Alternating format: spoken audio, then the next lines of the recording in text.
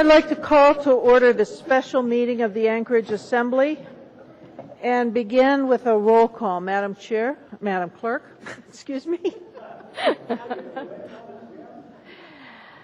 Ms. Gray Jackson. Honored to be here. Mr. Flynn. Ms. Johnston. Ms. Osiander. Here. Ms. Drummond. Here. Mr. Birch. It's like I never left. Mr. Gutierrez. I was thinking that same thing. Mr. Gutierrez is here. Mr. Starr is with us on the phone. Dr. Selcraig. I didn't think we did leave. Here. Mr. Coffey. Present. Madam Chair, we have a quorum. Thank you. Ms. Johnson, could you lead us in the pledge, please?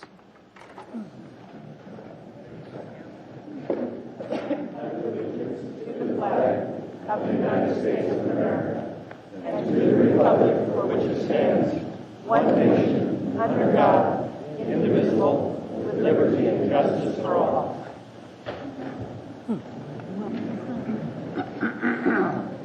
You should slow down.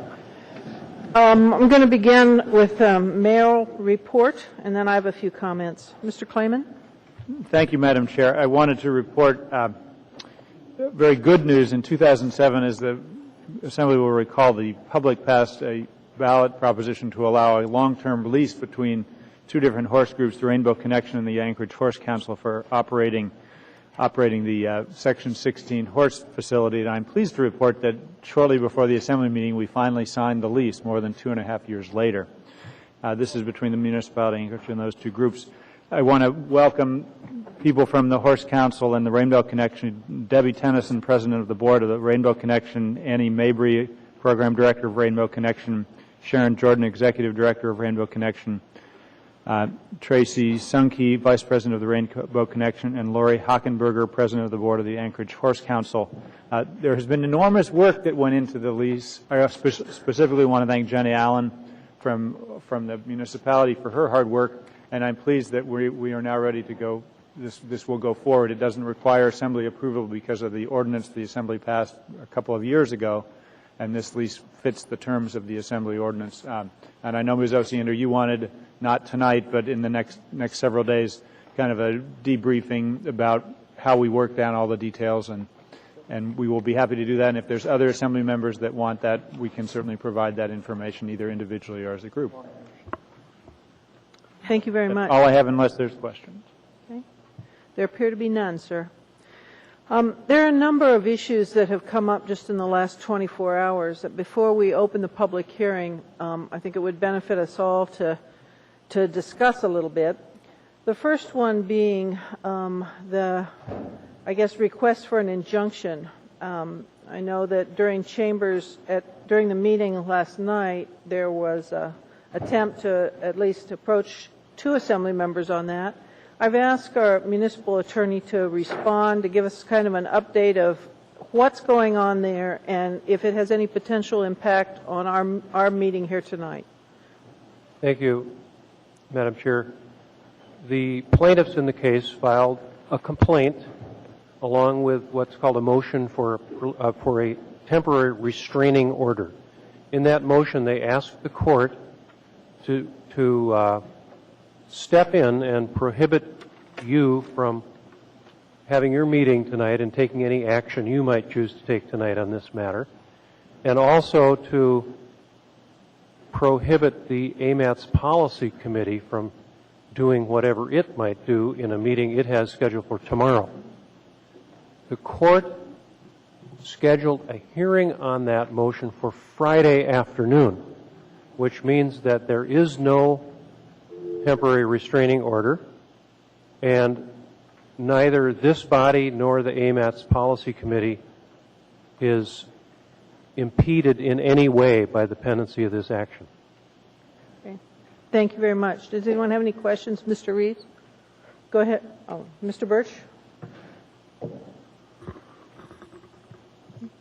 Why would we want to ignore it seemed like the prudent course of action would be to wait till we see what is the outcome of the court ruling regarding the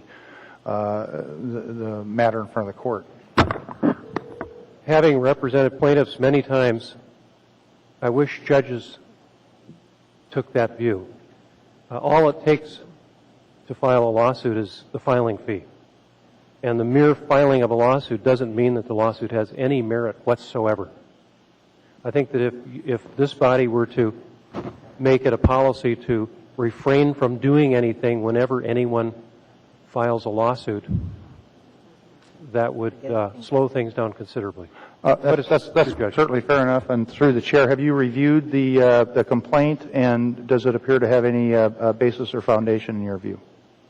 In my opinion, and I'm not expecting any attorney-client privilege protection in this conversation, in my opinion, the complaint has no validity. Okay. Thank you. Ms. Drummond? I think a better question would be in the ensuing conversation this evening to ask where the Mat-Su Borough is on this issue and why the mayors of Houston and Wasilla have chosen this path instead of through the AMATS process, or if the AMATS process doesn't work for them, create something that does, that works in a cooperative way rather than through the courts. Thank you. Dr. Selkirk? I'd just like to note that the process was publicly noticed. There could have been any point along the way where the City of Houston or Wasilla could have sent us a letter, communicated their concerns, and I think my hunch is that they're just frustrated because they don't want us to do this, and I think that it's a very expensive issue for Anchorage, and also we're talking about our long-range transportation plan, and I think it's appropriate for us to take action on it. Thank you. The other question that I was asked earlier today, as I think everyone knows by now, there's a substitute version of the ordinance that was before us, and I was asked if the substitute ordinance was substantially different enough to require it to be introduced separately. So I asked our attorneys to look at that and see if it was a valid substitution. So I wondered, Ms. Westover, I believe, are you the right person to ask that question? Yes, Madam Chair. Yeah, I believe what you have in front of you is a substitute resolution, not a substitute ordinance. And there are no problems with the title that would keep you from considering either one of those in your deliberations tonight. Thank you very much. Are there any questions on that point? Yes, Madam Chair. Ms. Drummond had a question on that point. Thank you. If it's a resolution, does the title of the S version does not reflect what the S version, what the meat of the matter actually says? Does this mean that the title can be changed so it more accurately reflects the intent of the resolution without endangering the submission process? Through the chair, Ms. Drummond, the purpose of a title is to give the public notice of what the potential action might be that this assembly will take. The original title talks about deleting a particular project from the LRTP. That is one range of what the assembly might do. The other range is not do anything, and the S version falls someplace in the middle. The title cannot be changed, but there's been sufficient notice to the public of what actions might be taken. Okay, very good. Thank you. Thank you. Dr. Selkirk, were you in on this? All right. Mr. Flynn. Thank you, Madam Chair. I'd like to declare a potential conflict of interest, and I'd like to provide a little background.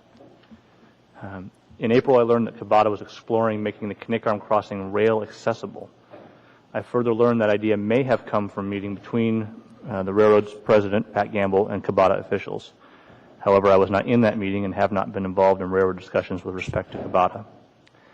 My job at the Alaska Railroad is Assistant Vice President of Business Development, and as such, I'm involved in freight marketing and logistics, railcar fleet management, and passenger operations.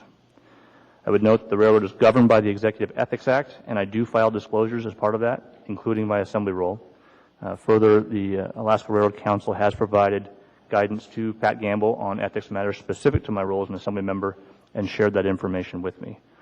I would note further that Mr. Gamble has made it clear to me he neither expects nor wants me to consult with him on assembly matters, nor would I, as my role here is to represent the public. But because of my employment with the railroad and because Cabata is now looking at the possibility of making that bridge rail accessible, I would ask that you rule on my potential conflict of interest. Thank you very much, Mr. Flynn. I'm going to go through our standard questions on this matter. The first question, Mr. Flynn, is do you have a financial interest in this matter before us? I do not. All right. The second question is, do you have a private interest in this matter which would make it difficult for you to act in the public interest? I do not. And the third question is, do you believe that if you participated in this matter, it would cause a loss of public trust in this body? I thought about that question ahead of time, Madam Chair, and I'm not sure how to answer it. If the bridge project ultimately goes forward and involves rail in the future, I think some members of the public might infer that something untoward occurred. Today, I don't think that is the case. All right. I guess I'm going to ask for a vote on this. And before I do, I want to clarify that it's actually a question before the body, particularly the last one, if we believe as a body that his participation would cause a loss of public trust. So I'm going to, rather than make a ruling, put the question up on the board, but before I do that, I want to know if anyone has any questions they'd like to ask Mr. Flynn. Mr. Coffey, you're first. Thank you. I didn't know if it was working. Yes, tonight. it was. I just wanted to talk first. Sorry. Mr. Flynn, I'm going to ask you some questions that I have relative to items number 2, the private relationship, and number 3, diminish the public trust in the body. The first one is this. We always ask the question of people who make declarations that they can put the public interest above the private interest. In this instance, the railroad has apparently expressed an interest in somehow being a participant of and including rail in the bridge, with the bridge. As someone who is employed by the railroad and who I would assume your employment is dependent upon the financial success and continued operations of the railroad, and I would also assume that since they're interested in a participation, the people who lead the railroad assume that this is financially beneficial to the railroad. How is it that you can say that your private interest can be set aside when it may have some consequence to your employment? Thank you very much for that question, Mr. Coffey. I may pay for this tomorrow, but this is an issue upon which myself and certain members of the Alaska Railroad disagree.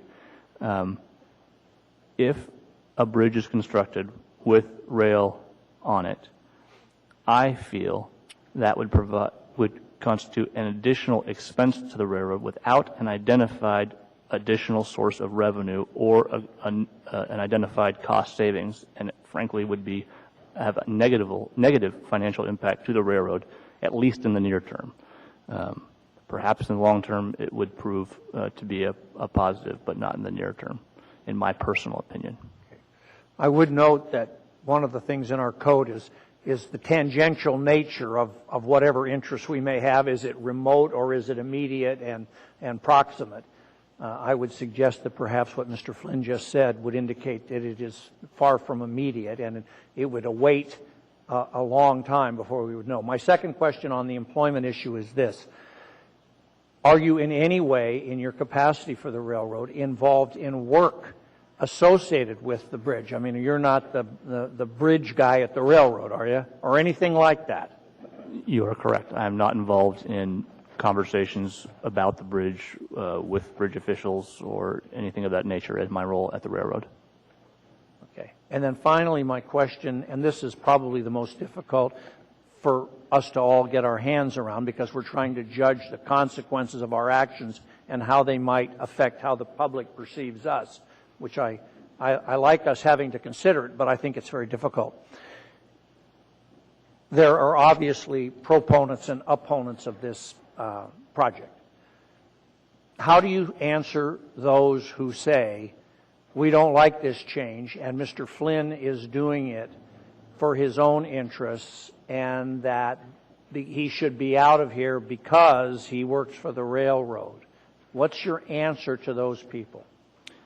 My answer to that is my proposal, which is for all those in the audience, is the S version. Represents what I think is political reality. We could, as a body, advise the AMATS Policy Committee to remove the the bridge from the long-range transportation plan, and the AMATS Policy Committee could do that tomorrow. I think the consequence of that would be a reversal of that in the following months, and therefore, by agreeing on a compromise that we can all, or the majority of us, are comfortable with today, then the likelihood of reversal in the coming months is reduced.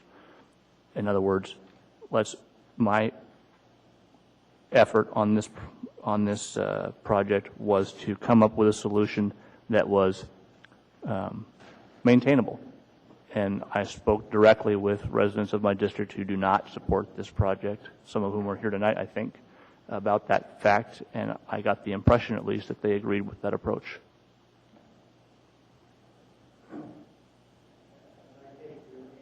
As I take your answer, then you're saying that those who you are serving are your constituents, and that is your duty and responsibility. You're serving nothing else. And Correct. I would say further, if that's true, as you say, then if it calls this body into question, then every decision where we serve our constituents that people disagree with would also cause this body to be called into question. And I don't find that to be the kind of thing that would lead to a determination of a conflict of interest. Thank you, Madam Chair. That's all the questions I have. Ms. Drummond. Thank you, Madam Chair. I think this is a really interesting question because Mr. Flynn's S version suggests taking this project way out into the out years. And it's a little bit like, if he's in marketing, he's marketing the railroad now, not in 10 years, not in 20 years, or whatever time period we're talking about construction of this project. And he's very likely may not any longer be involved with the railroad by the time this project actually gets finished. It's a little bit like Maybe 200 and later. one of our colleagues up here is an engineer. His firm, the firm he works for, may bid on this project. Who knows? That would be a little bit like forbidding that engineer from participating in this vote because their firm might be involved someday. Right now, I don't think it's an issue because Mr. Flynn is marketing the railroad now, not in 10 years or 15 years or 20 years. And I don't think he has a conflict in that respect. In addition, he is the single-member district representative, and Government Hill and Downtown and Mountain View and Fairview would go without representation on these issues if he was forced to withdraw, and there would be no other, a second assembly person from that district to represent their interests. And therefore, I will vote to, I don't know what the question is yet, Madam Chair, so I don't think he has a conflict of interest. All right, thank you. Dr. Selkirk. I appreciate Mr. Coffey's line of questioning, and actually, I think he addressed any questions I might have, except for one. When you answered that your involvement or what you've prepared before us is really politically based, when you spoke in reference to politics and the politics of what was before us, are you speaking of political in terms of keeping an eye on the public interest, or was it political in terms of the kind of strong players? I mean, so I guess my question is that, if you have brought this forward because you're practical in terms of political terms, are your goals in terms of this, what you've brought before us and what you'll be voting on tonight, consistently committed to discerning your decisions around what is best for the public? Yes. Okay. Fundamentally, that's all I really need to know. Thank you very much. Mr. Birch.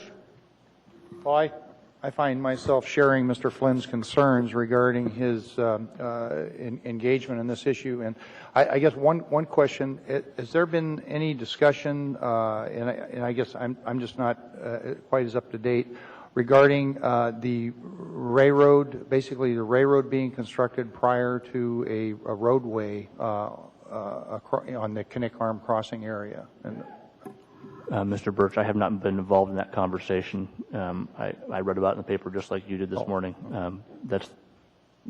And I think it's my understanding that was part of Mr. Gamble's conversation with Kabata officials, again, that I was not privy to, that he suggested that might be an option. But I haven't been involved in that conversation. Okay.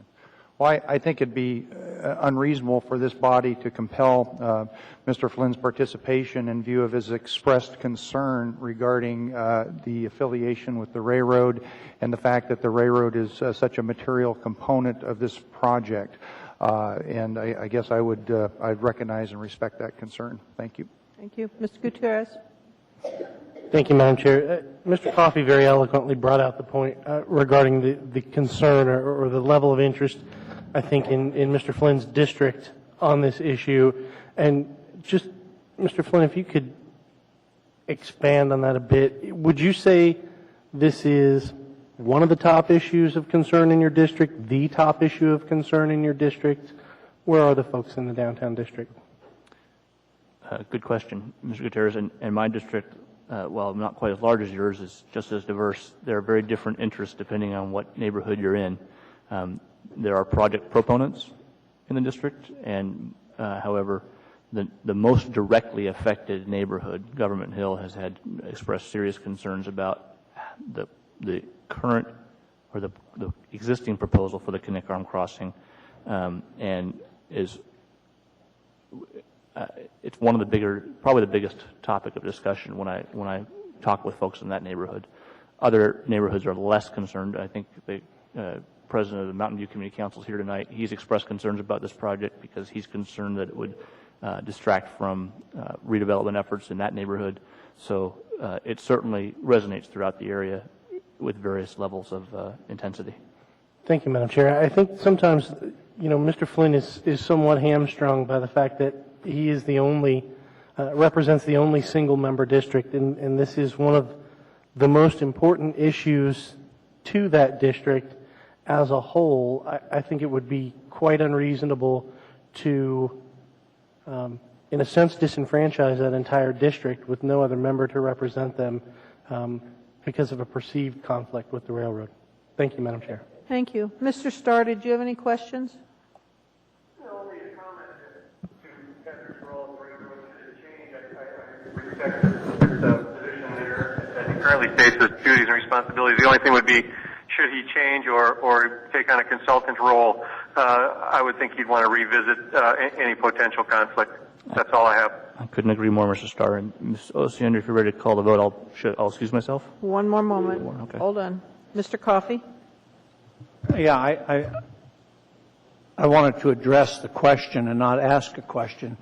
First, it would be most unfortunate if this body made a determination of the existence of an ethical conflict based on the fact that single-member district or dual-member districts. I would say that the ethical concern would come first. And I would not like to disenfranchise anybody, and particularly a representative where the feelings about this are probably far exceed the people who are my constituents. But nonetheless, the ethics is number one. Number two, I believe this. I believe because of the fact that, and what I said earlier about the remoteness or the tangential nature of a potential conflict, that we don't face that tonight. That what Mr. Flynn has said is that he is not engaged by the railroad in any capacity that deals with the bridge. Were he to be in that capacity, I would agree with Mr. Starr and with Mr. Flynn that this matter might take on a different outlook. Secondly, he has brought forward a resolution which in part speaks to how we might both preserve and protect and enhance the project while at the same time recognizing a different set of realities on the ground from when this thing was first proposed, which speaks to an effort to serve the public versus to serve constituents who may disagree with this proposal that's in front of us. I think that the most difficult one, which is the third criteria, is also addressed by the nature of the 129S, which is before us, which indicates to me by its very content that his concerns are ones that are appropriately in the public interest. And if you disagree with them, which many might, that's one thing. But I see nothing here that would indicate in any respect that what he is doing is taking a stand or a position that would demean the body and so forth. I believe that he has no conflict, and when this matter comes to a vote, and the vote will be on whether or not he can vote on this resolution. That's what we're talking about, folks. I believe he should be compelled to vote on his own resolution, and I will support that position. Thank you. Thank you. Seeing no one else in the queue, the question before us is, does Mr. Flynn have a conflict of interest in dealing with the matter before us this evening? Please vote. Oh, it needs to be roll call because Mr. Starr is on the phone. Please proceed, Madam Clerk. Mr. Coffey. I'm a no vote. He does not have a conflict. Dr. Selcraig. I'm a no vote. I do not believe he has a conflict. Mr. Starr. No conflict. Mr. Gutierrez. No conflict, Madam Chair. Mr. Birch. Yes. Ms. Drummond. No. Ms. Osiander. No. Ms. Johnston. No. Mr. Flynn, of course, is recused. Ms. Gray Jackson. No. Madam Chair, that passes. All right. My ruling is he does not have a conflict, and could somebody ask him to return? Thank you. I have just one more statement to make. I have had occasion over the last week to spend a fair amount of time looking at the question of how public testimony can best be handled. I have spoken with a variety of attorneys on this. I have seen state code and I have seen municipal code. My understanding of the limits that are given to me to interpret is based on charter language, which says that I must give a reasonable opportunity to the public to be heard. This particular issue, I think, deserves some unique parameters to that. This body is very familiar with this issue. For many of us, we have been discussing it since we were first elected. We have participated in a variety of votes on it. We have had background and briefings on it. And as such, it doesn't fall in the realm of other more open-ended decisions that this body might make.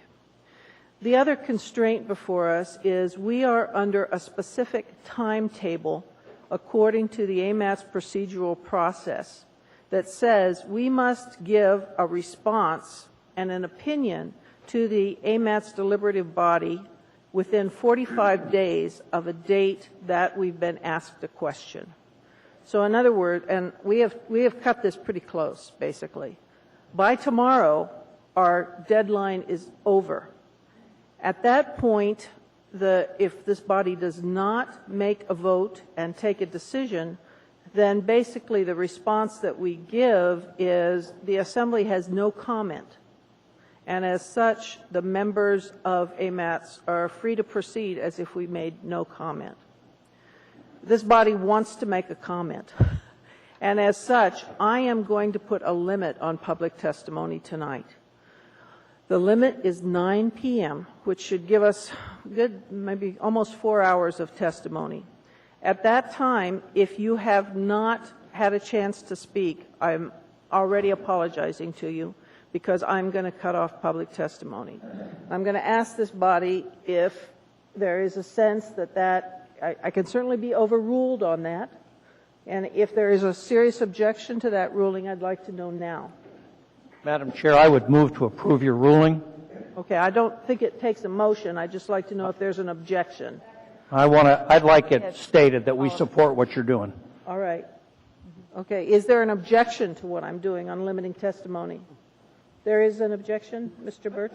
Yeah, I guess, we haven't heard any testimony yet, so it seems a little presumptuous, at 5:30. I mean, obviously I think we had 20 hours or something. I mean, so we've got some experience in accepting testimony. We do. I guess I would be just interested in, how it's rolling. And obviously, if it's very duplicative and start hearing the same thing.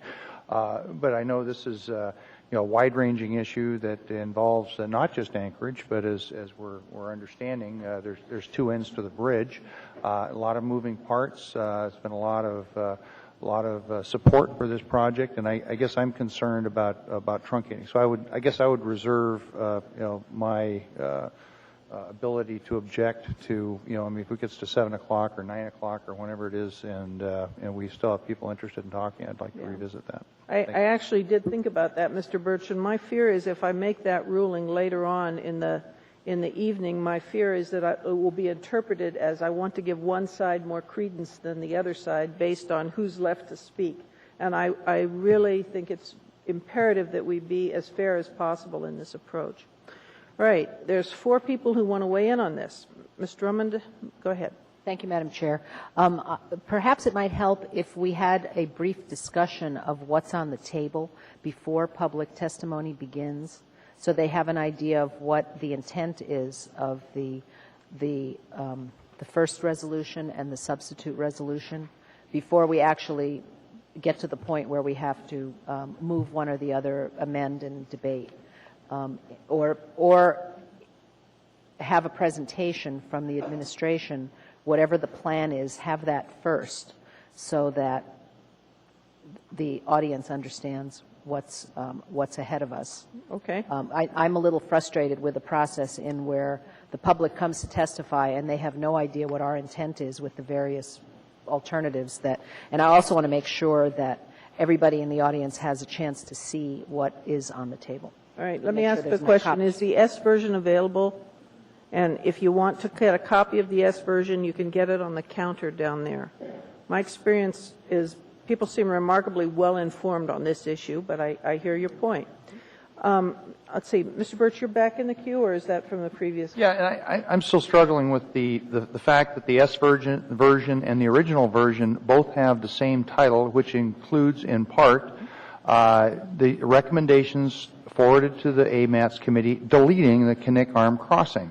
That's not really fuzzy language. That is, basically the title of the resolution states delete the Kinnick Arm crossing. That's a fairly significant and wide-ranging undertaking.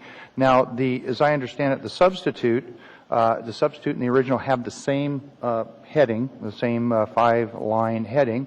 Both say delete the Kinnick Arm crossing, yet the substitute proposes to retain the Kinnick Arm crossing, not delete it, but just to revise its location in the plan. So it strikes me that the language header in the resolution and the substitute is incorrect in that it says delete when in fact it's not going to delete. And in fact, this strikes me as a significant change. And I know as provided for in the public process, a significant change is supposed to invite additional public participation. The fact that this revision has happened, pretty late in the game, I guess I'm concerned that we may not have an opportunity or have afforded the public an opportunity to be aware of this significant change. Okay, thank you. This was discussed initially at the work session on Friday. I did hear your concern earlier that potentially this was a significant substitution. And so I want to repeat again that I did ask the municipal attorneys if this was significant enough to cause us problems with introduction at least, and voting tonight was told no. We can certainly ask for a summary of what's included in it before we take public testimony tonight, and I'd be happy to do that. Well, as reluctant as I am to disagree with an attorney, I find that the whether you delete or don't delete the Kinnick Arm crossing from the resolution is a significant change. I mean, we'd either be here or to me, someone telling me that it's not significant just doesn't carry any, it doesn't fly in the face of what we've got in front of us. Okay. Thank you, Mr. Birch. Thank you. Dr. Selkrig? It was my understanding, based on what we were just told by our counsel in terms of legal counsel, is that we actually could do nothing tonight. We could basically decide not to delete it, or we could decide to delete it, or we could do anything in between those actions, and that there's a continuum of kind of what we do with this bridge based on that title. So it was my understanding that's the rationale for why, in fact, the title says that we're going to delete it, but we could act tonight to not delete it And so it seems to me that I'm not sure that I have the same concerns that Mr. Birch has. Actually, I originally got into the line to talk about our public process, and I support the public process that you're proposing. I do think that at 9 o'clock it would be appropriate to do a stand-up thing where we could have people stand up for if they're for or against the bridge. And there has been a series of opportunities to testify about this topic along the way, so I appreciate it. I also think that it is important to talk about how time-sensitive this is. I remember, and the final thing I wanted to say is that this was actually originally calendared for the 16th, and so for those people that think we got to this meeting on purpose to be right up against the clock, the fact is that we've had such an enormous turnout in terms of 64, our ordinance relating to human rights or civil rights. It's been very difficult to fit things in. So this got scooted not because there was a deep plan to limit conversation, but because we simply haven't had time to cover everything we need to cover, and it seems to me it's important to mention that. Thank you. Mr. Coffey? Madam Chair, I wanted to address this question of limiting the public testimony. I concur with your rationale for doing so. I would also want to point out one other thing. This body has an obligation to conduct its business, and people who do things to change outcomes before us by creating filibusters is an anathema to me. I don't believe that is an appropriate way for this body to conduct its business. We know not all, 90%, 95% of what is contained in the resolutions, both of them, of what is entailed with this bridge for the reasons that the chair stated. And I will support, and the reason I wanted a motion was so we could support this idea of taking 4.5 hours of public testimony and having an opportunity to address this issue before the night was over. We have just been subject to a public filibuster. And I don't want to be subject to it twice, just like I don't want to stop our actions because somebody may file a lawsuit unless there's an order from a judge. We have a right to conduct our affairs, and I support us in our efforts to do that. And so I will be in support of terminating public testimony at 9 o'clock and wait and see if there's something that might need change. Come close to 9, maybe we can do it, but right now, let's tell them what we're going to do so everybody knows, and for those reasons, I'd like to have a vote on my motion and proceed. Thank you. Mr. Gutierrez? Thank you, Madam Chair. Not to beat a dead horse or repeat everything that's been said, but I am in support of the motion. Would remind you that I will need to depart the chamber in less than an hour, and the sooner we proceed, the more public testimony we'll get to hear. However, I will, somewhere around 8:45 or close to 9 o'clock, be participating via telephone. So I will be back. Thank you. Mr. Birch? Did I understand your intent was to have maybe some sort of a review of the public process? We have received basically a clarification on the public participation plan, which says that the final plan will be released for additional public comment if it differs significantly from the public review draft version. And I guess to the extent that we have a significant change, I guess I'm not comfortable that we're on solid legal footing with just kind of plowing ahead with this without the requisite 30-day review period. Okay. Thank you. My response to that is this vote tonight is an advisory vote to our representatives on AMATs. My understanding is the Cabato letter on regarding concerns about public participation is directed at the AMATS policy group. That is another decision-making body, not this one. And that body is going to have their own discussion on if they're going to follow those rules or not. But at this time, I don't believe that concern is a moot one. I am going to, though, ask for a brief summary of what's included in the S version prior to opening public testimony, because public testimony will be on both the original and the S version. All right? Mr. Coffey has asked for a vote on the motion to, I guess, support me in cutting off testimony at 9. So I'd like I guess, can we do that voice vote, Madam Chair? All right. Mr. Starr, are you all right with that? Did we lose Mr. Starr? Mr. Starr? All right, he is not available. Now we can- Is there objection to, well, the attempt to cut off public testimony here at 9? All right, seeing none, we will proceed. Okay, at this time, I need a very brief, succinct summary of what's in the S version. Mr. Wilbur, could you do that for us? Thank you, Madam Chair. The original resolution that was presented to the Assembly was pretty straightforward, and it recommended that the Kinnick Arm Crossing be deleted from the Long-Range Transportation Plan. As a result of the comments that we have heard through the public process, the recommendations of the Planning and Zoning Commission, work sessions with the AMATS Technical Advisory Committee, and a lot of other detailed conversations, the resolution that you have before you recognizes a lot of that discussion that has occurred. The resolution is 2 pages, and to begin with, what the resolution characterizes that's new is that this Assembly would recommend to continue the existing conditions that are in the Long-Range Transportation Plan that have already been adopted regarding the long range between the Kinnick Arm Crossing, and that's on the first page. Those are added. The following portions of the resolution discuss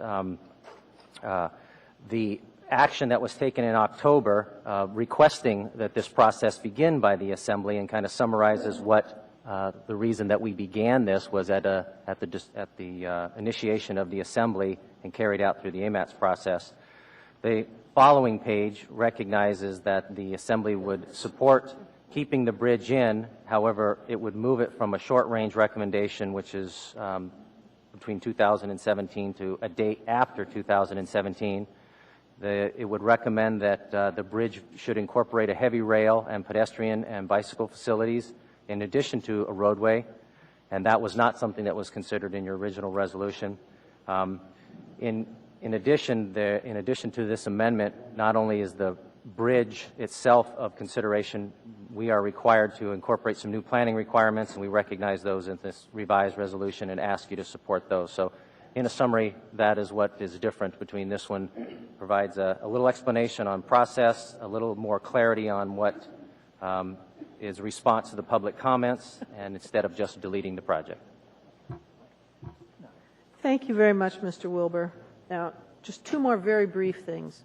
We have a very sensitive sound system in this room. We are televising this meeting, and we have discovered that cell phones cause interference with the sound system in the building.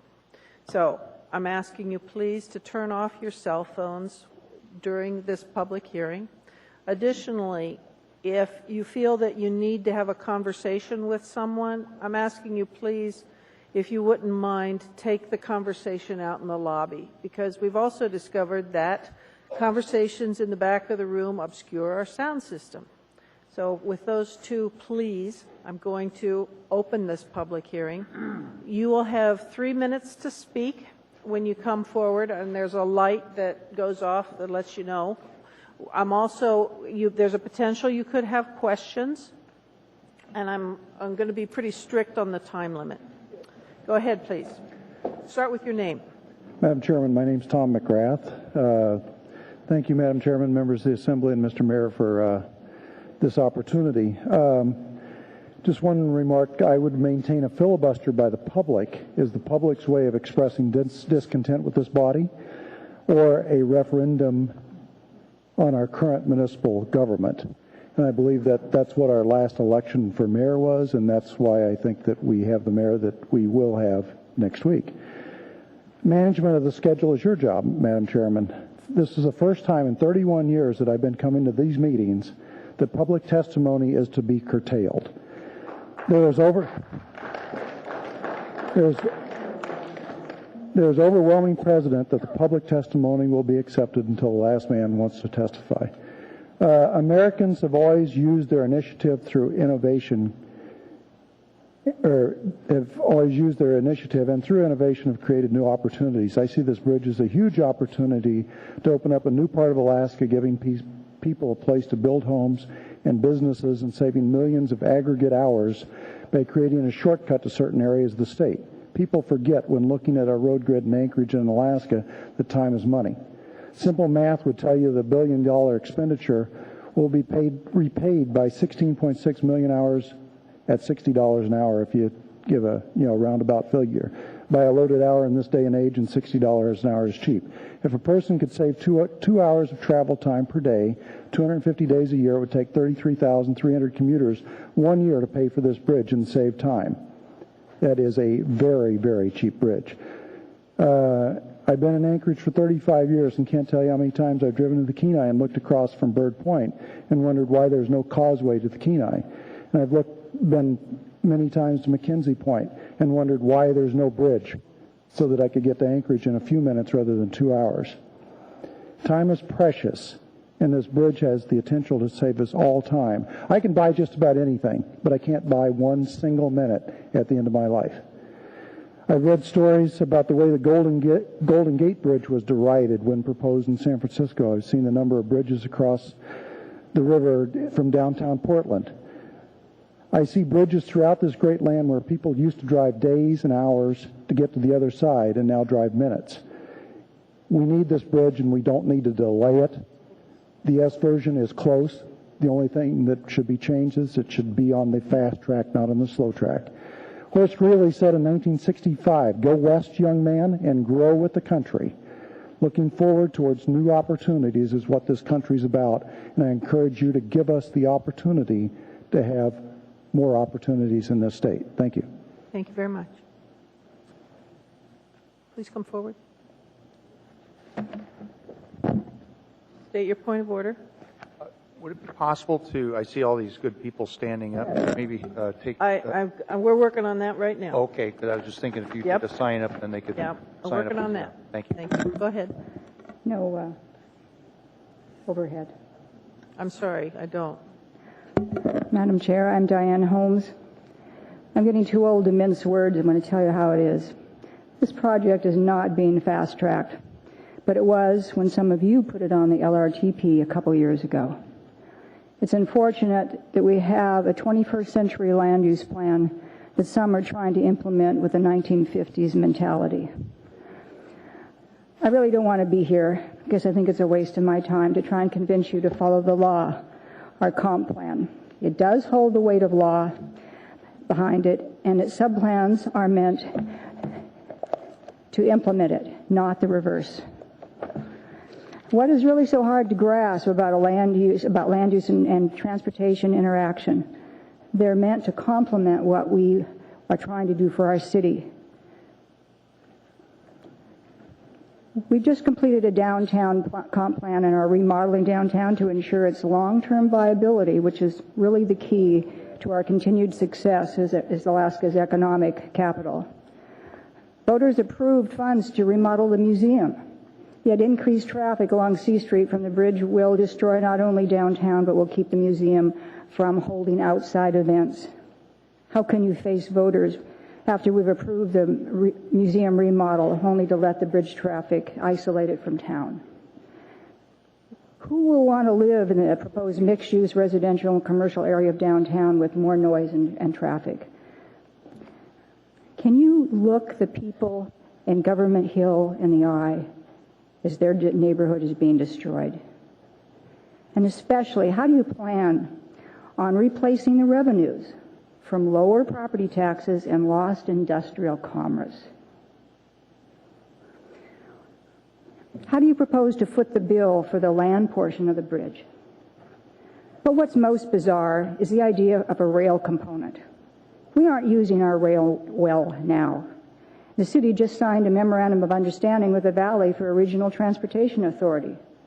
As 2020 dictates, we need to expand our transportation options with commuter rail, transit, and not continue with single occupancy vehicle projects, especially when gas is creeping to $3 a gallon and will increase over time. Remove this project completely from the LRTP and stop wasting further funds. The LRTP is being used as a personal and political football, and the public is tired of it. Thank you. please come forward. Whoever's next. I'm not going to keep track here. Go ahead. Thank you, Chair Osiander and Assembly representatives, for taking the time to hear voices from the community on this very important issue. I'm Allie Harvey. I live downtown, and I'm here on behalf of Alaska Center for the Environment.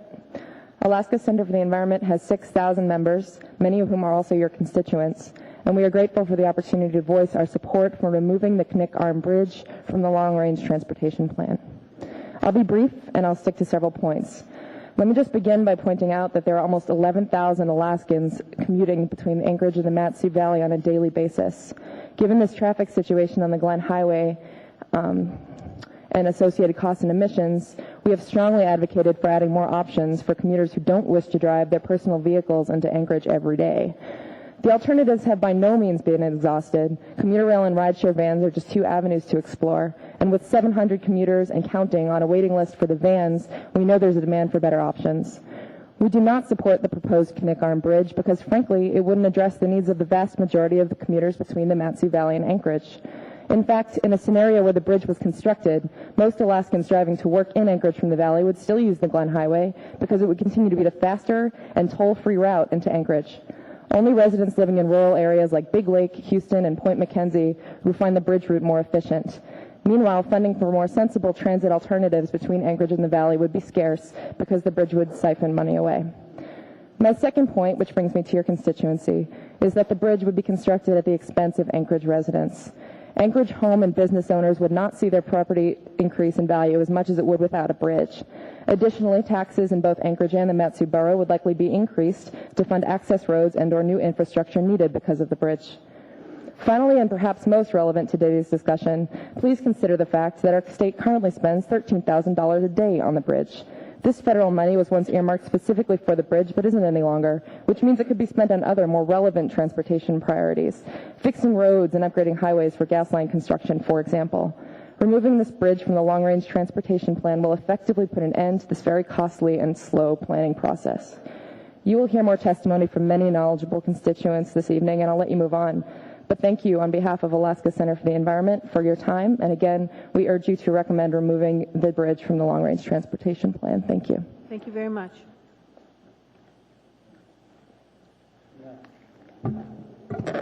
My name's William Bassett. Okay, Is it Mr. permissible? Bassett, hold on. I'm going to try to follow the list as you signed up. So the next person is Ms. Nottingham. I'm sorry. Oh. You signed up on a piece of paper, and I'm going to, this is to try to save you from having to stand up all night. Mm-hmm. Go ahead. Yeah, thanks a lot for holding this hearing. And after having watched some of these hearings, I now know why I don't run for public office. But I wanted to give you a little information that you probably don't get regarding some of the highway programs and that sort of thing. And these are facts. I'm kind of a numbers guy, an engineer. And my name's Dennis Nottingham, and I live over Woodside East, is in the middle of town. What people don't realize about the highway program is how it works. The average funding for the last 6 years for the highway program was $368 million per year. Out of that $368 million, $240 million went to construction. Where'd the rest go? $128 million went to overhead, whatever. $128 million a year.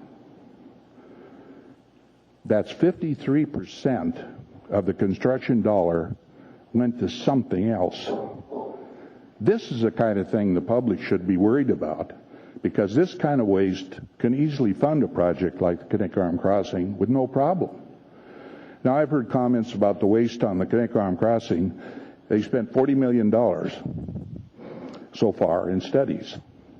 Now, remember, 53%, that's what's going on with the state. Out of the $680 million project so far, $40 million has been spent to do all the environmental and get it up to a ROD. 6%. Wait a minute. What's efficient here? This Knik Arm group is probably the most efficient thing that's hit this state in years. So that's the efficiency. So what do we get out of it? What do we get out of it so far? Well, everybody's complaining about the ruts in the roads and all the stuff they're repaving now. What? We did the research and found out we've been doing it all wrong. This bridge project has now produced the correct way to pave our roads. The spinoff, that's a lot of millions of dollars right there. And this assembly should be interested in these technical matters like this. I'd ask, what is this? What have you found out? What's going on here? This is important. This is big money. It's not a few bucks on planning that we should be doing all the time anyway. This one fellow mentioned the Turning Arm Crossing. I worked on that in the 1960s.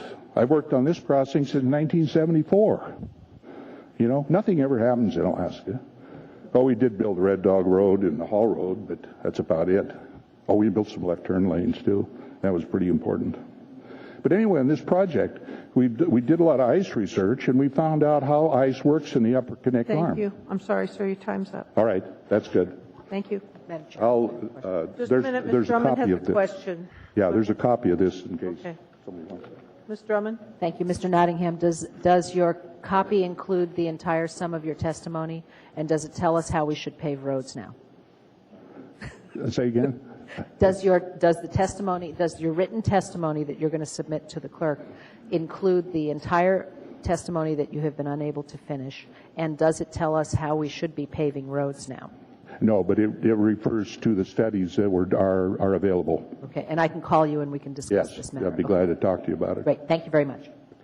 Please come forward.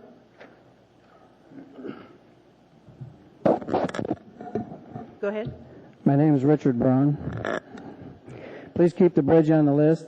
The water and the mountains is strangling Anchorage for growth. We need it. I got eight points more. Some consider urban planning to be not here, not now, not ever. If so, when? Some think 50 years would be a good time. What study arrived at that number? Some think Anchorage will lose jobs, people, money. Why would all the houses we have now become empty? Anchorage became a ghost town because of a bridge. Aren't we better off with more customers coming from the bridge to Anchorage? Progressive thinking cares about low-income housing being in short supply. Aren't these people better off with more affordable housing? Some think we will have costly urban sprawl. Aren't we sprawled to about 98% of capacity on the land already? Closing the barn door now won't help except to enhance profits for current landowners. Some regret the taxes going to Mat-Su Borough. Why is that a factor? We have many people who pay Mat-Su now and still come here and work and spend money every day. Some think there is not money for it, yet bemoan $44 million spent so far. Isn't it a toll bridge that will pay for itself? It was okay to build a convention center that way. There's no light rail in the world that pays for itself. Why would ours be the first? It's just bigger, more expensive people mover, and we know how much profit that makes. Some are envious of Kubota's $44 million budget, but still voted to create in one night a $17 million deficit for the Anchorage. Some want to kill rather than do urban planning on a bridge. What kind of long-range planning is that, and for whom? Where would Minnesota Avenue have come from? Would International still be gravel with planning like that? Some think it won't reduce travel time where you're starting from and going to.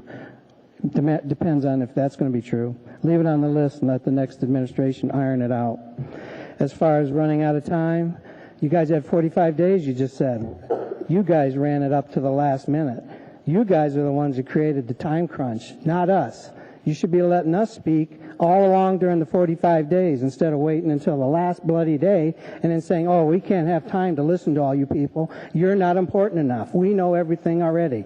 Baloney. Baloney. Thank you. Allison Ahrens? Thank you. I first of all, just want to say thank you for the opportunity to speak on this issue. My name is Allison Arians, and very briefly, I'd like to request that the Knik Arm crossing be removed from the Anchorage long-range transportation plan. As people have said already, the bridge will not relieve traffic congestion from the valley significantly, but will increase congestion through downtown Anchorage. We know of many drawbacks to the bridge in terms of neighborhoods and traffic congestion in downtown, and the benefits that come from this bridge are, at this point, purely speculative. There are many other higher priority projects that deserve funding in Anchorage rather than building this bridge. Thank you. Thank you. Mr. Bassett?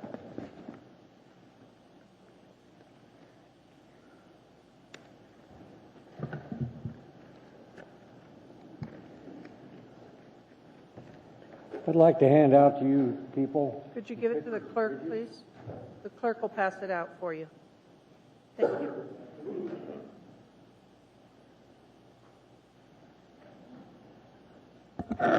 Those are two bridges, both sides. The third bridge I'll explain to you here in a minute. I believe the Knik Arm Bridge should be built sooner and not later. There's no legitimate reason not to move forward with construction. There have been years of planning, and not one shovel of rock, soil, mud has been moved. There's a small minority here in Anchorage that loudly says that the bridge is built, people will move out of Anchorage. Guess who do you think have moved to Wasilla and Willow right now? People that want a backyard for their kids to play in, cheaper land, and a much friendlier atmosphere. May I suggest the assembly members get up at 4 a.m., go out to the Eagle River Bridge, and count the cars that are coming into Anchorage from the valley. They live there, but they work here. There's the same group that objects to the road through Government Hill. They complain of the smells of the fuel farm, the noise of the jet fuels. In fact, Elmendorf was there first. There's another group could be called so-called business leaders of downtown Anchorage. The same ones that complained when Hickle made the first shopping mall. Same ones that asked you 40 years ago, when you asked why the price was so high, you got the same answer. Air freight, but the crates on the shipping dock said Alaska Steamship. Or, you're in Alaska now, boy. In 2008, I traveled across the country to the East Coast. On the interstate highway system, there were towns that were basically ghost towns. The ones out that had moved out to the interstate system were flourishing. They took advantage of the new flow of traffic. There's a claim the bridge is not necessary. We have a road and bridge now to the valley. On Monday we had a 5.6 earthquake. One crack in the bridge, one rock slide, and you get neither. Another claim the bridge will cost too much. Would someone please explain to me why the bridges that you have the pictures of, why were they built? They were built to move people and commerce. The bridge in Charleston Harbor is 4+ miles long from the first ramp to the last off-ramp. They have signs on each end reminding drivers to check to see if they have enough gas to get to the other side. The one picture, if you look at, shows the bridge is high enough for aircraft carriers. In the bottom left-hand corner is the bow of an aircraft carrier. It doesn't move anymore because it's a museum, but it's there. The second bridge is at Pensacola, Florida. The bridge goes out to an island with hotels, apartments, and heaven forbid, businesses. There are no toll roads on those bridges.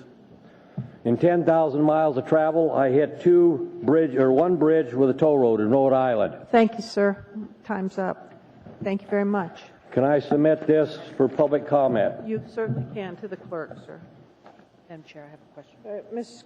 Drummond has a question for you. Yes, Mr. Bassett, thank you very much for coming. Do you happen to know what the tide change is in Charleston and in Pensacola? The time change? The tide change?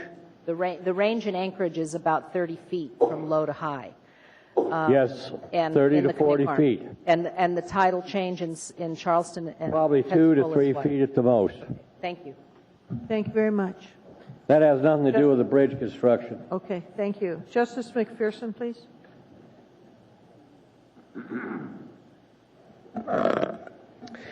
Yes, my name is Justice McPherson. I have a master's degree in urban studies. I wish to suggest that we do not build the Knik Arm Bridge. I have several reasons for this. One of the main being cost to the individual people in Anchorage. According to the American Automobile Association, the average cost to own a car in the past year is between $8,000 and $9,000 per year. Furthermore, according to the American Automobile Association, the cost of automobile accidents to the city of Anchorage, which was one of the cases studied, was approaching $2,000 per year of cost. By building this bridge, we would be increasing the distances driven and encouraging more people to incur these costs. For a tiny fraction of the amount of money that is proposed to be placed into this bridge, we could increase the services on People Mover to a level where most people would not need to drive a car anywhere, and where this city would be the envy of European cities. For those who would suggest that that is a wasteful subsidy, I would like to note that roads that are built, and this bridge would require many roads to be built, are purely a public subsidy. The only roads that are paid for by fuel taxes or any other means of that are freeways, and typically only a fraction of that cost is reimbursed. The rest comes from the same money sources that are often referred to as subsidy. It just seems financially irresponsible to build this bridge.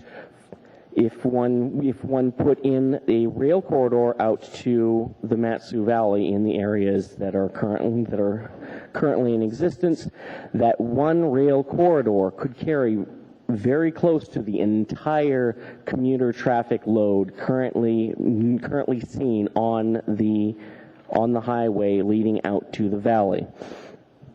This is obviously a large number of cars that could be removed for much less money than the bridge. There is already a planning process in the Mat-Su Borough to increase the public transit system out there in a way that would be able to accommodate that full load.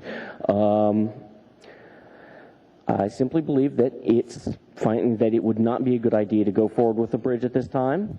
I believe that we need to focus more on transit, pedestrianization, and other manners to keep this area. Thank you very much. Thank you. I'd like to call James Hilton.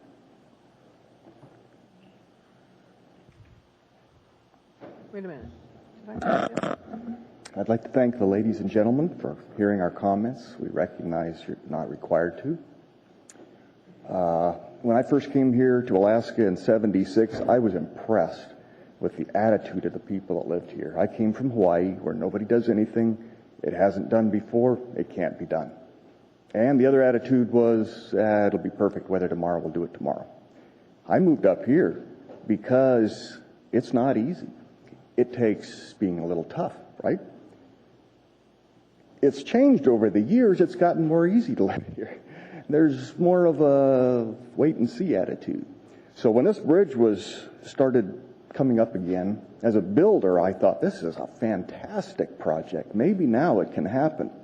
And with the economic situation nationwide, there may be extra federal funds. That's not my department. But if the government wants to put people to work, we just happen to be first in line. And the unemployment rate hasn't hit real high here yet, but it may. This will be an excellent project. People's lives that commute from the valley, those 2 or 3 hours a day, that's robbery from their families. I'd like to just say that I'm all for this bridge, and we can make it happen. So please do not be suffering from, I wrote it down, paralysis by analysis. Thank you. Thank you very much. Ray Debenham?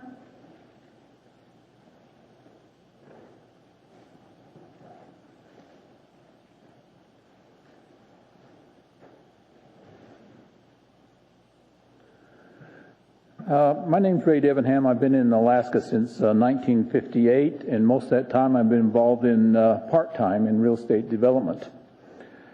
And I've noticed over the years that I've seen Alaska grow that it's the things that are big and thoughtful and future has made it grow. Where would Anchorage be without the railroad coming through here? Where would Anchorage be without Elmendorf or Richardson being built? Where would Alaska be without the pipeline being built? Where were we in the 1970s when they requested to build the Susitna Dam and we turned it down? We had over hundreds of millions of dollars set aside for it. Our electricity costs would be half now if we'd have built it then. We didn't do it. We need the Knik Bridge now. We can't afford to delay because it will cost more both in physical cost and emotional cost for the people living in Anchorage. I'm thinking of Anchorage. I'm thinking of the people living here. We are running out of room in Anchorage. I've heard many times that we have less than 600 buildable area in Anchorage to build with. And yet you say, well, let's build up. Yet I defy you to go to try to do that. Every time I go in for a zone change, you get R3, they put a limit. Can't go higher than 35 feet. Can't go higher than 40 feet. Understand the new Title 21 under business says, oh, we're going to have big buildings, we're going to have smart buildings. We're not going to let you build up. Where's the people going to live? Where's the land going to come from we're coming to? And if they do build up, I didn't move to Alaska, and most of the people I know didn't move to Alaska to live like sardines, like the ones in New York or the ones in Europe that you keep mentioning. We want to live like we lived when we first came here. The lack of land is a serious, serious problem, and it's going to drive the cost of land to a point where an average person cannot afford to have a house on a piece of land that they're going to build. You're going to be $500,000 for a piece of land. How many poor people? Do you ever think of the poor people in here? How many poor people are going to be able to afford that? $500,000 just for the land. Then you can put the house on it.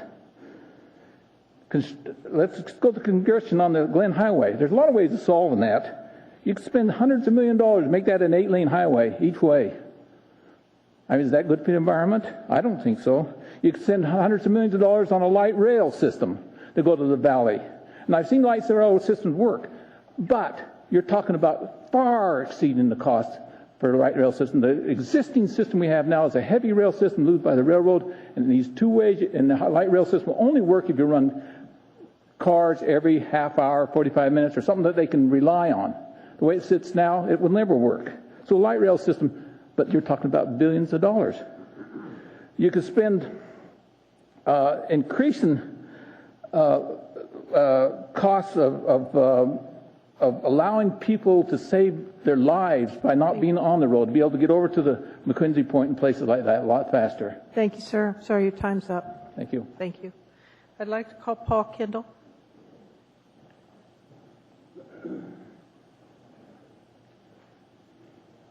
I brought my own timer. I'll start. It's on 2 minutes and 40 seconds. My name is Paul, middle initial D. Kendall. I'm a citizen of Anchorage. And I came here today not to rise in favor of the crossing, nor to rise in opposition to it. I came here to try to show you, to add content, that you can be more than you are.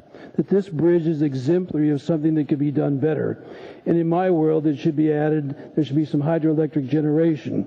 You should go back into the design of that crossing and add hydroelectric, and you should bring that electricity to those people impacted the most, which, as I understand it, would be the Government Hill people, and give them an annual allotment of electricity. And we now realize, ladies and gentlemen, that it isn't just owning a dwelling and owning property that nobody can take from us.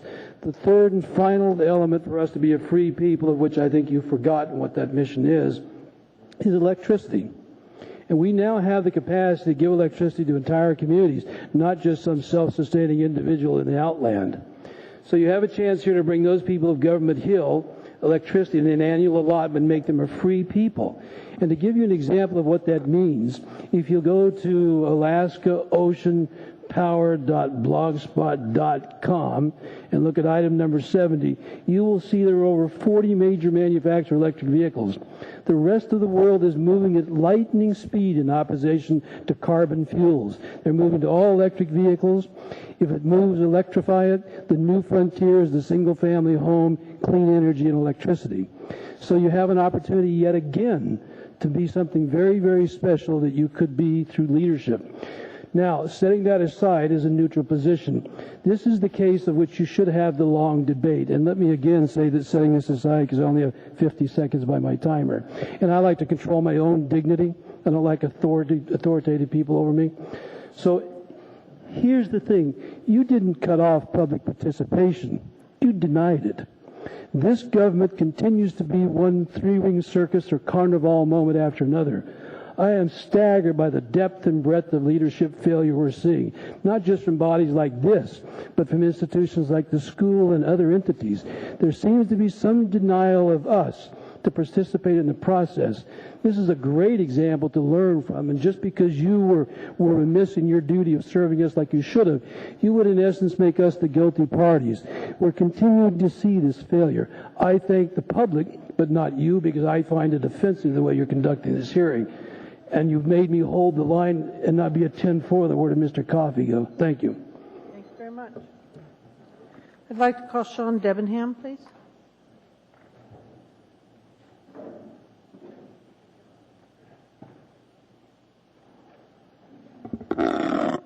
Good evening, members of the Assembly. My name is Sean Debenham. I was born and raised here and currently have a family here of 5. I remember in 1984 discussing this bridge, and so I was born up with the bridge. I want to urge you to leave the bridge in the long-range transportation plan. It's needed. My partners and I own a substantial amount of properties here in the Anchorage Bowl for many, many, many years. The last 5 years, we've seen the price per square foot of properties increase dramatically. And the principal reason for is that we're running out of land here in the Anchorage Bowl. Industrial land has gone from $2.50 per square foot in the last 5 years up to over $10 per square foot. B3 land, which is your commercial property, has gone from around $10 to $14 per square foot up to $20 to $30 per square foot. These aren't prices that can continue economic development here in the Anchorage Bowl. The majority of our properties are industrial properties, and as such, because we've done such a good job in the industrial sector, we have a lot of companies both within Alaska and outside of Alaska come to us and ask to build warehouse space for them. We have not been able to do that because the price per square foot of land is so great.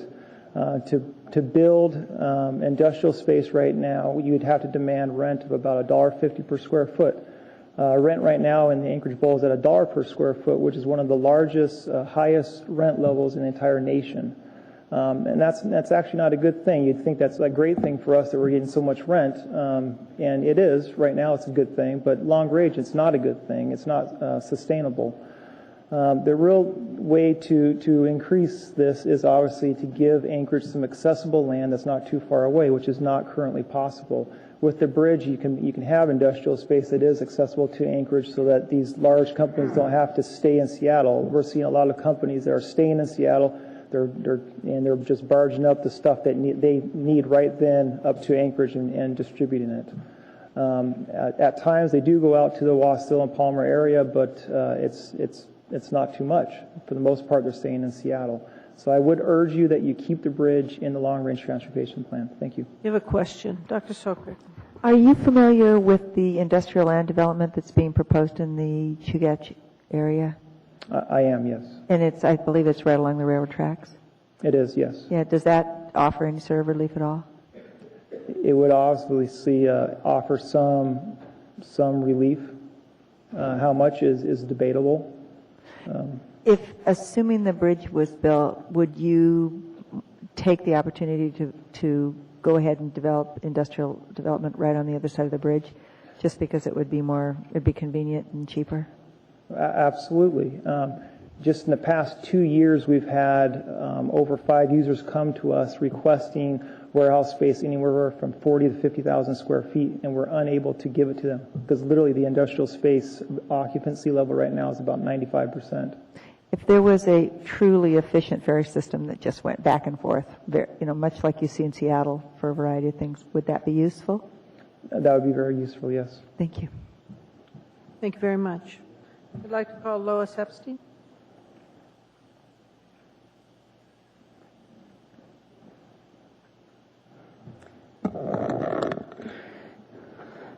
Good evening. Thank you for the opportunity to speak tonight. My name is Lois Epstein, and I am an engineer and director of the Alaska Transportation Priorities Project. I also serve on the AMATS Technical Advisory Committee. As a member of the TAC, last week I supported the committee's recommendation to move the Knik-Arm Bridge to a long-term project in the Anchorage Long Range Transportation Plan, and I reiterate that recommendation tonight. The timing is not right for the bridge at present. There is not a solidified financial plan. Kabata's traffic estimates have not been independently verified. National Marine Fisheries Service and the U.S. Army Corps of Engineers have not approved the current bridge design, and in fact, a more expensive design likely is needed for federal approvals. The Glen and Seward Highway-to-Highway project has not advanced sufficiently, and the newly formed Regional Transit Authority, which will improve transportation along the Glen Highway corridor, has just begun its work. Note that both the Highway-to-Highway project and the Regional Transit Authority likely will reduce the potential number of bridge users and corresponding toll revenue. Additionally, at this point, federal, private, and state money to fund the bridge is unlikely or highly uncertain. The most recent cost estimate issued in May 2009 for the bridge and its access roads by the Federal Highway Administration shows costs for phases 1 and 2 over $1.5 billion. Kabata has not yet demonstrated how it can pay for even the $700 million phase 1 portion of the bridge. And last, if Anchorage and the state via AMATS must make up a funding shortfall for the bridge using its federal transportation money, local property taxes, and local and state bonding, the project's high cost would make it impossible to fund many existing projects in the LRTP. This project, due to its expense and its toll revenue uncertainties, is highly risky and could be a black hole for local and state money. Anchorage transportation system could suffer greatly as a result if the project moves forward prematurely. There's not just one way to grow, and there are better ways to grow than the Knik-Arm Bridge at this time. Thank you very much for considering these comments. I'm happy to answer any questions you might have. Mr. Coffey. Thank you. I'm standing because I've got a bad back. And okay. It's hurting when I sit, so apologize for that. But here's my question. I've been told that if we approve this resolution and then the policy group moves it into the from a short term to a long term, that we are, quote, killing the project. Are we killing the project by doing this? There's an opportunity in 2011 and 2015 for the long-range transportation plan to be looked at again, and that's another time when this body and others can weigh in about whether the project should continue. All right. Let me ask you a couple more questions. Do we, in order to build this, does the issue relative to the heavy incorporation of heavy rail have to be addressed if they want to do that? I'm sorry? They tell me that the Knik-Arm Crossing is contemplating incorporating heavy rail into the design. It hasn't done that yet. That's right. It wasn't included in the environmental impact statement and previous analyses by Federal Highway Administration. So if they want to do rail, they're going to have to do more work. Is that right? That's right. And also, I understand that since the original bridge, we've had the Endangered Species Act applied to the beluga whales in Cook Inlet. Has that issue been addressed in the EIS or any other places? Not in the final EIS. There are discussions ongoing, as I understand from Kabata's testimony before the Technical Advisory Committee, but nothing's been finalized. The National Marine Fisheries Service sent a letter after the federal environmental impact statement was issued saying that they prefer the no action alternative rather than the alternative bridge design that Kabata has selected. They're concerned that the 8,200-foot bridge design pinches Knik-Arm too much and it might need a wider span. Well, so all of that aside, do they have to address this issue to proceed with the bridge? Yes, just like any project in Cook Inlet would have to do. Okay.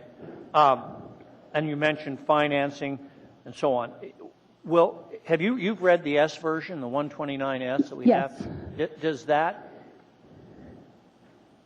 that reasonably deal with these issues in a manner that keeps this project in front of us in one sense, but recognizes the necessity of addressing these issues?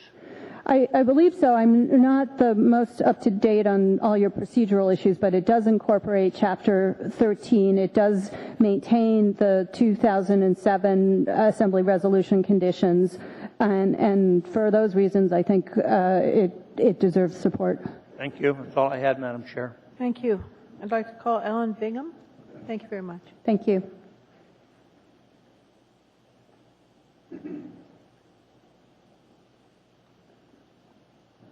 Madam Chairperson, my name is Alan Bingham. I came to Alaska in 1974 from San Francisco. I drove across the Bay Bridge every day and across the Golden Gate Bridge every weekend. And I got here and I thought, my gosh, it would be so reasonable if we could have bridges across some of this property. And I just read an article today back in 1984 when this was pressing, and we thought about that and look at the difference in the cost now and then. 10 years ago, when I joined my current firm, we had 30 employees. Now we have 105. 35 of those people commute in every day on the highway from the other side of Palmer. I've got one fellow that comes in every day from the other side of Palmer. Can you imagine 10 years from now, 20 years from now, the additional traffic we're going to have on that highway? Right now, all of the growth has been focused in all the way to Palmer. If this bridge had been built 10 years ago, can you imagine the different traffic patterns we would have today?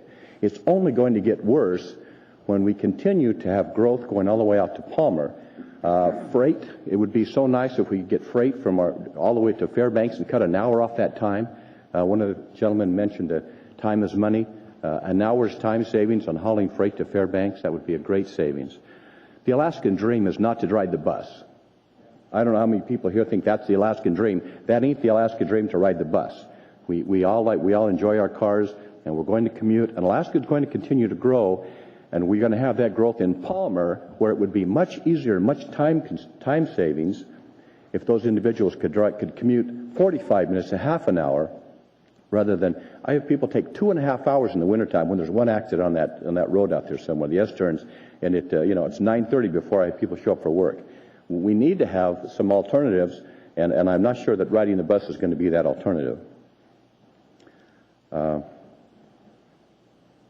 Again, I think my concern is future growth in Anchorage. Right now, we're causing that growth to be in Wasilla and Palmer. That's a long ways. It's a long way to take an extra hour for freight and for goods and services to provide to Fairbanks.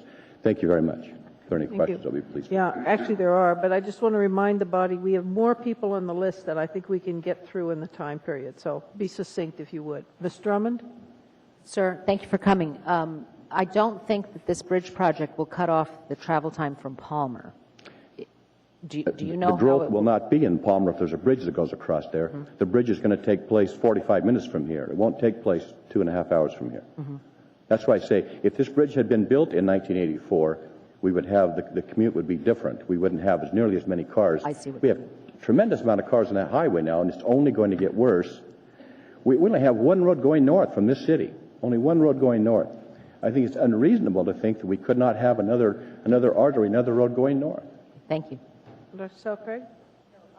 All right. Madam Chair. Thank you. I apologize, but at this point I need to leave. I will try to join you by phone later. Thank you very much. Thank you. Kay Knutson?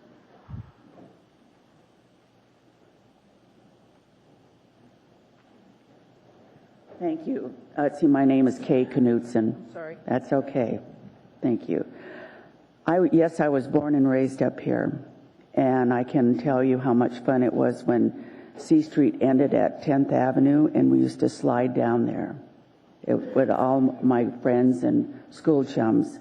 And then I remember when the Anchorage High School was built. And then I remember picking berries at Blueberry Lake, and of course Sears is here. And I also remember what fun it was to drive to the end of the Seward Highway, which was on this side of Potter Marsh. And we used to have lots of picnics out there and think that was great. But look at us now. The roads go to Seward, to everywhere, north and south. And I can't imagine nobody wanting a bridge in this huge state.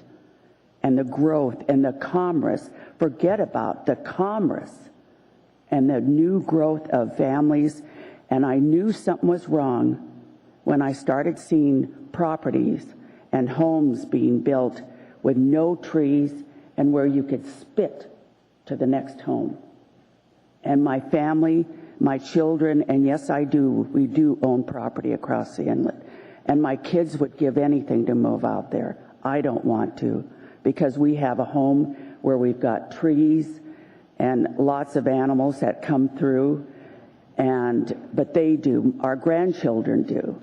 And to say, no, and sit there with all those, the cost of money, and look what it'll do to Anchorage. Yes, look what it has done to Anchorage. Thank you. Thank you very much. Portman or Postman? Portman. Portman. Good evening. My name is Carl Portman. I'm the Deputy Director of the Resource Development Council. RDC urges the municipality of Anchorage to leave the proposed Knik Arm Bridge in the long-range transportation plan. RDC believes a bridge over Knik Arm will facilitate new economic and resource development in South Central Alaska, including western Cook Inlet areas. The proposed bridge would benefit our members. It would benefit our major industries, which continue to serve as the foundation of Alaska's economy. In these difficult times, the project would be a significant stimulus to the economy. In addition, once connecting routes are built to Houston and other points in the Mat-Su Valley, the bridge would tie together a regional transportation system, lowering the cost to commuters, tourists, and freight by cutting miles traveled and time spent to reach destination and communities to our north, including Willow, Denali National Park, and Fairbanks. From what I understand, it could cut off about an hour to these communities. The new bridge would also provide an alternative transportation link between Anchorage and northern destinations. The project could create 5,000 construction-related jobs and many more permanent direct and indirect jobs in the region over the long term. The Knik Arm Bridge makes sense for a growing South Central Alaska. It would open up new land for residential and commercial use within minutes of downtown Anchorage and support population growth in the region. With the crossing in place, new residents would benefit from reduced commuting time and lower fuel consumption to future housing and commercial developments across the Arm, again, just minutes from downtown. Anchorage would benefit from new commerce, and residents would share in the jobs created by new business and industry the bridge would provide direct access to. Right now, it takes 2 hours to drive to Point McKenzie. In addition, the bridge would relieve pressure for higher density housing in the Anchorage Bowl and the hillside. Without the bridge, a good portion of future growth will continue to be concentrated far away near Palmer and Wasilla, increasing traffic volumes on the already congested Glen Highway. This is an important consideration since projections indicate this area could see substantial population growth over the next 20 to 30 years. In fact, from what I understand, over 150,000 new residents. Support for the bridge remains high, with the majority of Anchorage residents and Mat-Su residents supporting the project, as well as Alaskans statewide. More importantly, even more residents in Anchorage and the Mat-Su support keeping the project in the long-range transportation plan. We see this as a bridge not just for Anchorage and South Central Alaska, but for all of Alaska. In concluding, RDC encourages the Assembly to retain the Knik Arm Bridge in the long-range plan. We do not support further delays. Thank you very much. Jamie Kenworthy, please. Thank you.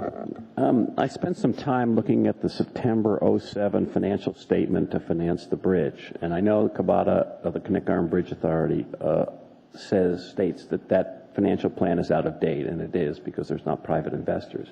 But there's been no subsequent financial statement, so it's the best I've got to figure out how this adds up. The project, about a $700 million bridge was the estimate, has $271 million of revenue bonds and $86 million of equity from private partners. And it was you basically have to have, they projected 8,400 trips a day of paying customers for the year one, jumping up to almost double, about 1,300 trips a day in year three, to get the revenue to repay the bonds. And there was also $255 million of TIFIA bonds, federal bonds, that would also need revenue. If you just take the revenue bonds and the equity, you get about $350 million.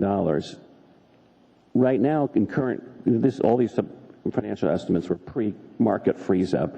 You need the state or the muni to guarantee those revenue bonds to sell them. They're not financing infrastructure bonds for this percentage of the project of total revenue. If you sell the bonds at 6% for $350 million, you're around $20 million a year of bond payments. Now, of course, your toll revenue would be part of that, but the State Department of Transportation estimates that the trips that they've projected are 30% overestimated. I think it's much higher. But you're right now spending through Amex about $22 million a year for everything.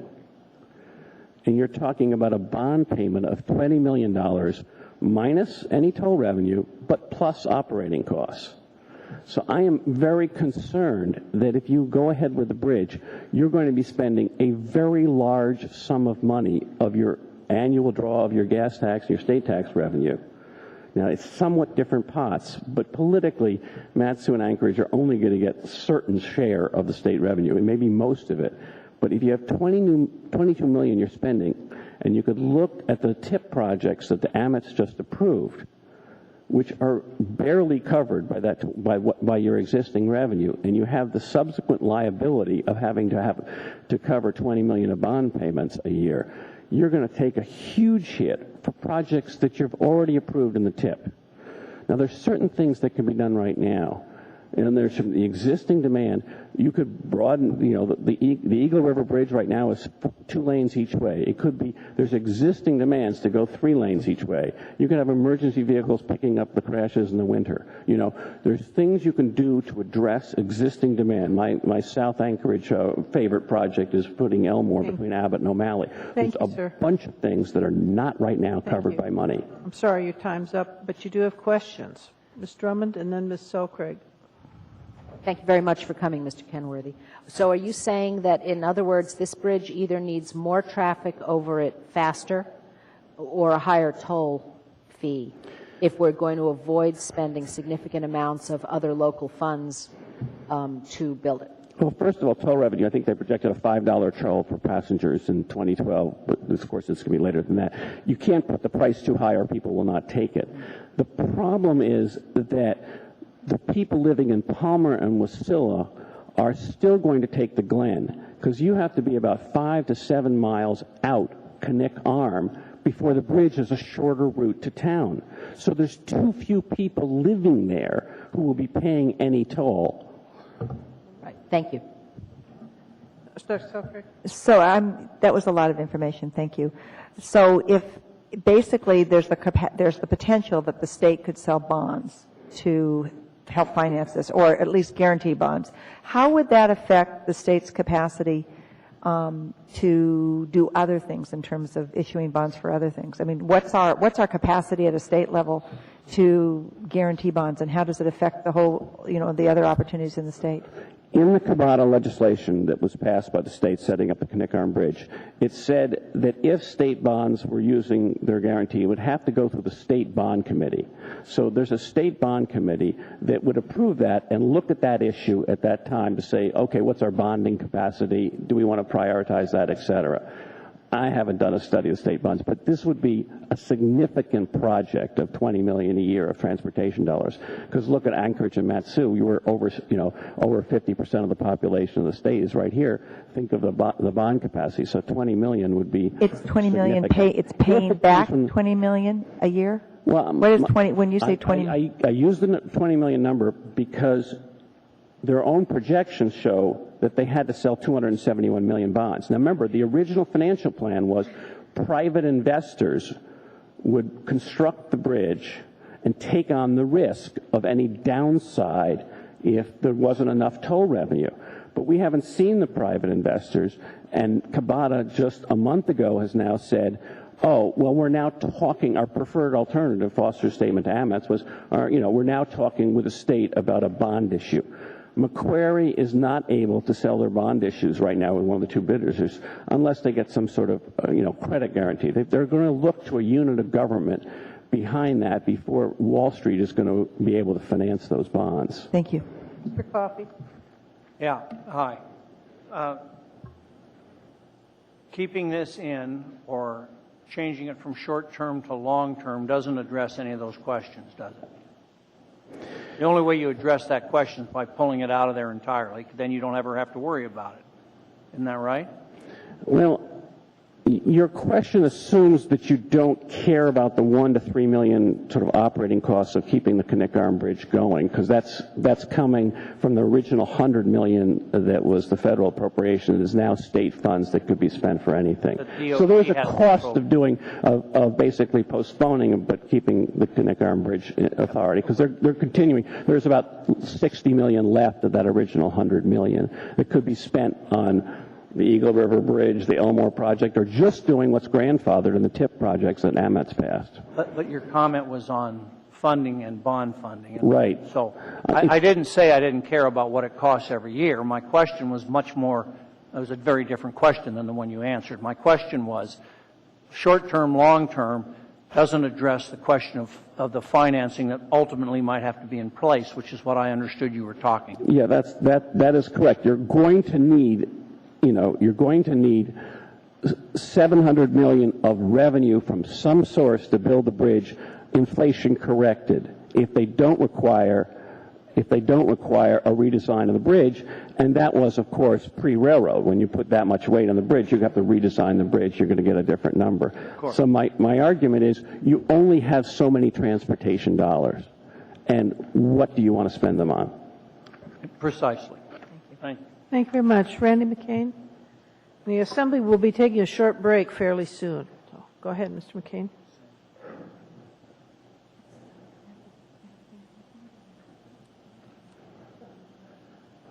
Madam Chairman, members of the Assembly, I have a small one-page handout I would like to Give to the clerk, please.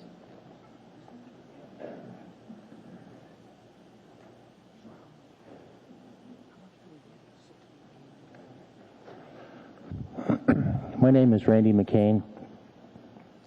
3 minutes is not a very long time, so I won't be speaking to the fact that I support this bridge or to the fact that I ship 300,000 or 400,000 pounds a week to Fairbanks, both on the rail and over the road. Tonight I want to speak about the process.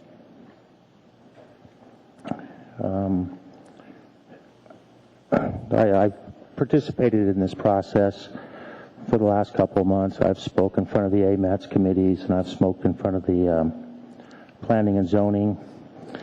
And nowhere in that, like I said, 3 minutes is not a long time, was I encouraged to comment on to what extent, higher or lower degree, should we keep this in or take it out of the long-range transportation plan. As a public participant, the only option I had was to speak to was, is it going to be in or is it not going to be in the plan?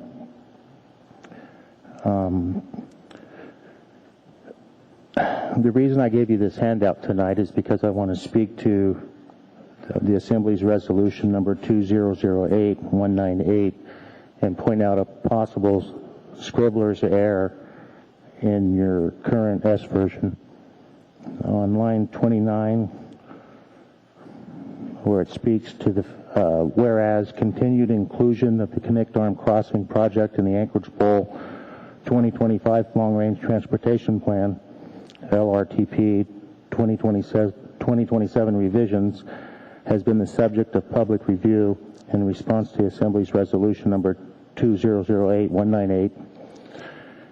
I take exception to the verbiage continued inclusion, and if you look at your document, which was your resolution, what the Assembly asked the AMATS Policy Committee to do was to consider the question of removing the Knik Arm crossing, not to what extent, whether it should be moved from short-term to long-term. And if you agree that continued inclusion was not really part of the public process, then I don't see how we could even be considering this amendment tonight. And so I would encourage you not to address this amendment, but to ignore it. Thank you, Mr. McCain. You do have a question, Dr. Selkirk? No? Okay, thank you very much. Bobby Wells? I don't have to say my name again, right? Okay, I can't talk about the financial. This is way over my head. I don't understand all of it, and so it's better if I don't go there. So I'm just going to lighten it up a little bit for you. First off, I want you to know that all the community councils were asked to turn in capital improvement project lists so that we can submit those to the state through the municipality. Birchwood Community Council, number 1, was the Knik Arm Crossing. One of the things I want to point out is it's not going to get any cheaper if you wait. In the beginning, all they were supposed to do was just get that bridge over there. That's it. Now you want them to upgrade the roads. You want them to do the highway to highway. I imagine you'll put over some of the mitigation costs and the neighborhood things over onto them from there. The same with Government Hill. For some reason, we always pick on Government Hill. I saw no one standing up when we took away their fire stations. I don't know what we're doing up there now, but if they're telling you that there's something that needs to be done, I know that it probably does. And I know they'll probably be ignored again, and I feel very sorry for them. I'd like to point out that the state doesn't always spend their money. This is a state project, and it has a state benefit. I have gone to legislative sessions, and I have heard other parts of Alaska complain that Anchorage swallows up all the money. I think that we all spend some of it frivolously. For example, the $90 million to pave the Whittier Tunnel, the mayor of Whittier said we built a road we made the longest cul-de-sac in the world. I'd also like to point out that within the municipality of Anchorage, 51% of these roads belong to the state of Alaska. They built them and they maintain them. On the beluga whale issue, I don't know why we aren't jumping up and down, or even if we can, to tell them that the beluga whales aren't that endangered up here. And I would like to see the state step up to the plate too, but especially the municipality if we have a voice. Because if you think that the beluga whales endanger this project, I can tell you Anchorage Wastewater Utility, with the waiver that we've had for decades, is going to have to build a secondary treatment plant, and you don't even want to see what the cost is going to be to this city, to every resident here. It will be very, very heavy. And if we really want to get even with the Mat-Su people, let's go ahead and build the bridge, because they're going to put a prison over there, and we'll just live here and we'll work over there. Thank you very much. I'm going to take one more person, and then we're going to have a short break. Oh, just a minute. Ms. Wells, Ms. Drummond has a question. Thank you for coming. I appreciate the lightening up. Did you finish your testimony? I appreciate what you have to say. Yeah, I really did, and I appreciate your asking me if I did finish it. And just one question. Yes. The state may own 51% of the roads, but I don't see them doing 51% of the maintenance right now. What are the roads like? You spend a lot of time on that highway coming and going from town. I know I see you at our Title 21 committee meetings regularly. Is the state doing its job in maintaining the roads that you drive every day? The wonderful job about having the AMATS program is that the municipality can always ask someone else, the state, for the money. The state always asks the federal government. See, because you only fund capital improvement projects, you have to come up with the maintenance money yourself. And if you let a road get in a bad enough condition, you can apply for capital money. That's unfortunate, because that means that everybody who drives here has to wait for the maintenance to be done. In the meantime, has to pay car repair costs for driving over crappy roads. So thank you very much for reminding us. We could have a sign like that. This is a crappy highway. There you go. Thank you. Thank you. Stephanie Kessler, and then we're going to have a short break.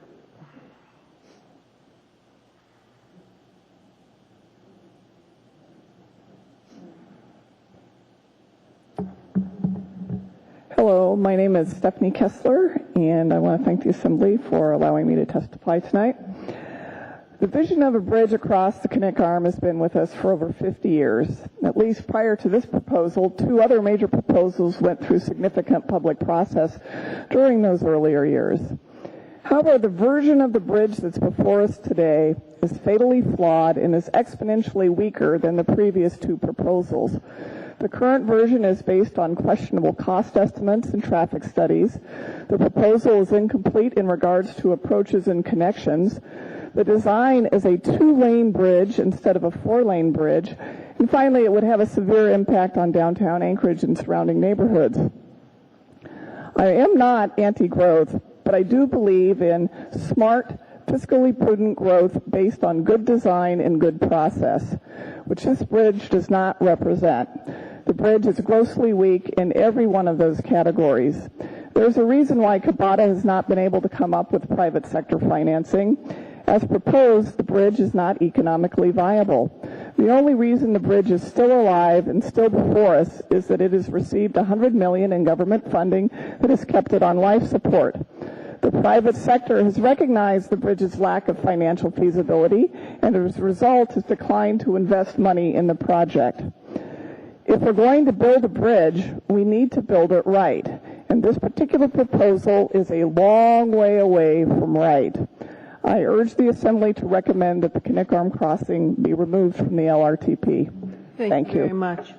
This time we're going to take about a 15, maybe 20-minute break, and then we'll go to number 21 on the list. Thank you.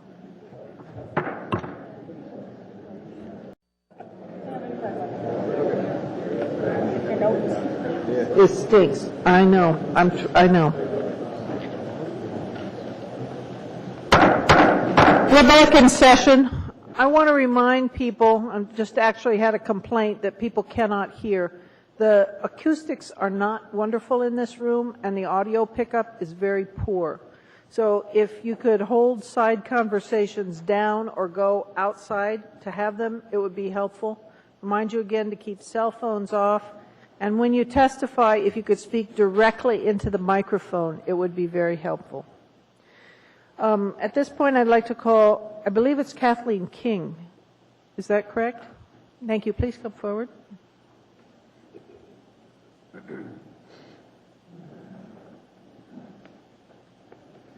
Good evening. My name is Kathleen King.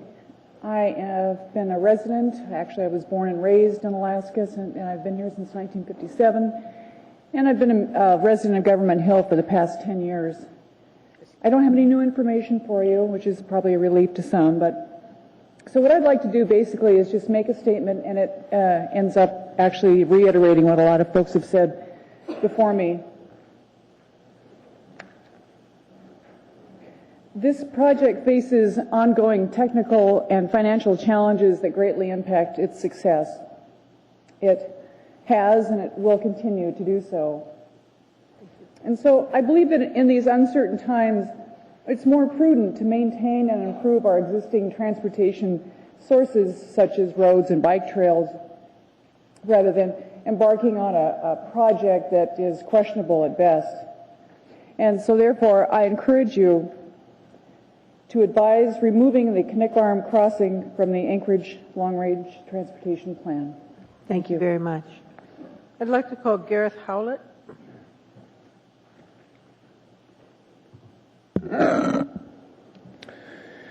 Madam Chair, members of the Assembly and Mayor, my name is Garth Howlett.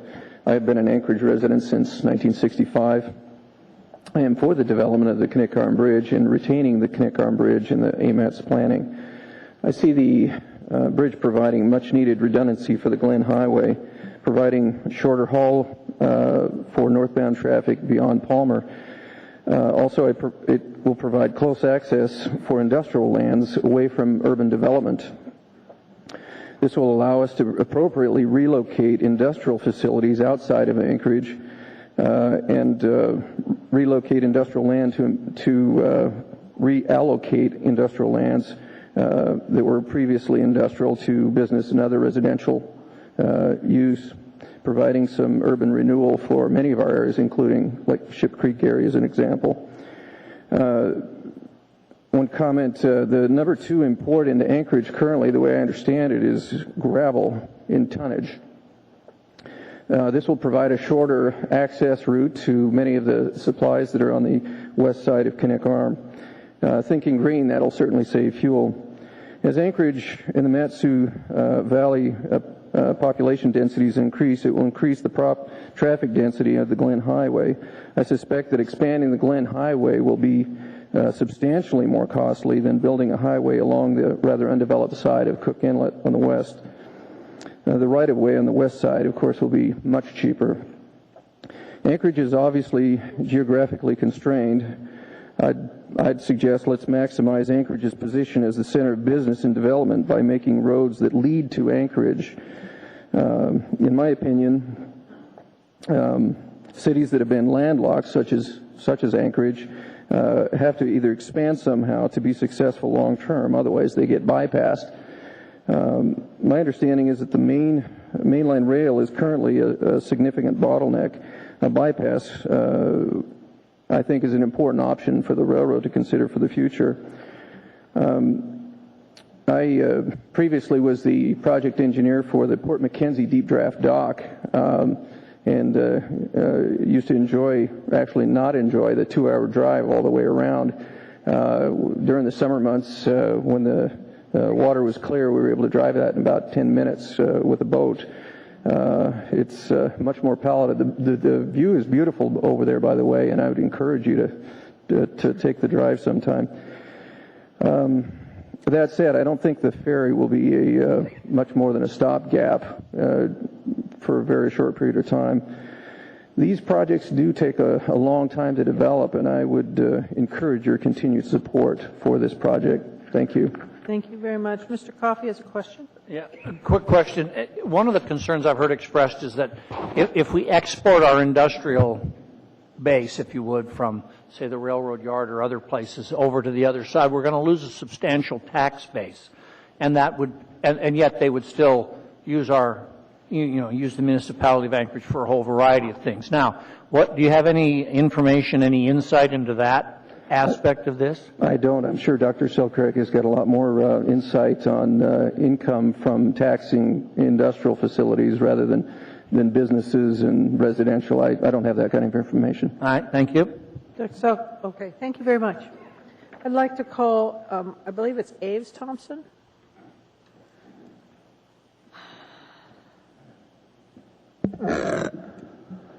Thank you, Madam Chair, members of the Assembly. I'm Aves Thompson. I'm the Executive Director of the Alaska Trucking Association. The Alaska Trucking Association is a statewide organization representing the interests of our more than 200 members from Barrow to Ketchikan. Among our members are many large and small companies that are headquartered or operate major freight terminals in the municipality of Anchorage. Many, but not all, access the Port of Anchorage on a daily basis, moving freight containers, fuel tankers, and trailers in and out of the port. On behalf of the Alaska Trucking Association, I respectfully ask that you vote to recommend that the AMATS Policy Committee retain the Knik Arm crossing in the AMATS Long Range Transportation Plan. We know from statements by Port of Anchorage officials that somewhere in the neighborhood of 80% of Alaska's freight comes into the Port of Anchorage. This freight volume will only increase to serve population growth and future projects. We believe that the Knik Arm crossing will provide a northbound option for freight to move to other parts of the state without having to drive through downtown Anchorage. We also believe that without the Knik Arm crossing, truck traffic will continue to use downtown streets as their only access to and from the Port of Anchorage, which will only further exacerbate that problem. Currently, most containers and trailers that come into or out from the Port of Anchorage are transported on downtown streets. We believe that the Knik Arm crossing will reduce the rate of congestion growth on the Glen Highway, thereby reducing the need for major improvements and perhaps even reduce the needs for a Parks Highway Wasilla bypass. The Knik Arm crossing will tie together our regional transportation system, providing much improved travel time and lower freight costs. This facility will generate revenue as a toll bridge, which will provide funding for future expansion. Leaving the Knik Arm crossing project in the LRTP will give Kabata time to further develop and refine and enhance this project. This is a long-range plan, and I urge you not to be short-sighted. And finally, I urge you to vote to recommend that the AMATS Policy Committee retain this project in the AMATS Long Range Transportation Plan. Thank you. Thank you. Mr. Birch has a question.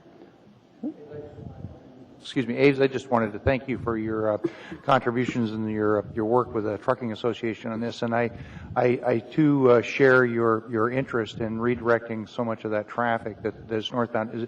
Is it determined the traffic going north would be like even the Hall Road and Fairbanks and that area, about an hour or what kind of a time? It could be that much, and realize that before the trucking industry realizes the full benefit of the bridge, the parts of that connection on up to the parks will have to be completed.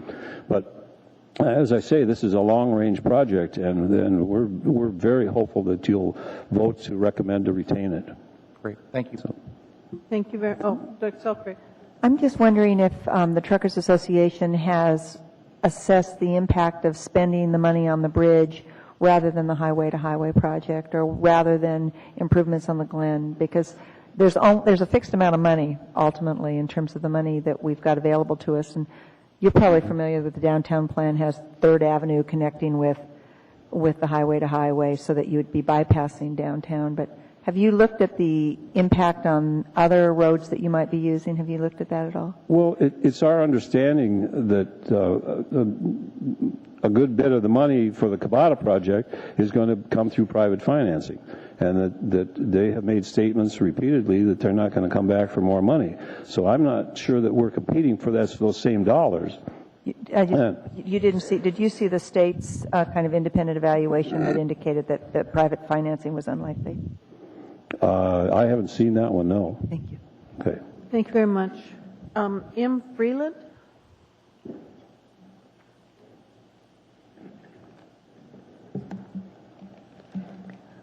This is my first appearance before the Assembly, and I have a question.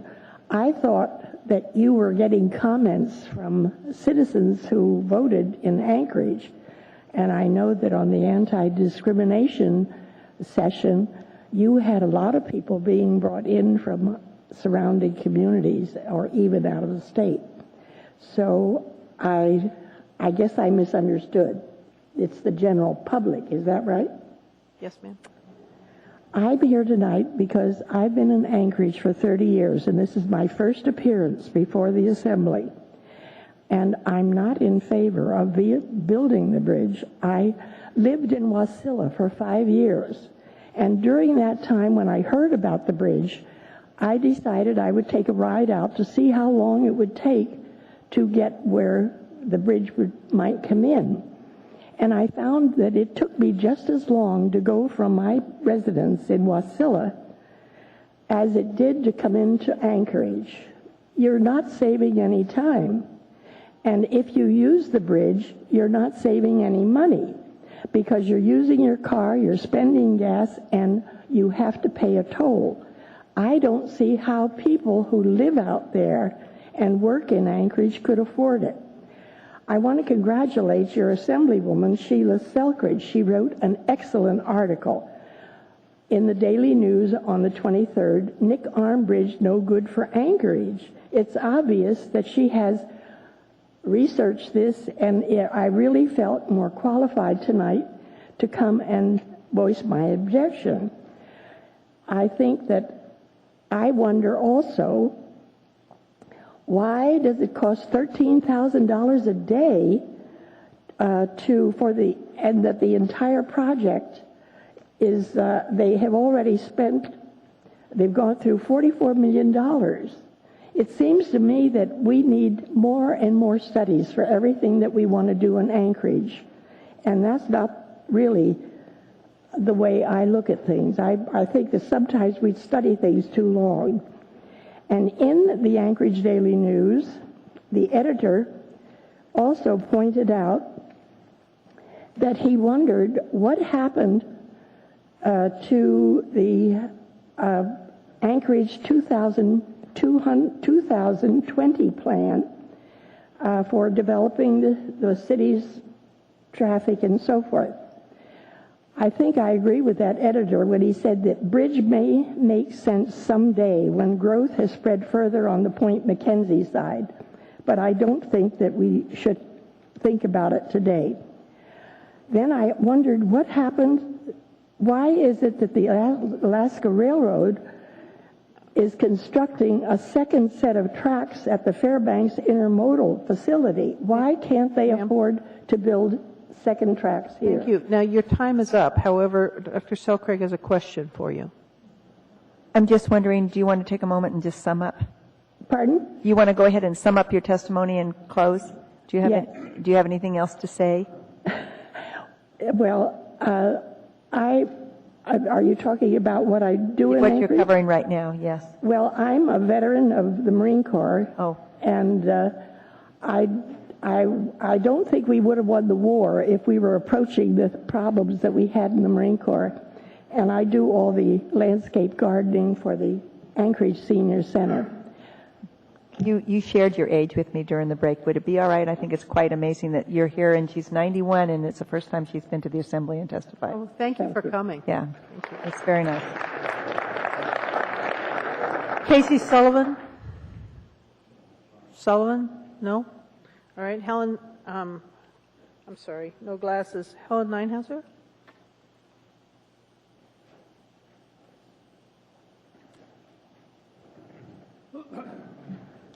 Thank you.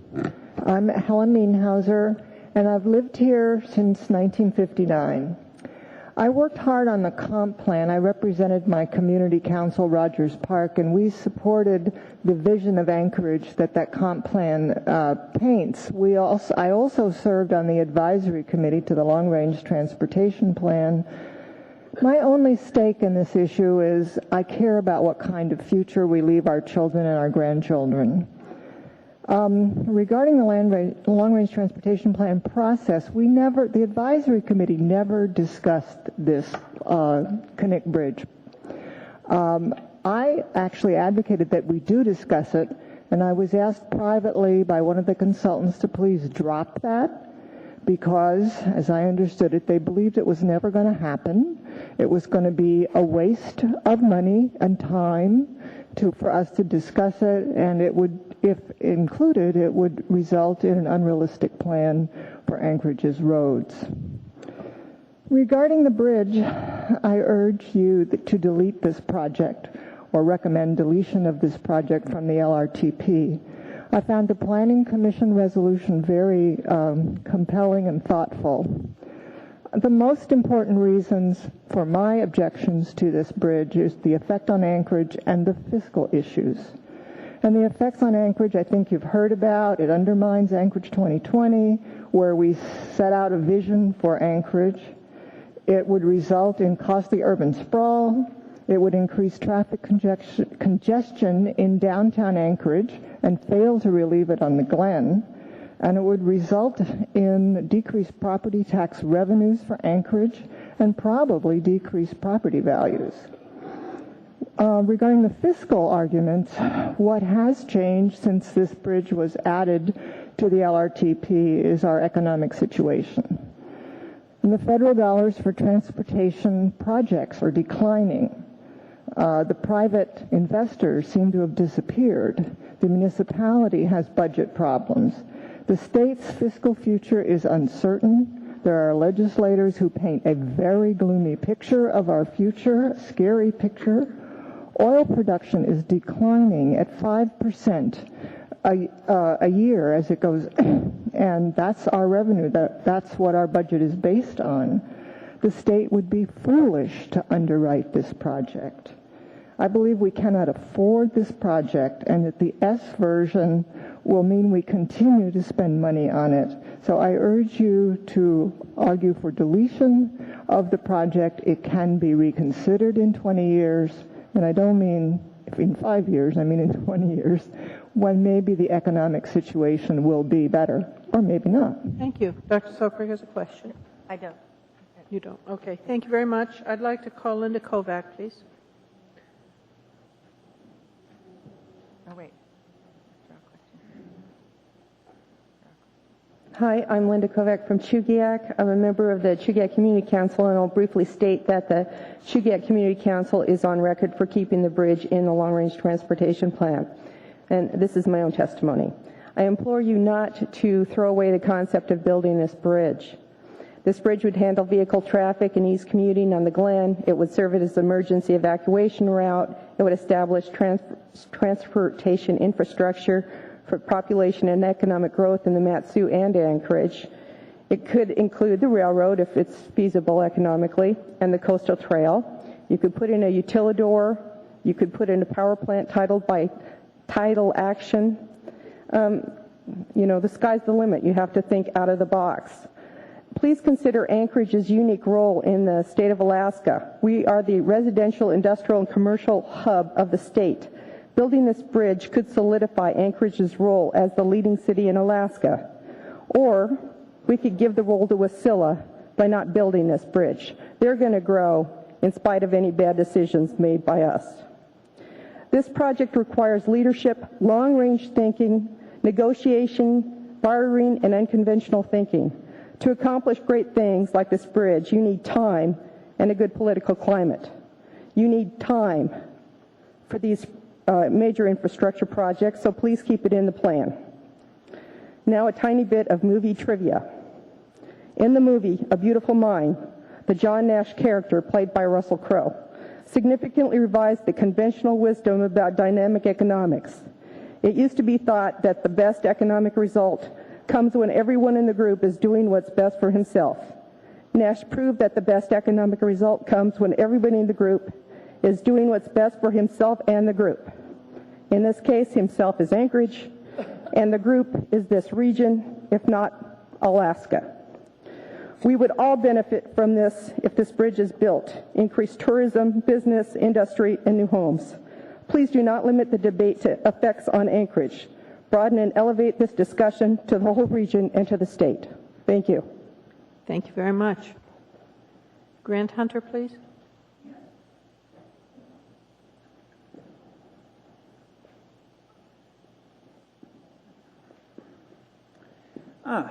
Madam Chairperson, members of the Assembly. My name is Grant Hunter. I'm a lawyer. I've lived here in Anchorage continuously since 1994. Now, I was intrigued by Dr. Selkrieg's article. Now, these two paragraphs really intrigued me. The bridge means costly urban sprawl. It offers low-cost land within 3 miles of downtown Anchorage. And it also speaks of cheaper, low-tax land just across the bridge in the Mat-Su. Now, I'm wondering, what's the matter with cheap, affordable land for people to have their homes? What could possibly be the objection to that? Now, having attended at least one seminar given by the Cascade Institute in Portland, I know there's some people who just have an ideological objection to people having yards and trees for themselves and their children. Oh, where maybe they can have a pet dog. Now, that's one possibility. The other possibility is that maybe there are some people with vested financial interests. I've heard a lot from various and sundry people about the financial interests in the Point Thompson land. Well, I'd be sort of interested in finding out if there might be some people around here who have an interest in that land not being readily available for our young people to have homes. So they might have to pay inflated rents to people who already own land here in Anchorage. Point being, our supply of residential land is being exhausted. And our young people have to have a better place to live than they do now. So it seems to me somebody, I can't remember who it was, said we needed to have a look at whose financial interests were involved over across the proposed route for the bridge. I say, let's have a little inquiry into the interests of those who oppose this bridge today and the interests of their clients, family, and friends. As I said, yes, their clients, family, and friends. It would be nice if certain people were awake, but, well, that's just one of those things. Thank you for your attention. Thank you very much. I'd like to call Levi Younger.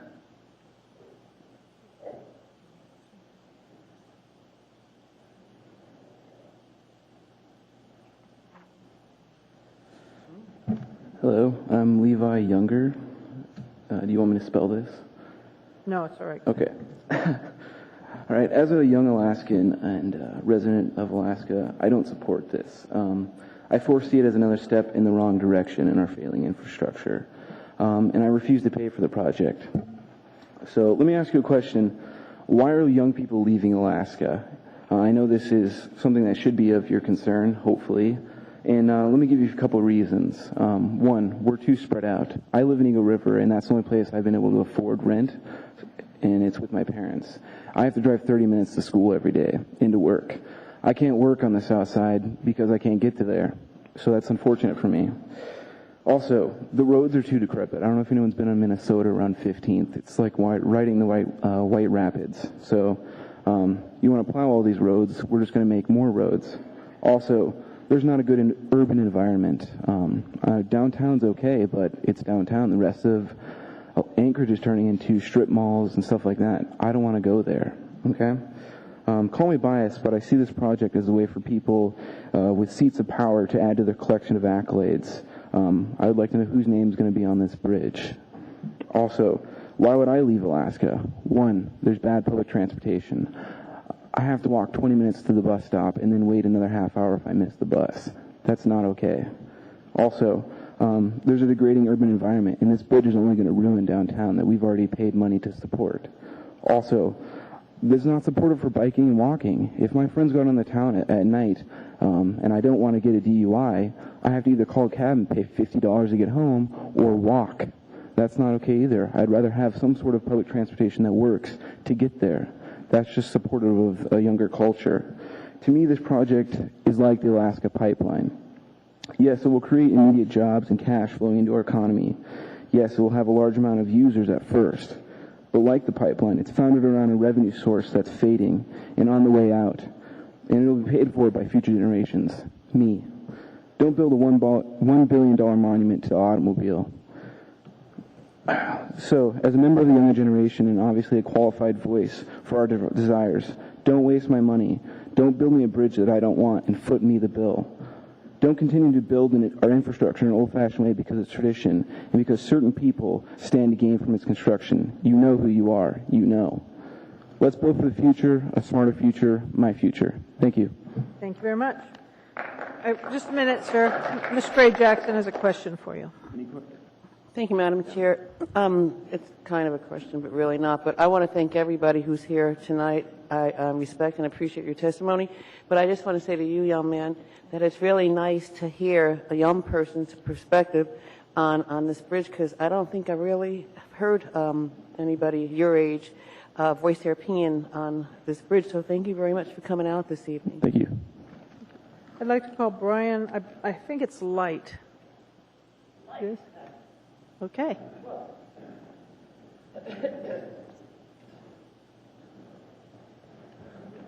Hello, my name is Brian Like. Thank you, Assembly members and Mayor, for the moment to speak. I just wanted to start off by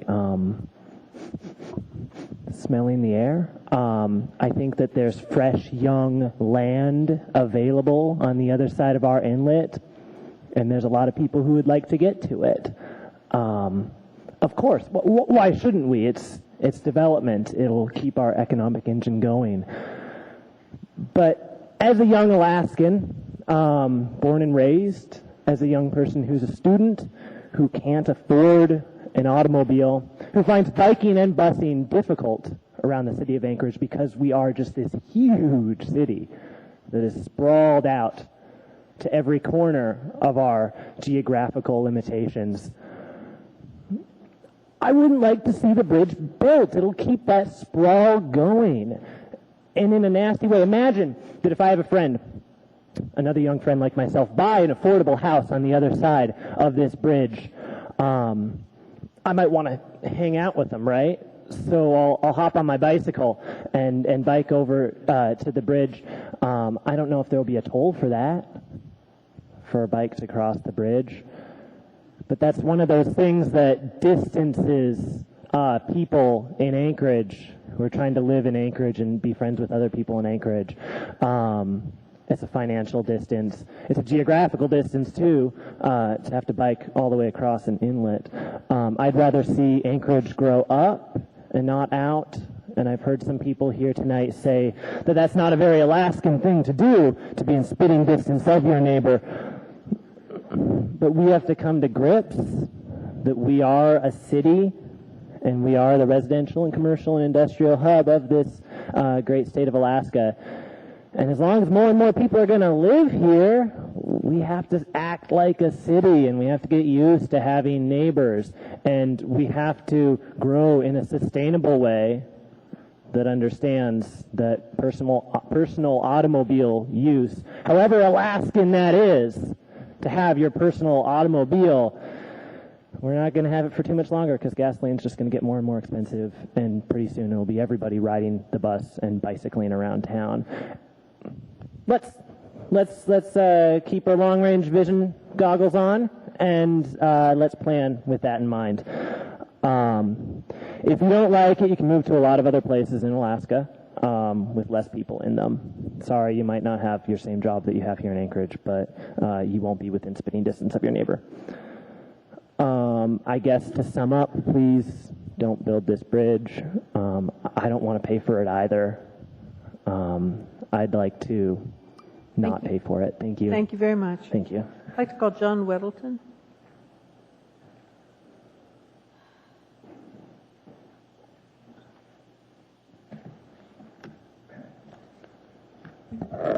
Hi, I'm John Weddleton, and I'm actually here on behalf of the Planning and Zoning Commission this evening. Chair Tony Jones could not make it and asked me to just introduce briefly the resolution that we came up with. And like the Assembly, we are advisory to AMATS as the AMATS Citizens Advisory Commission. We've had 2 evenings of public testimony on the Knik Arm Crossing. And on June 15th, we passed a unanimous resolution in support of removing the Knik Arm Crossing from the Long-Range Transportation Plan.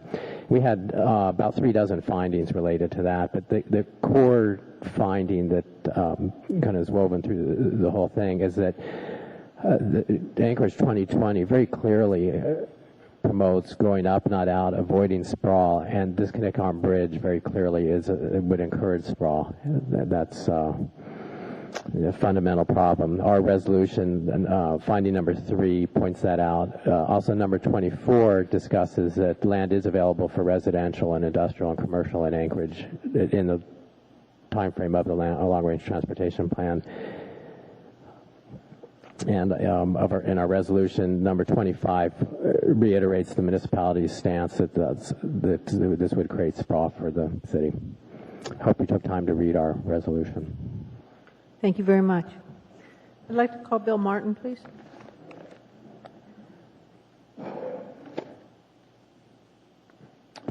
Good evening. I appreciate your patience sincerely. My name is Bill Martin, and I'm here to testify in favor of the Knik Bridge. I wish I could say I was glad to be here, but I sincerely wish this process was not necessary. I wish that everybody was in favor of the bridge, but I see that's not going to happen. I wish everybody could see the benefit of a bridge out of Anchorage, a bridge that would reduce the traffic that we have on existing Eagle River and Knik bridges now. I wish a bridge could be built that would be the lifeline of this state or this city if something ever happens. If we ever have an earthquake, I would like another way out of Anchorage. I wish that we could build a bridge that would ease the building pressure on Anchorage and Eagle River by providing access to decent buildable land. I've lived in Eagle River for over 30 years, and I've seen houses built on steep hillsides because there's none ain't a level land left. If you do not see the need for the Connect Bridge now, when will you? What will it take for you to see the need for the Connect Bridge? At what point what criteria will you use to say, when this happens, we will build a bridge? If you don't answer that question now, we're going to be back here again in another 10 years. In another 10 years, the quality of life of a lot of people are going to diminish because there's going to be more cars, more houses, and more people. Thank you.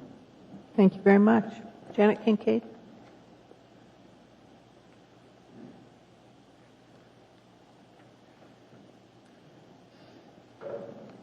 Thank you. I'm Janet Kincaid, and I'm one of those foreigners from across the inlet.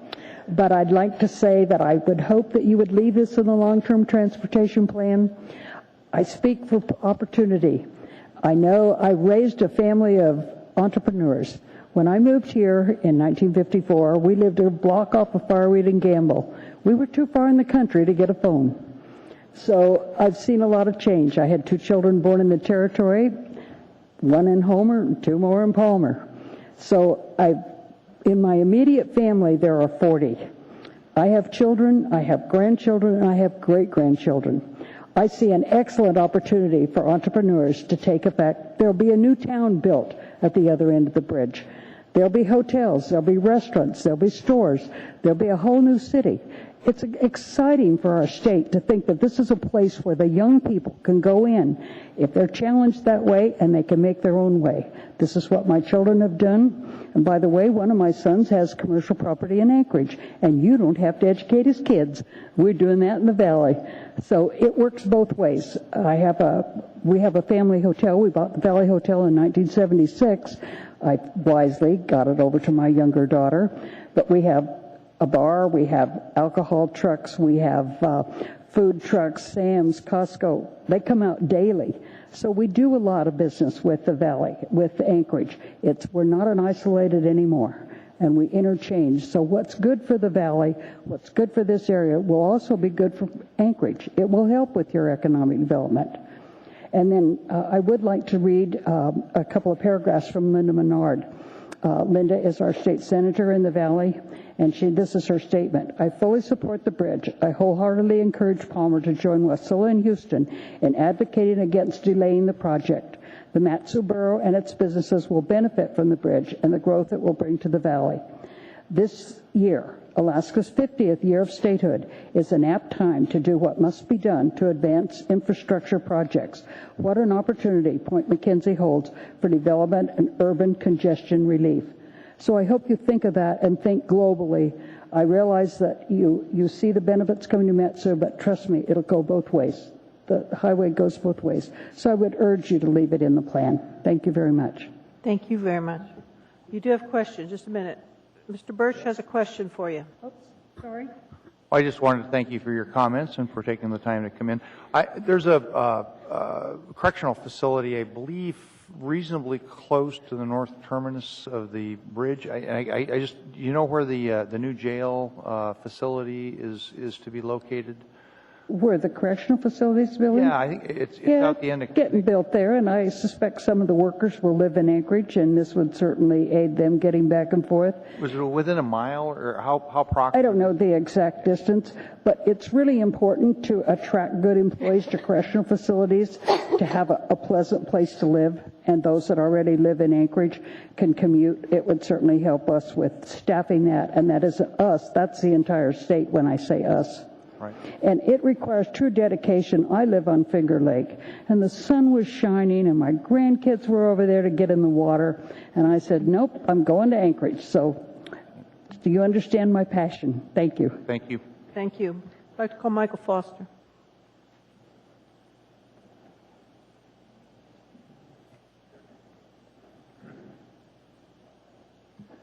Good evening. My name is Michael Foster, and as many of you know, I'm the chair of CABATA, so I guess for that the buck stops with me on most of the questions. I'd like to clarify a few things or make for the record CABATA's position on both of the amendments that are on the floor. The First Amendment to remove it, we oppose the removal of the Knik Arm Crossing from the Long Range Transportation Plan. The Second Amendment, which I'll call Mr. Flynn's compromise, we oppose that amendment to push the Knik Arm Crossing out to the long range or long term, the 2018 of the Long Range Transportation Plan. A couple other information I'd like to go ahead and clarify for the record. 15 minutes before this body convened, I talked to Deputy Commissioner Frank Richards. He was hoping to be able to come to this, but they had budget meetings in Juneau and he could not make it. He wanted to comment through me on the two amendments. The First Amendment to remove it. The state is opposed to the removal of the Knik Arm Crossing from the Long Range Transportation Plan. The Second Amendment, the state is opposed to the Second Amendment until it has gone through the second 30-day comment period as required by the Public Participation Plan. At that point, then DOT would look at the public comments and then offer their decision. But as it currently stands, they oppose the Second Amendment or Mr. Flynn's amendment. The third issue here is I talked to Federal Highways, the individual in charge of Alaska, Dave Miller. He also wanted me to reiterate that Federal Highways considers this to be a very important project for the state and that Federal Highways supports the efforts that Cabot has taken to move this project forward.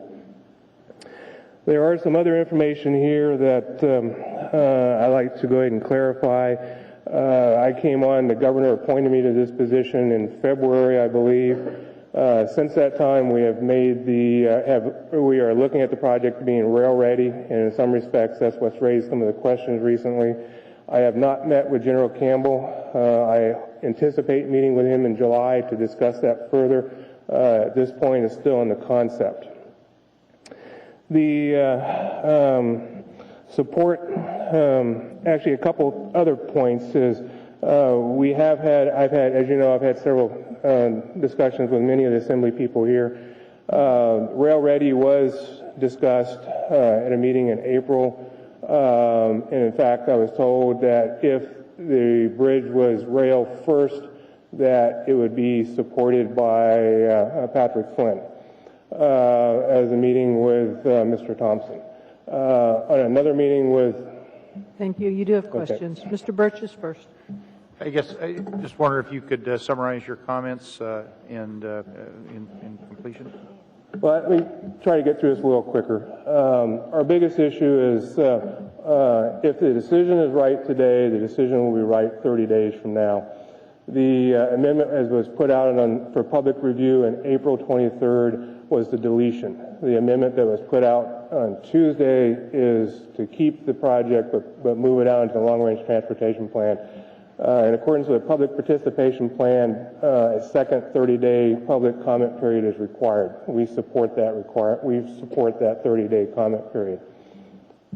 The other issue is financial, and let me just touch on that briefly if I'm allowed.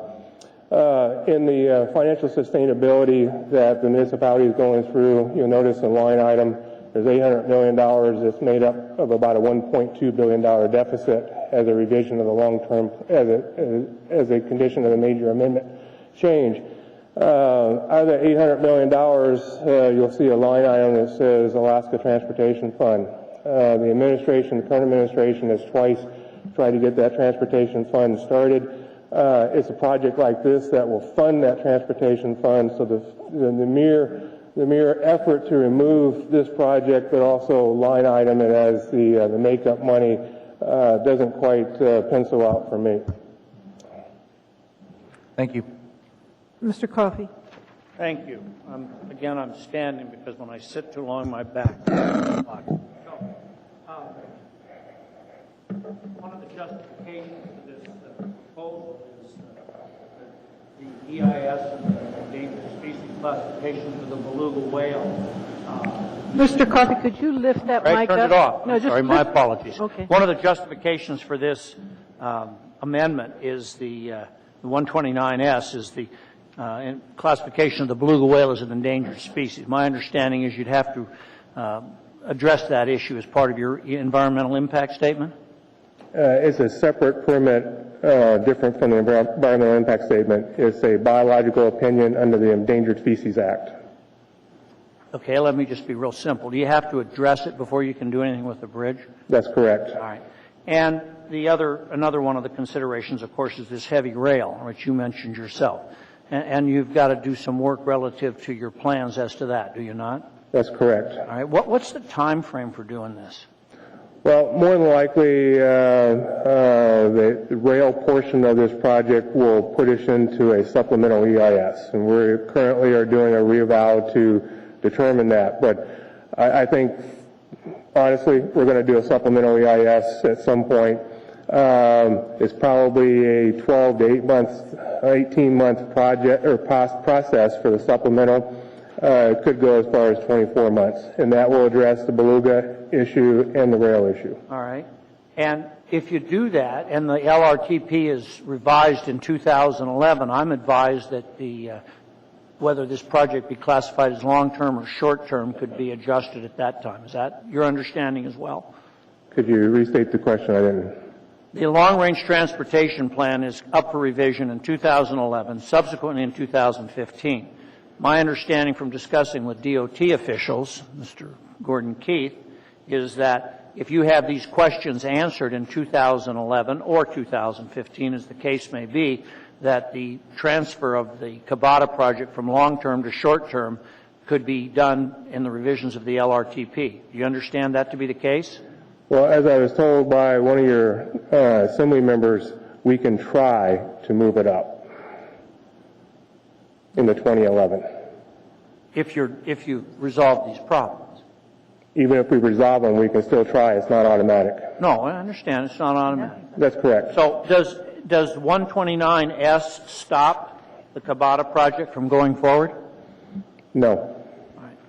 Now, I've been told that by a couple of people that you have, in discussions, have said that while you couldn't support this thing publicly, that you could live with it. Can you live with it? 129S? As it currently is, no. What would you need to have changed? I'd like to keep it in the short term so we don't have this issue about moving it back into short term at a later date. Okay. Is that the only problem? Pretty much. All right. Thank you. Dr. Selkirk. I've been asking for some information for a long time, and when we had lunch and talked a little bit about this bridge, I raised the issues with you, and you said you had the same questions. And I'm still asking them something, and I have the impression that maybe you were going to find the answers out. One is that I've asked for quite some time kind of where the $44 million has gone, and what I get is a pie chart, and the pie chart has this much for administration, and I'd really think that it's public money. I think that we really ought to understand what's being spent, and I've asked this since last summer. What are the salaries that we're paying? And also, what kind of services are we paying for? And I'm also curious about what percentage of the money's been used to promote the bridge itself. And there's been a fair amount of, glossy flyers in my envelope, my mailbox supporting the bridge. So I've asked for that. Is there any possibility we could have that tomorrow? I've been asking for 9 months. Because I think it's basic information. It's hard to know where this money's gone. Okay. I do have a detailed breakdown that I talked to you about when we had lunch. And I certainly can provide it before the policy committee tomorrow. That would be great. The information that I have. That would be great. The other thing is that we also talked at lunch about the possibility of state bonds beginning to be the financial tool that would make this possible. And it seems to me that when the Assembly actually passed the resolutions supporting the bridge, I believe, 3 years ago, one of the conditions was that public money wouldn't be spent on it. Has anybody evaluated the kind of the impact on the whole system in terms of our capacity? I guess I'm concerned because there seems to be the state's going to build this road whether you want it or not, quality right now. And I'm wondering, where's the assessment, the broader public assessment in terms of this project's needs in relation to the statewide needs? Is anybody doing that need assessment?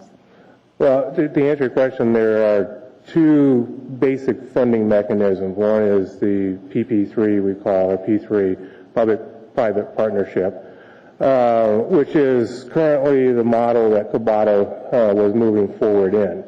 The other model that we have recently started looking at is the ability for Cabada to bond and then secure the bonding through the state's credit. If your question is what is the bonding capacity of the state, I don't have that information with me. I can certainly get that information. From the discussions I've had with the state, the bonding capacity of what we will be potentially looking at on this project is not is well within their means.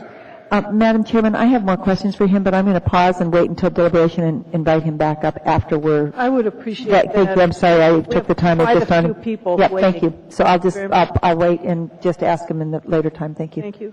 I'll do the same. All right. Thank you. I assume you'll stick around. Thank you. I figured. Senator Dyson.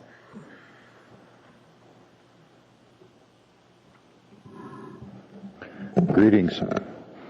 I got to tell you that I spent some of the best and worst hours of my life sitting at these tables. I was here when there were rioters outside, vehicle busted in that door, building was cleared for bomb threats, cops were escorting assembly people to and from their cars, and what you've been through the last few weeks is not unique. Was that the cat leash law? Pardon? Was that the cat leash law? I didn't. The cat. Wasn't there an issue about cats and licensing cats? Yeah, that was after my time. And sitting where Dan's sitting, I learned a lot about the democratic process, and it served me very well. I learned about statesmanship and fairness, dignity, no parliamentary maneuverings, and fair hearings, and no perspective ignored, no personal attacks. I wish that some people on the state level did as well as you have been doing. And we in Eagle River have sent you two of our best. And Debbie, I really appreciate the efforts that you've been putting in here to keep that tradition going. On the bridge, I grew up in Puget Sound. I watched a limited city and area provide transportation for generations through ferries. And when the traffic got to the point, they were far-seeing enough to build the bridges. And when I sat here in the late 80s, I commissioned a study on ferry traffic and the feasibility here in Upper Cook Inlet. Hope you've seen that. Looking back on it, they did very well, quite prophetic. Due to the efforts of Senator Stevens, we're about to have a ferry built with Navy money. It's the hull's finished in Ketchikan, should be in service here, 2011? And sea trials in 2010, I think. I hope to participate.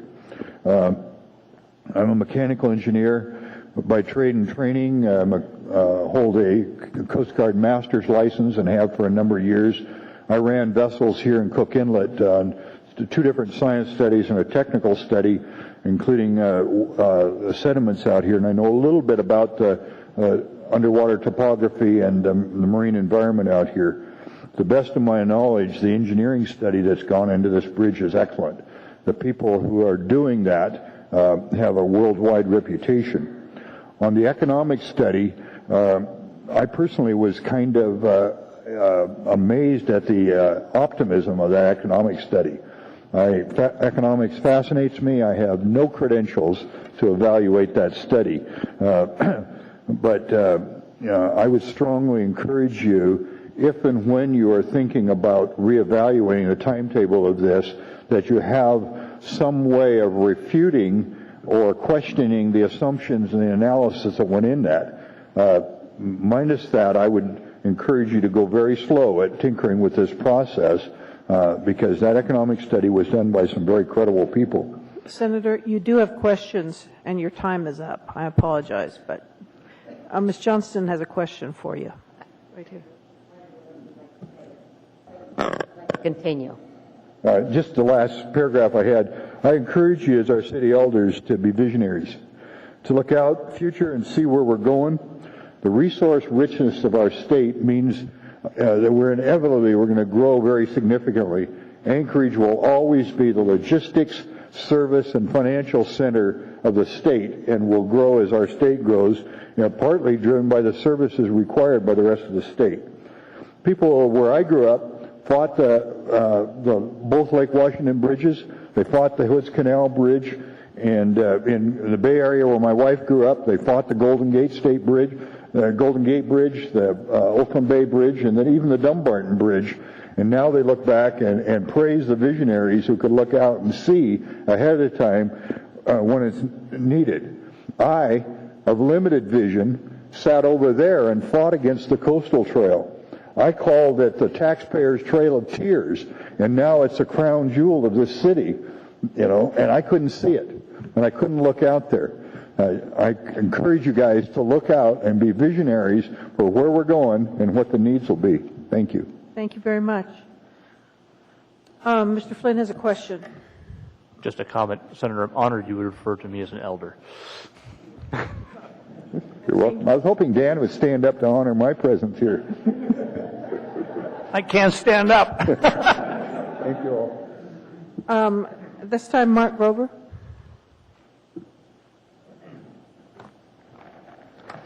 Hi, my name is Mark Graber, and I think we should build the Connect Bridge now, not 10 or 20 years from now. Just because most of us here already have our scarce plot of land or a home in Anchorage, what about affordable housing for kids and grandkids? It's obvious that Anchorage needs room to grow. Why do we have to fill in every last developable peat bog in the Anchorage Bowl at huge expense relative to the low-cost developable gravel soils on the other side of that inlet? Newcomers here are faced with paying huge debt service on overpriced, undersized housing stacked on top of each other in the Anchorage Bowl. City planners might like that, but I think Alaskan families would like a choice of space, a yard, and trees as an alternative to a condo or a tiny apartment. Isn't there something wrong with the logic of some that think Anchorage real estate should be scarce and expensive? It boils down to an attitude of, I've got mine, forget about those people just starting out. So what if we lose lose residents and a tax base if this bridge is built? In return, Anchorage will avoid the costs of roads, fire and police protection, and schools that are built on the other side of that bridge. Nobody talks about that. At the same time, Anchorage gains more affordable housing nearby and a reliable labor pool to draw on.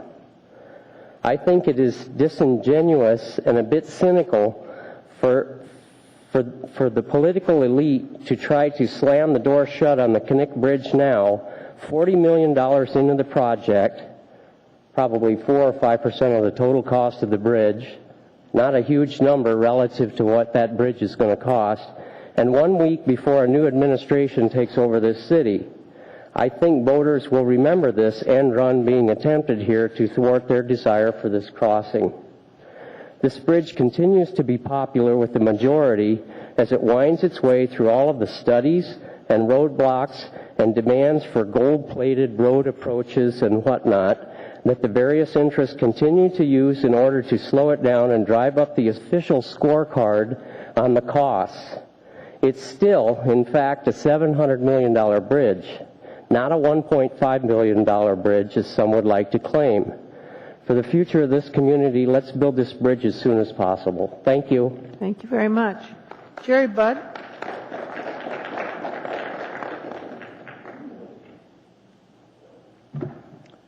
Hi, I'm Jerry Budd. I've been in this chair in front of this mic more times in the last week than I've been in the last 30 years. But anyhow, my wife and I, we showed up here in 1967. I came up here in 1956 in the Navy, naval aviation. And in 1860, the Budd family developed a little town called Maple Plain, Minnesota. They had a vision. There was a guy by the name of Wally Hickel. I don't know if any of you folks know Wally Hickel, but Wally Hickel returned, if he had spent $40 million studying the road to the Prudhoe Bay, that road would have never, ever, ever been made, never built. It's up there now, and it's been running for years, as you know. He also built the Captain Cook. He had a vision. I have a vision. I have family that live up in the valley. I've sold seafood all over the state. I would start at like 9 in the morning, sell at the University of Alaska Fairbanks, spend the entire day selling my seafood, gas up at 6 o'clock at night, and head for Anchorage. Because I, in return, would have to go to the Rotary meeting the next day. And if there would have only been a bridge across that would have saved me another hour, so I could have got another hour of sleep, but I would get in about 3 o'clock in the morning here on Friday morning. Now, there's a guy by the name of Cameron Bryant. Cameron Bryant and I worked together with his father in Maple Plain out at Lake Independence. And Cameron Bryant got out of the University of Minnesota, and he, in return, was working for the state of Minnesota. And I said, Cam, what in the heck are you doing working for the state of Minnesota? You spent all these years in school raising 6 kids. He said, I can make mistakes working for the state of Minnesota, but working for private industry, I cannot. He asked me over the years, when are you guys going to get off your duff and build the bridge to Hope and build the bridge to Connect? He was one of the top engineers in the world working for the John Stang Company, dewatering. And one of you ladies mentioned something about a tide to one of the guys here earlier.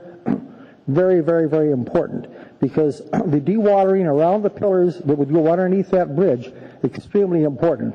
Don't take the lowest bidder when it comes to designing that particular bridge. Get the show on the road, start cracking, and move it. Okay? Thank you very much. Thank you. Chuck Holman?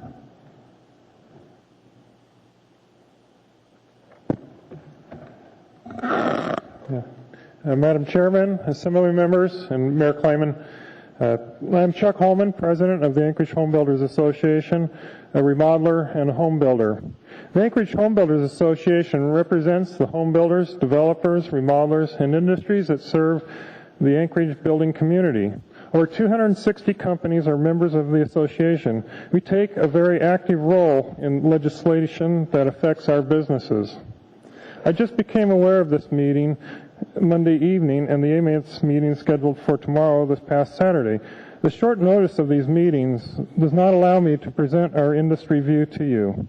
And I apologize for not knowing about the past 30 days and all these other things that have been going on. But when an issue comes up that affects the members of our association, we solicit comments and opinions from our various committees, such as the Builders Council, the Developers Council, and Remodelers Council. Then, with the information provided by the councils, the Board of Directors meets and discusses the issue and decides whether to oppose, support, or not take a position on an issue. Because of the lack of adequate public notice to delete the Knik Arm Bridge from the transportation plan by this body and the AMAS committee, I'm requesting that you not approve the resolution and that you recommend to the AMAS committee that it not make any changes to the transportation plan until the public has an opportunity to present their view. I would then be able to stand before you and present our view, the builders and developers of Anchorage, where we stand, and would be able to back up what I say with facts and information that could assist you in making a very important decision on the future growth of Anchorage. When a property owner wants to change the zoning or subdivide their property, city ordinance requires a 21-day public notice. This allows the people being affected by the change the opportunity to present their view. We should be afforded the same opportunity here. The change of policy here is much greater than the change to a single piece of property. Thank you for allowing me to testify before you today. Thank you very much. You do have a question. Mr. Drummond? Thank you for coming, Mr. Holman. An earlier speaker gave us all copies of the resolution that we approved last summer or last fall in September that began the process of removing the Knik Arm crossing from the long-range transportation plan. Was your organization aware of that resolution at that time? No, it was never brought up to our board. Personally, I believe that if the direction of the Knickarm Bridge was changing and was going to be deleted, I think it would have been brought up as a concern, but no, it has never been brought up, and I wasn't aware that we were changing the direction of it. It's been in the news. It's been covered adequately, I think, by lots and lots of people, and that process started last summer with this body, at any rate. But I appreciate your being here, and I think you'll still have an opportunity to weigh in on it. Okay. Wait a minute, Mr. Holm. Mr. Coffey? I just wanted to let you know that we started this process back in late April on our agenda. It's been continued for 6 to 8 weeks because of our association with the gay rights ordinance. So I'm not sure why AHB didn't get knowledge of this, and it sort of troubles me that your association hasn't been able to do it. So what I wonder is, how could that happen if it's been here for 6 and 8 weeks? I just asked the traffic department, and we've had over 760 comments, including comments, 152 comments from various locations around the state of Alaska. So maybe you ought to check with staff and see why they weren't aware of this, because I think it's been here a long time. Okay. Thank you. Dr. Selkirk? No? Okay. Thank you, Mr. Holman. Henry Springer? Go ahead, Mr. Springer. Come on. He just forgot his paper. I'm Henry Springer. I'm here as a private citizen, so you don't confuse me. I'm no longer with Cabada, but for 4 years I tried to help father that child. I'm here not to talk about the merits of the project or the details. We got $45 million worth of papers, and most of you have read all of them and are very knowledgeable about the subject, so I'm not going to spend time on the details of the project. I'm here to express my concern over the process, and that is a very serious concern. I am not an attorney, but it beats the hell out of me how your counsel can advise you that that substantial change that amendment brings to the process doesn't necessitate a 30-day public review period. And that is just a fact, because it's very clearly stated in the federal regulation in the CFR that if that takes place, that triggers a 30-day. Which leads me to the question, why are we hell-bent to stuff that sausage into the hopper to give it birth by midnight of the 30th of June?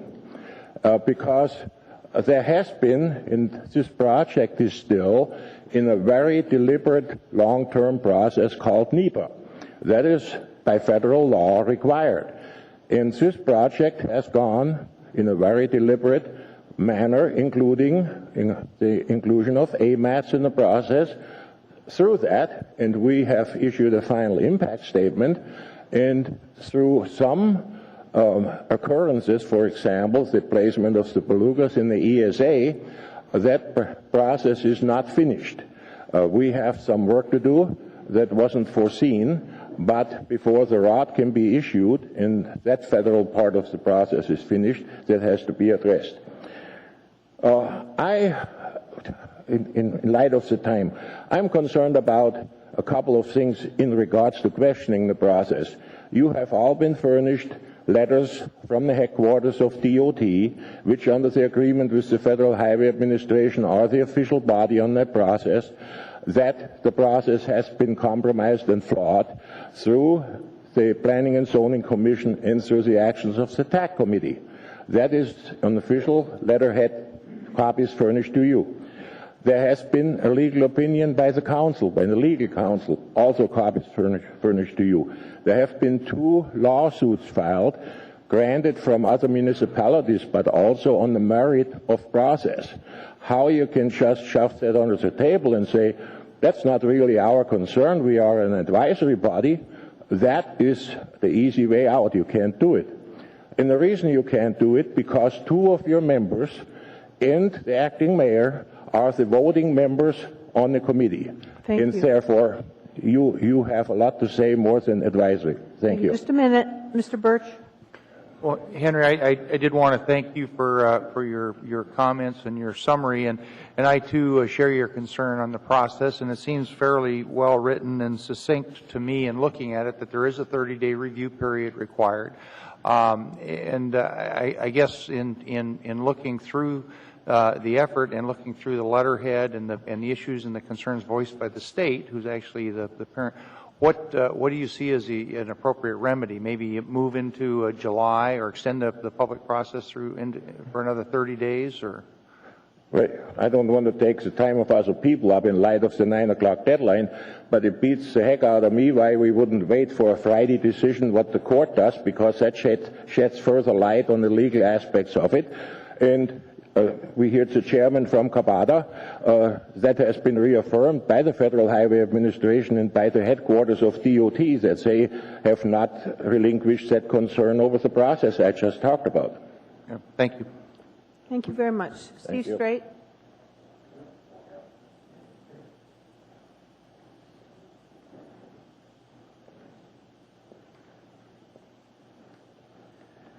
Good evening, Madam Chair, fellow Assemblymen and women. And my name is Steve Straight.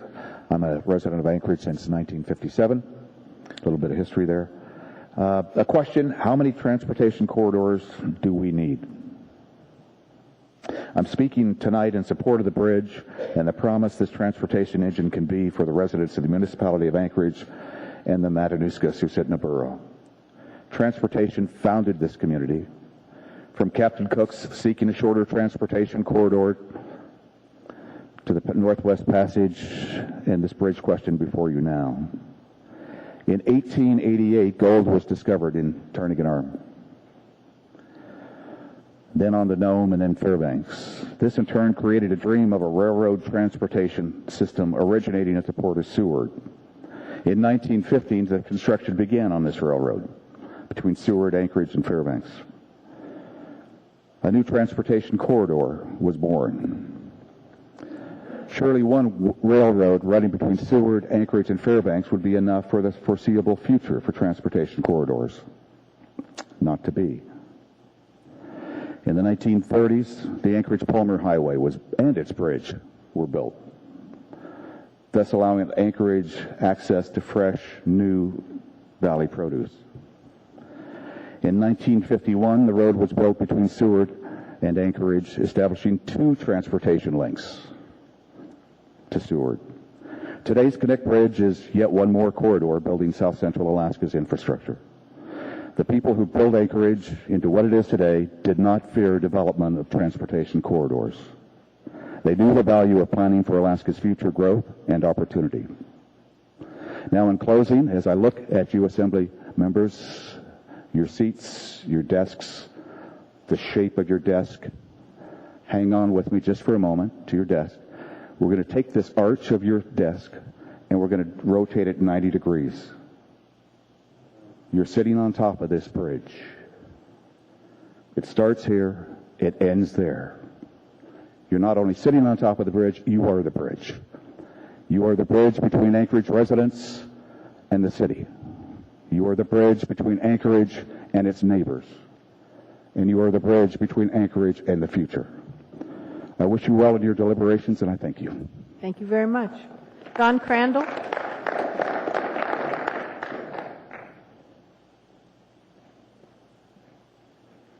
My name is Don Crandall, and I support the Resolution 129 to delete the Knik Arm crossing from the LRTP.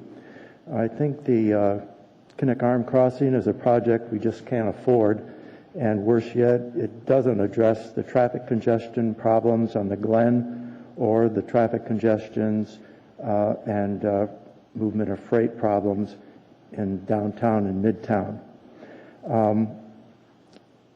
In addition to that, there are already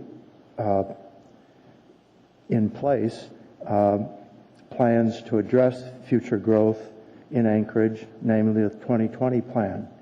And the bridge plan seems to just ignore this. Also, there is the highway-to-highway plan, which has been in process for quite a while, and that plan addresses current problems in practical ways to alleviate the congestion on the Glen Highway between Airport Heights and 36th, and to seek more efficient ways to move freight in and out of Anchorage. it just seems like the bridge, rather than alleviate these current congestion problems, will only aggravate those problems. I think the Knik Arm Crossing is a grand but very expensive project that addresses none of our current problems. I suggest it would be cheaper and more efficient to seek solutions through the Highway to Highway project and through the newly established Regional Transportation Authority before we consider the bridge project. Thank you. Thank you very much. Judy McGrath. And then Mike Mintz right after that.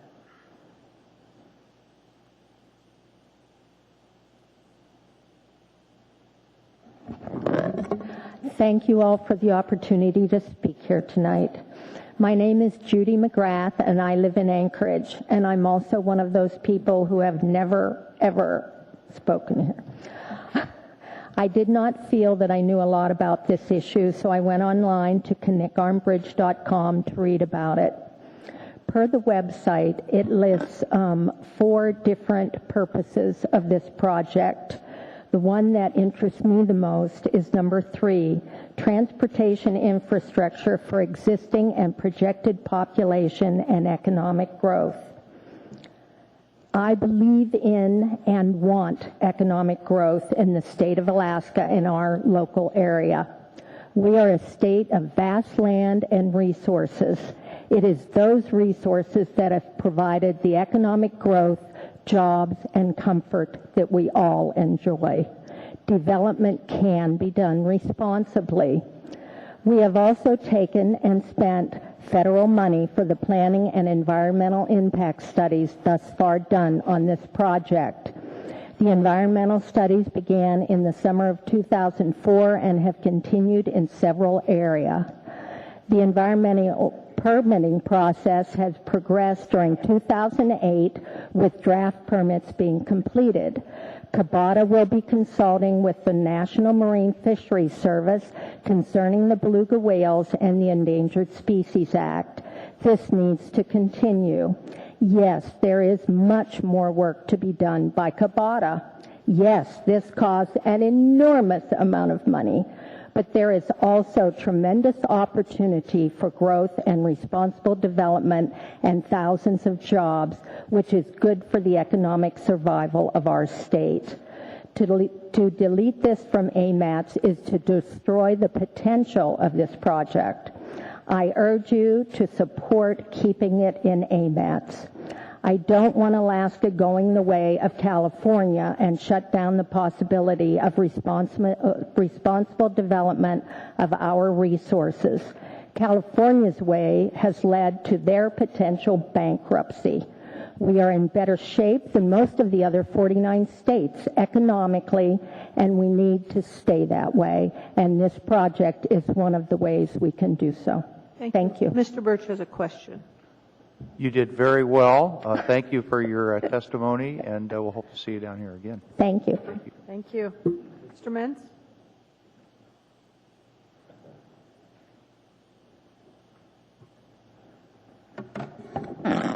My name is Mike Menz, and I'm mostly a practical guy, and the first thing you need to do is get a new mic so that when he stands up, he doesn't bend over, because this guy, he needs one that it can be done.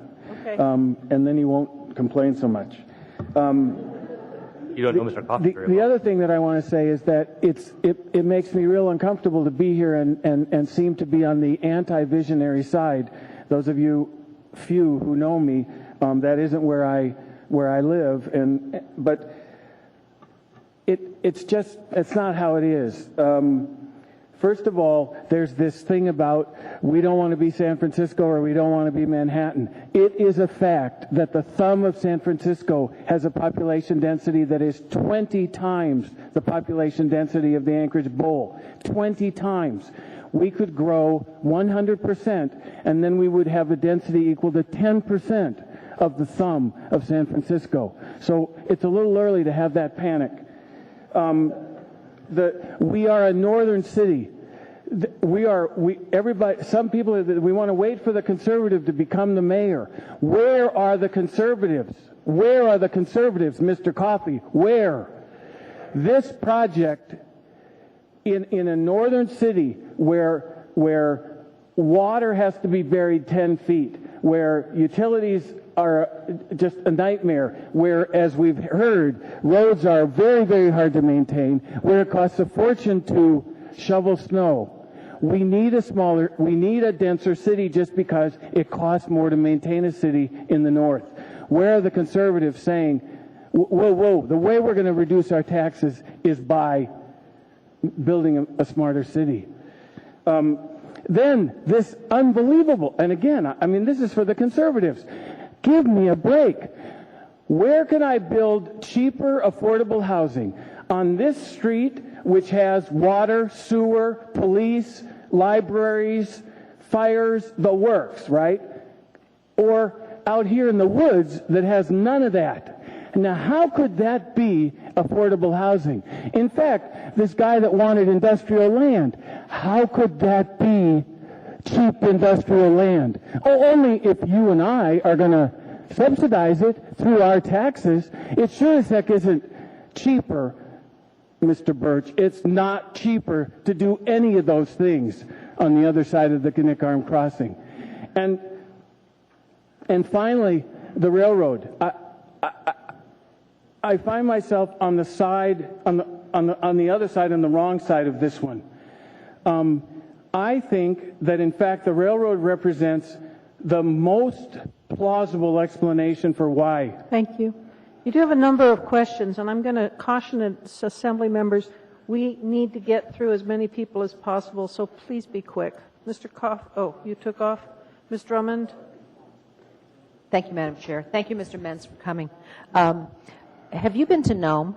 Yes, ma'am.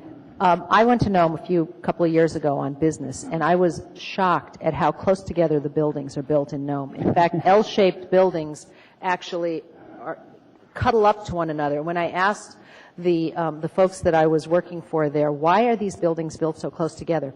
It makes the water lines and the sewer lines cheaper to build, and the utilities. And I agree with a lot of what you said. Thank you very much, and I appreciate the San Francisco density measures. I grew up in New York City, so I know whereof you speak. Selkirk? I just wondered if you had any more quick and important points that you could make very quickly.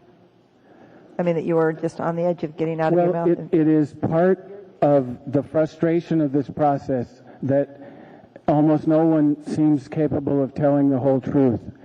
The railroad option doesn't do anything without 30 miles of new rail line through some of the boggiest property in Alaska. So Patrick, let's put the cost of making that rail line worth something into the calculation. The other thing is, some talk is of just first a rail line. How does that work with federal highway funds? Okay, thank you very much. Mr. Birch, and then maybe we can call somebody else. Just a quick question relative to the costs of permitting and so forth. How would you compare the costs of permitting a new construction, say $300,000 or $400,000 worth of construction in the Anchorage Bowl versus the Mat-Su on the north side of the bridge? You know, you have any experience in that area? I do, and once again, it's an order of magnitude question. Compared to the infrastructure costs and the real costs of building over there, the permitting question is a joke. Let me give you the 25 cents that's worth. Okay, thank you. I'd like to call Marion DeYoung. Oh, thank you.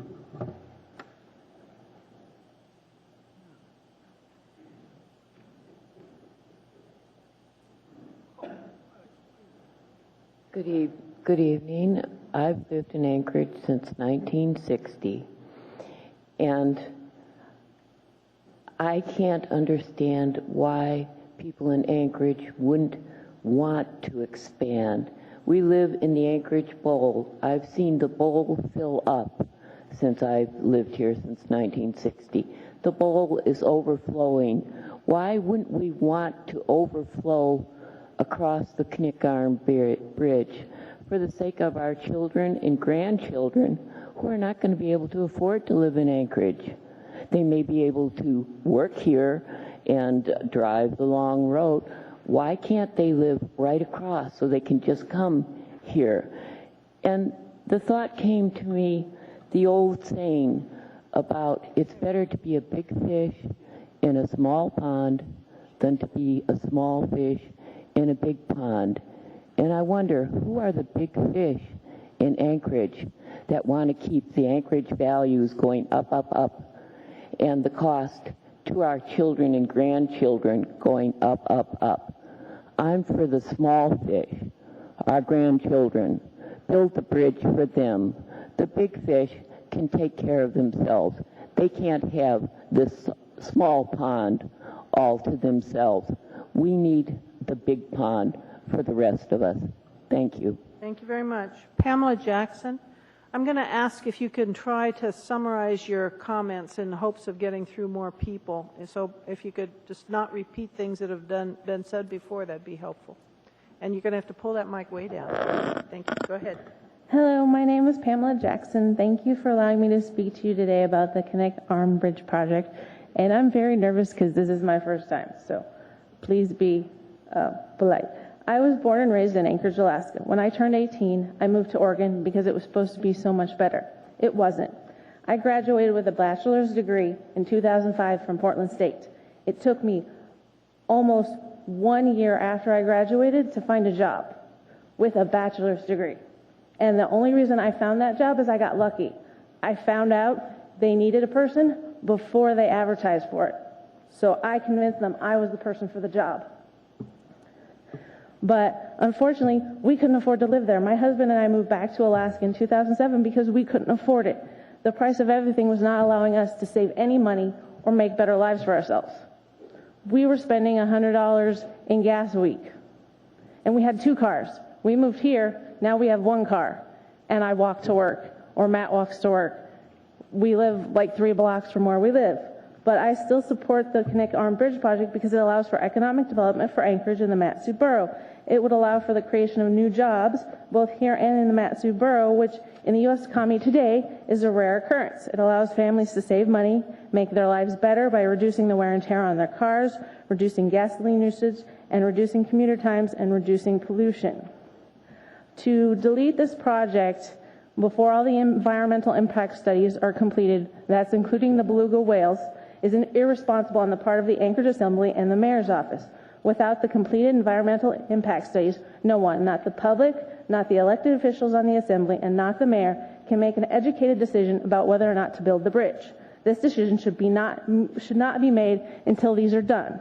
And by the way, Alaska's unemployment rate is currently the 29th with an 8.4% unemployment rate. So we're ranked 29th. And Oregon, which is why I left, is ranked 50th with 12.4. Thank you very much. Thank you. Matthew Jackson?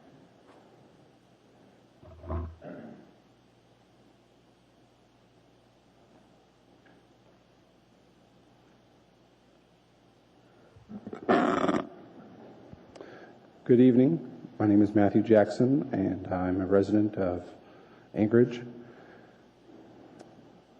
We've heard of a lot of numbers and theories here tonight. One thing I wanted to mention was if you look at population growth versus, well, pardon me.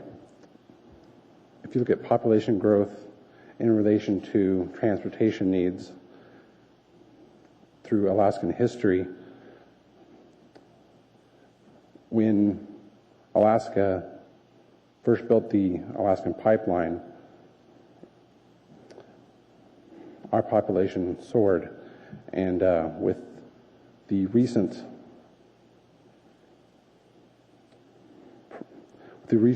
gas pipeline construction starting, just imagine what our population is going to be in 5, 10, 15 years. Well, where are these people going to live? Probably Mat-Su, probably Wasilla. Well, do we really want all those extra people driving on the Glen Highway? I just think that building this bridge sooner would be more cost effective than later. Thank you very much. I'd like to call Ray Rank.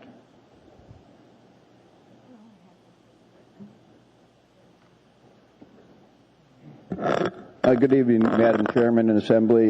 My name is Roy Rank. I live in Wasilla, and I just wanted to let you know that I support the bridge. It's a bridge to opportunity. That's one reason I moved up here from a densely populated area in Southern California. And originally I lived in Anchorage. I moved to the Valley. It's wonderful to have a little elbow room, a couple acres in that. I have a daughter and a grandson. I'd like to see them have that opportunity, get back and forth to Anchorage. Just seems kind of like a no-brainer to me to build this bridge. It's a bridge to economic growth and opportunity, not only for Anchorage, but for the whole state. And I urge you to support the bridge. Thank you very much. Thank you. Brian McClure. And then Ron Jordan will be after this gentleman. 48. Mr. Mayor, Madam Chairman, members of the Assembly, thank you for taking the time for allowing me to come up and speak before you. I am 23 years old. I've been in Alaska all my life, born and raised. I am currently looking to maybe purchase some land in the Valley because I can't afford to live in Anchorage. The prices are over, they're too much for me to live here in Anchorage. So I've been looking in the Valley. I'm seriously contemplating purchasing out there. Anyway, the bridge would be very beneficial. My job is in Anchorage. I would like to keep working in Anchorage, but that might not be an option. I might have to, if I live out there, eventually the Valley is going to grow. If things continue to grow in Alaska, in this region, then people continue moving here. Things are going to grow out in the Valley. There's not much room left here in Anchorage. Obviously, things could go up, but I believe that'll cost the price of condos and so forth will go up as well. But I'm not for or against the bridge so much. I'm more of a neutral stance. There are places in the lower 48 that they have alternative routes. I mean, almost every, like you go in the States, they have alternative roads. We only have one road going to the north. We don't have any alternatives at the moment. I do believe that it would be good if, say, the Eagle River Bridge, if something were to happen to that, now, how would the people in the Valley get there? Anchorage would be congested terribly. It would be great. From my personal opinion, I think it would be excellent to have a bridge. But I think things will be growing out there, and it won't hurt me so much if I grow out there. I think the commercial industry will grow out there. Now, Anchorage can either get on board with this bridge and perhaps. It can get on board with the bridge and get a piece of the Valley at the moment, or it can just not build the bridge, and things it will not prosper because things will continue to grow. They'll grow in the Valley, and we can try and get a piece of the Valley. It needs room to breathe. We are full at the moment. And as far as people talking about the new roads and or the time not being saved, going back and forth, there will be new highways out there. I mean, there will be new construction. I'm in the construction industry right now. I'm an electrician's apprentice. I think that's putting the bridge across would be great for the future of Alaska. Thank you. Sorry, time's up. Thank you. Ron Jordan, please. I'm sorry? Ron Jordan.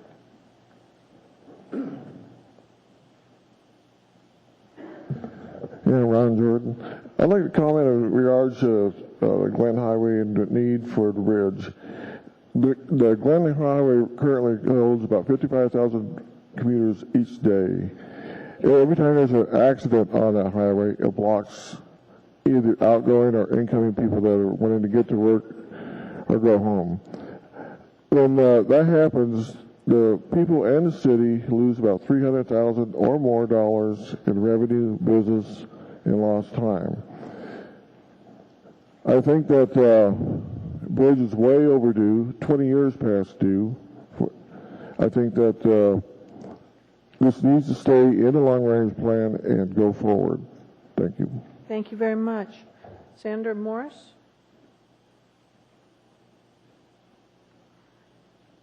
Thank you. I just want to summarize. I don't want to read everything I have, but I support the Knik Arm Crossing. Could you pull the mic to your mouth?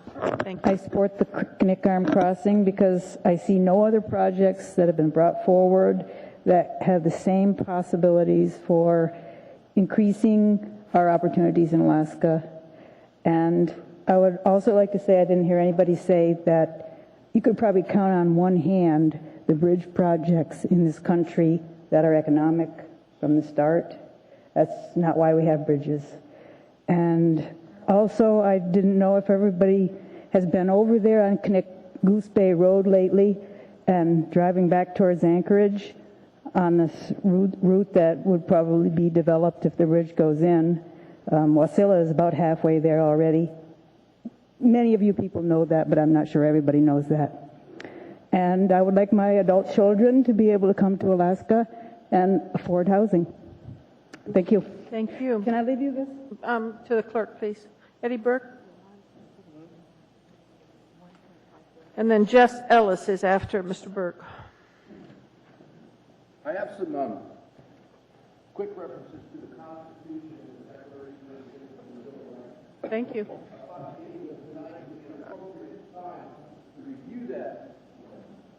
Because I happen to have a wonderful job in that it's an exercise of free speech where people call in to a radio program and get to say what they want, and some people think I'm an idiot, some people don't. I think some people are idiots and some people aren't. But what I don't do is I don't cut off speech, Madam Chair. Page 35 in that pamphlet I gave you, some crazy old people came over from another country, decided that the First Amendment would be great. Congress shall make no law respecting the establishment of religion or prohibiting the exercise of free speech. If you go to page 39, when people begin to take away that free speech, some other crazy guys that were tired of their government said, we hold these truths to be self-evident that all men are created equal and that they are endowed by their Creator with certain inalienable rights, that among these are life, liberty, and the pursuit of happiness. To secure these rights, government instituted among men, deriving their just powers from the consent of the governed. Remember that, the consent of the governed. That whenever any form of government becomes, this is the important part, that when any form of government becomes destructive to these ends, it is the right of the people to alter or to abolish it. We're limiting speech here tonight. You know, they're conducting that type of behavior over in Iran tonight. They conduct it over in Korea on a daily basis. How dare you? How dare you take this precedent in this community? It's the first time in 40 years I referred to that this has ever been done. I've been in this town 40 years, and I've been coming down here for 20 years. No assembly that I know of has ever cut off speech. Never. Shame on you. Shame on you for not allowing us to exercise our constitutional right. My father took 2 bullets in Korea. I served the United States Navy, and others have done more in order to carry out this free speech and to exercise our freedoms. And you're damn right. If we want to filibuster, it's our constitutional right, because people died for these rights. And if we want to keep our speech going, that should be allowed. Shame on you. Shame on you for doing this. You should be held accountable. Where's the liberals up here? Miss Sel Craig? Some others? Oh, site condos. What about that? Oh, we can't live on top of each other? These horrible builders, these developers, and you people tonight are talking about it's okay for high density living? You hypocrites. You absolute hypocrites. You bash these builders and these developers for these site condos. And Miss Drummond says, you know why they build them close together? So they can save on the energy, you know, the plumbing and everything. Just stack these peasants on top of one another. Yeah, that's what we'll do. I thought you socialists were for the poor people. Bridges are about freedom. Bridges are about men exercising their right to live free and to go places. Transportation corridors are about freedom. Your time rang, and I didn't even catch it. You're overtime, sir. Well, I appreciate it. Our founders would be happy. All right. Jess Ellis, please. I don't cut speech off. Thank you.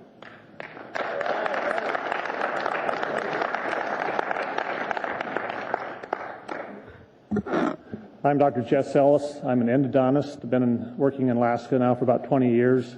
For those of you who don't know what an endodontist is, I do root canals. No. I guess you might say I get to the root of the problem. And I think one of the problems we have here to deal with is a question of vision. What is it that we're actually trying to do? And I look at this as a very small question in a bigger question, which is, where are we trying to go? And I see the Knik Arm Bridge as the proverbial first step in the journey of 1,000 miles. I think what we're really needing to do in Alaska is to have a larger transportation system that would go from Homer to Bristol Bay. And to get there, the Knik Arm Bridge would be a great first step out of Anchorage that opens up a lot of land for us on Point McKenzie, of which I own some, and I know it's really nice over there. And I think there's a lot of people who would like to live over there, but to commute from Point McKenzie back to Anchorage is an hour-and-a-half drive. I have dental assistants who live in the valley, and I worry about them every day having to go down the Glen Highway with the amount of traffic that's there and the ruts in the road and the water in the ruts and things like that. I think it's dangerous. And so if you could open up this bridge, which opens up the land on Point McKenzie, so that you can have lower density housing, you can have a first step to putting a bridge across the Little Sioux and then the Big Sioux and then on to other places. This is an important step in a bigger issue.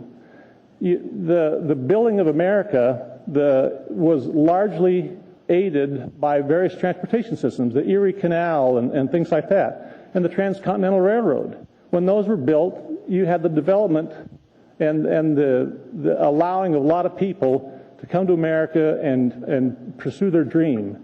And if you will do your part in making sure this bridge gets built, the center of gravity and population in the Mat-Su Valley can shift to the west, where there's a lot of available land that's good, developable land, and I see it as a very important thing to do. I greatly, sincerely wish that you'll do your part to make sure this happens. Thank you. Thank you. Ken Fuller? Is Ken Fuller here? All right. Then Janelle Walton?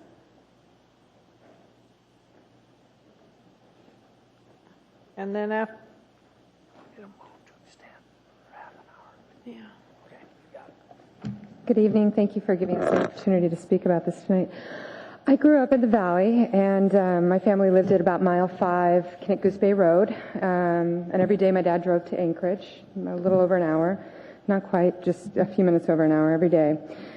And I remember, even as a young kid, them talking about the bridge back in 1984, and going on and on. All I ever heard growing up was, if only that bridge could be built, your dad could save all this time driving to Anchorage every day. Now I live in Anchorage, and I can look at a map, and I can see how far it is. I can get in my car, and I can drive from my old house in Wasilla, drive to Point McKenzie, and I can see that really what my dad would have saved was about 10 minutes. And that 10 minutes would have cost him about $200 in toll fees every month. Not really worth it. So when you look at that, it seems that saving on traffic for people who live in the valley, Wasilla and Palmer, it's really not a viable argument. What this really is that we are essentially talking about putting a cart before a horse. We're assuming that there's going to be a town built in Point McKenzie. So we've got our eye on the future here. And in having our eye on the future, if that's really what we're determined to do, then you would think that in the creation of this bridge, that we would continue to have our eye on the future. And that we would have a bridge that had rail access, that had room for pedestrians, had room for bicyclists. You know, rail. This seems to make sense. If that is our plan, to ignore the 2020, look to the future, build to what we expect to have, then the bridge should include all of these things. And right now it does not have those things, and it seems rather ridiculous. I don't support spending the money on the bridge. Right now, I would prefer that we spend that money on fixing up that wreck of a road that we like to call Minnesota, and I'd like to see it gone, but at very minimum, I would like to see it pushed very far into the future where we can have that moment to look into the future and really build a bridge that isn't going to have to be fixed in another 10 years to support the traffic. Thank you very much. Madam Chair, move to extend the time for 30 more minutes on public testimony. Is there objection? Seeing no objection, we're going for another half an hour. I'd like to call Kevin Hemingway.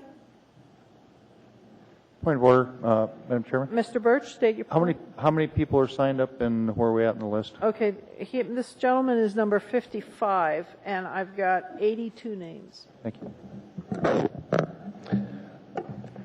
Assembly members and Mayor, I had some prepared comments, and they've been actually usurped earlier tonight, so I'm going to speak about some other items. My name is Kevin Hemingway.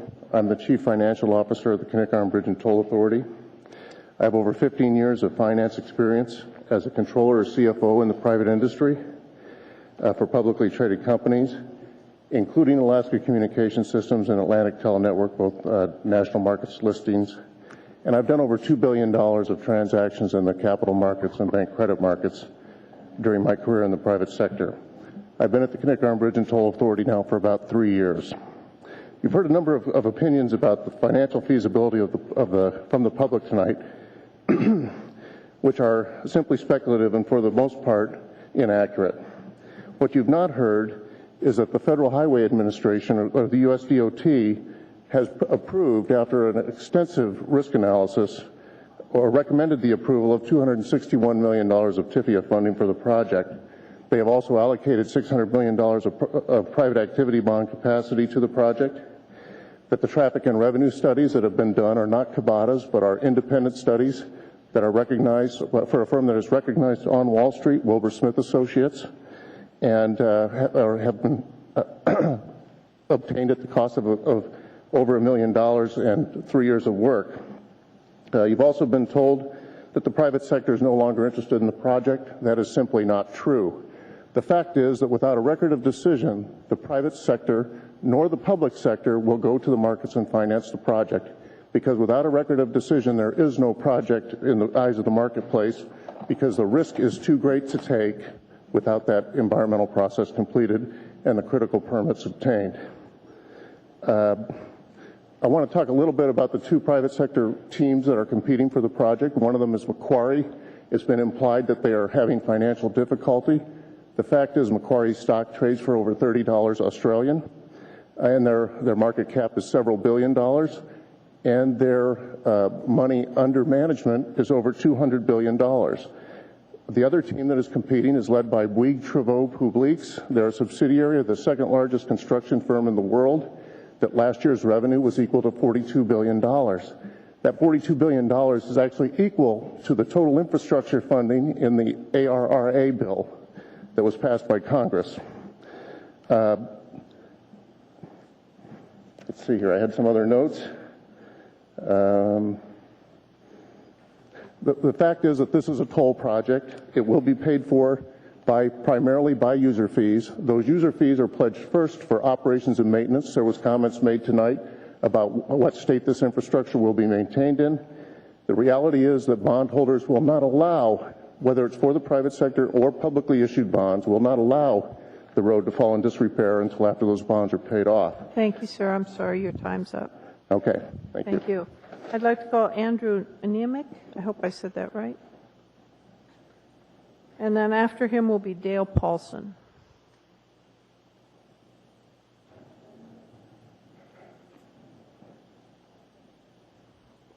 Go ahead. Thank you. I won't take up a lot of time. Kabata, I'm the executive director for the Kinnick Bridge and Toll Authority, and Kabata's response to the AMAT's effort to remove the Knik Arm crossing from the long-range transportation plan is well documented. As executive director, I do not support the removal of the project, nor the latest attempt to delay it. The facts, as documented in the record, clearly establish an amendment process that has been violated. It's violated established federal regulations, state of Alaska guidelines and policies that have been set, in fact, by the AMATS Policy Committee. We had sent a letter to you today that clearly outlines the need for continued public involvement, and that has to do with the new amendment. The public participation plan that has been passed by and adopted by the AMATS Policy Committee requires an additional 30-day public comment period. And my recommendation to you is that you require that additional 30-day public comment period by the AMATS Policy Committee. Thank you. Thank you. Mr. Paulson?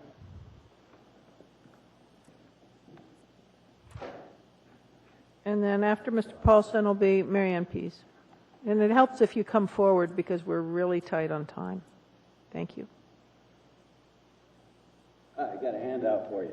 Okay, could you hand it to the clerk? You bet.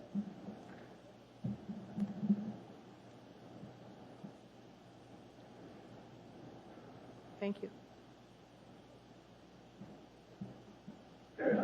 I'm Dale Paulson. I also work for Knik Arm Bridge and Toll Authority, but I thought everybody's been talking about the process, so I thought it would be important to hand out the process. So here it is. It's a plan, it's a program, it's a process. It's the process that was used when the bridge was put into the long-range transportation plan. It should be the process that's used if it is removed or if any changes are made. So please take a look at it. And you'll find on page, let's see, what page is it? 23. It talks about any major changes should result in a 30-day review by planning and zoning and by you. Thank you. Thank you very much. Mary Ann Pease. And then Tim Wheeler will be next. Good evening, Chair Osiander, members of the Assembly. My name is Mary Ann Pease. I'm the owner of MAP Consulting. Public process has not been followed, and the appropriate action this evening would be to afford additional public input into this new resolution, new input from our neighboring communities, because after all, the Knik Arm Crossing is a state and regional significant project. I question whether this compromise position is indeed a compromise position at all. A real compromise would enable our mayor-elect to weigh in on this project. The mayor-elect that has been elected by the majority of the residents that voted in this past election. In my mind, that's a real compromise. And how many more days do we need for that? 6. So please, look at the AMATS public participation plan that Dale Paulson handed out. Remember that on February 12, 2009, AMATS adopted this very public participation plan. In this plan, it calls for a minimum of a 30-day review period, with the intent being to go 45 or 60 days. We don't have to have this deadline of tomorrow. There's nothing that mandates that. We should also keep into consideration the railroad's letter, which clearly supports keeping the Knik Arm Crossing in the long-range transportation plan, affording the opportunity for the best and highest use of land, 600 acres that would become available if the bridge goes in. Needless to say, I strongly support keeping the Knik Arm Bridge crossing in the AMATS long-range transportation plan. I think it's going to provide an integral, needed transportation link for 53% of Alaska's population. I think it's going to provide large amounts of developable land. And, you know, I really think there's no doubt that Anchorage is going to remain the financial, economic, and business hub of Alaska. But you know what? I have a son in college, Lehigh. He came home here and he said, God, I miss the open space. We live in the hillside, and you know what? That open space is value, it's quality of life, it's opportunity. I want to see the gas pipeline go through. I want to see other mining projects go through. And I want to see critical economic development and infrastructure built for us, the future generations of Alaskans, and for our entire economy. Thank you. Thank you very much. Wheeler? Tim Wheeler? Are you here? Okay, Tim Wheeler is not here. Hugh, I think it's Hestens, number 60. Hugh Hestens? No? All right. Robert Hayes? No, Mr. Hayes? Diane Kukowski? Please come forward.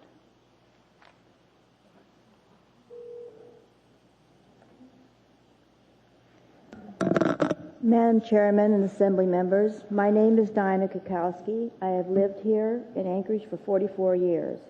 I would like the bridge to be built as soon as possible.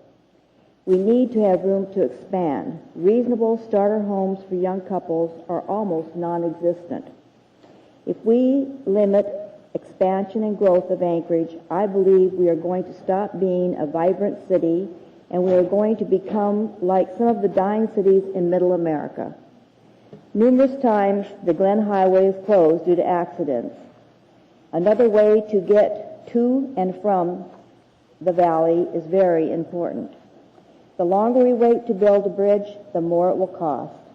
I respectfully ask that you please don't hold Anchorage back and that you keep the bridge in our transportation plan. Thank you. Thank you very much. Jeff Cook? Or Cox, I'm sorry. I apologize. I apologize to my wife and kids. I should be home right now. I'm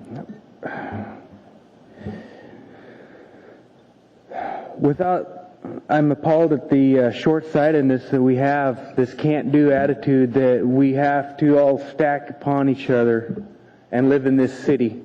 Do we live in Alaska because we enjoy downtown? I enjoy downtown.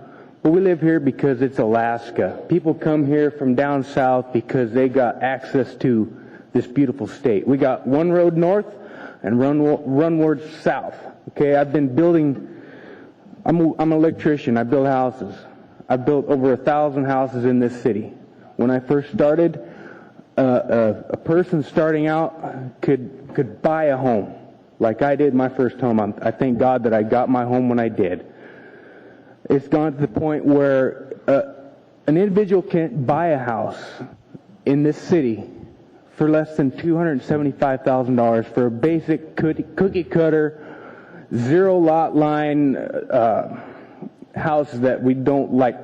I'm sorry I'm not on prepared notes because I feel the process has been rushed for I don't know what reason, but the last thing we need to do is drop this from our options.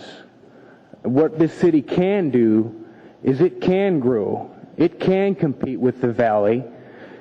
You've got the Denina Center minutes away from fishing opportunities. You'll have more conventions come here. Hey, I can take a bus from downtown and be on the river, or I can be out on a bike trail on the Point McKenzie and be out in the middle of nowhere. All right. Some people who live in this city think that Kincaid Park is the big wild life. Okay, if this is the big wild life, it's a big wild joke. If we're going to cut off our transportation in this state, allow us to move around Anchorage to Alaska, then Anchorage is just another 2-bit city. Why should we live here if we can't get around? If one bridge north gets washed out or blown up or whatever, God forbid, where are you going to go? Are we going to float an inner tube to Fire Island or down to Kenai?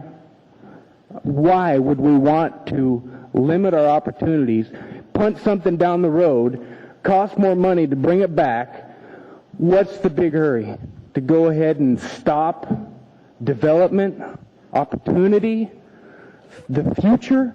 Didn't we vote for Kabata to study this, to get it going?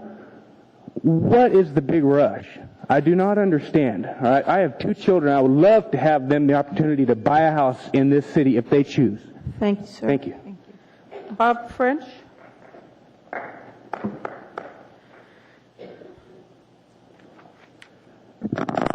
I'll try to cut this short. I'll start by answering this question. No, we didn't vote on this. It was added on in a similarly fairly short process. I'm going to ask you to do what is right for Anchorage and the state and delete the Knik Arm Bridge from the LRTP right now. I urge all of you to look closely at the additional 20 reasons that the Planning and Zoning Commission added to their unanimous 2009 resolution that reaffirmed their unanimous 2007 resolution that the Knik Arm Bridge should not be included in the long-range transportation plan. In their role as an advisory body to the Assembly, P&Z clearly understood the negative impacts that the Knik Arm Bridge will have on the entire Anchorage community.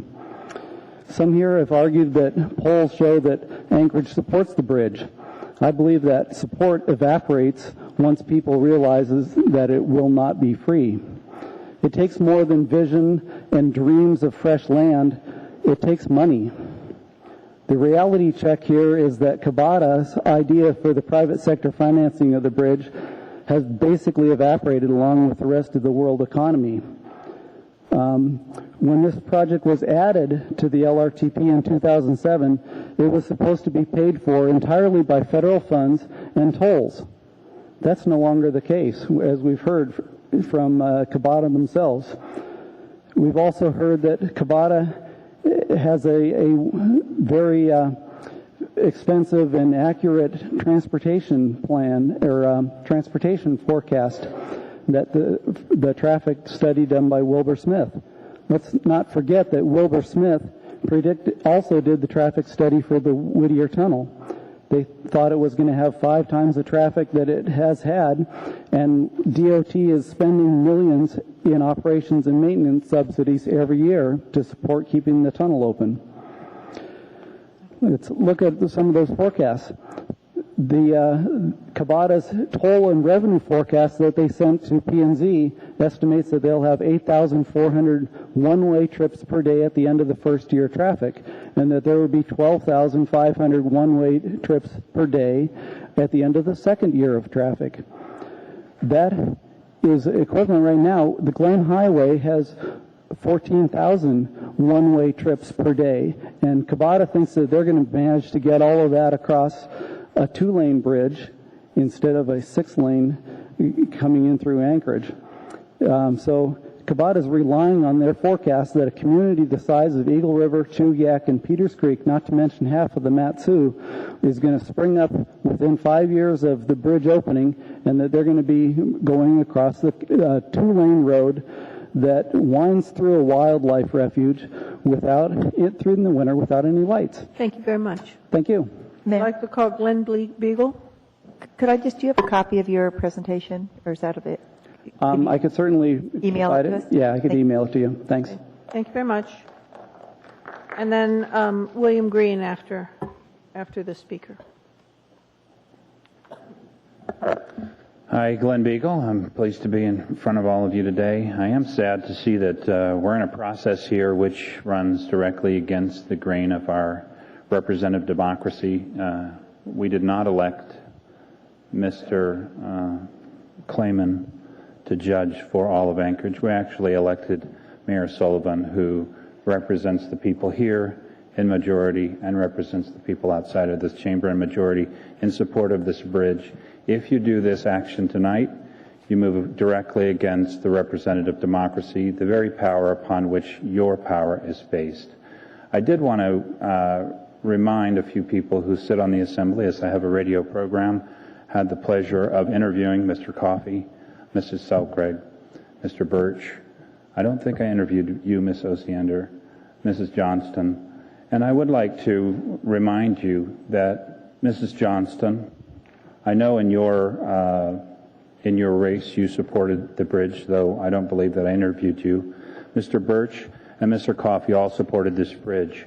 So that would make it 4-4. So I do tell you that I come before you with a lot of peace, that you will remember what you said when you ran for office.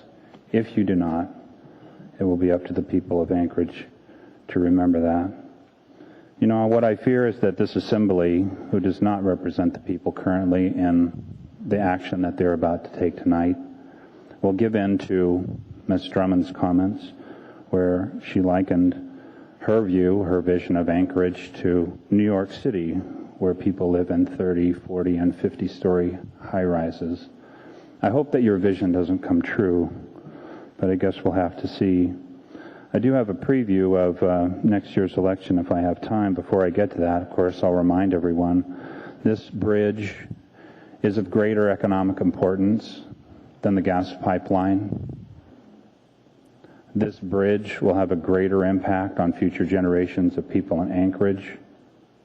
And of course, this bridge, hopefully, given the fact that many people here have publicly endorsed it, and I will remind them of that in my public comments from here on out, if they do not keep their campaign promises, this bridge hopefully will replace several people. I understand, Mr. Flynn, your seat is safe. Congratulations. This will actually be best for downtown, as it will create a unified downtown for two cities, one existing and one new. I realize that that doesn't make a difference in your race, Mr. Flynn, but it does make a difference, I think, for the businesses in downtown who will all benefit. I would suggest that one of the things we can learn from this is that an acting mayor should be replaced immediately upon election of an actual mayor, and that there's no reason for Anchorage to wait. Thank you very much. Mr. Green?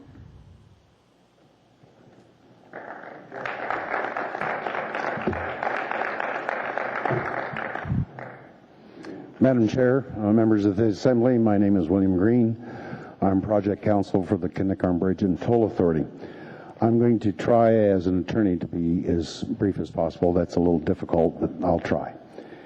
I would like to remind you that of several documents you've seen, you've had, and I'm not going to go into the documents, but I want to remind you of them.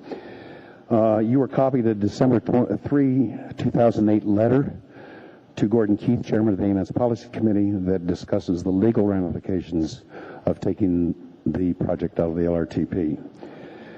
There were a number of attachments to that letter. And I would commend to you looking at those attachments because they in quite some detail go through what the existing federal law requires, and it requires it to be in the LRTP, this project to be in the LRTP. The Assembly on September 16th had before it Resolution 2008-198, and you have in your archive somewhere a fairly lengthy comment, line by line, paragraph by paragraph, paragraph on Assembly Resolution number 2008-198. You were also copied on a letter to Mr. Wilbur, Lance Wilbur, of the AMATS the Traffic Department head. And that letter is dated October 23, 2008. It again gets into the legal ramifications of this proposal. October 27 was another letter to Gordon Keith, Chairman of the AMATS Policy Committee, on which you were copied, again going into legal details of the validity of this action and related to the AMATS actions as well. And on October 30, there was another letter to Lance Wilbur, Chairman, on which you were also copied. I refer and earnestly recommend you look at those as a legal foundation for not doing this and leaving the matter in the LRTP. I would like to tell you that I like to take the weekends off, so I didn't pull up Chapter 13 until Monday. I noticed the date on Chapter 13 is June 19. That's 5 days ago, 2 of which were weekends. So the public has a significantly revised and materially changed Chapter 13 that they've had barely 3 days to look at if you allow them the weekend. If you don't allow them the weekend, they've got 5 days. I don't think that is reasonable public notice under any concept of public notice to the public on this major an amendment and this major of a project. Mr. Berger's right on that, by the way. Never in 42 years, never in 10 years with the municipality, I'm up. You're up. I'm sorry, Okay. sir.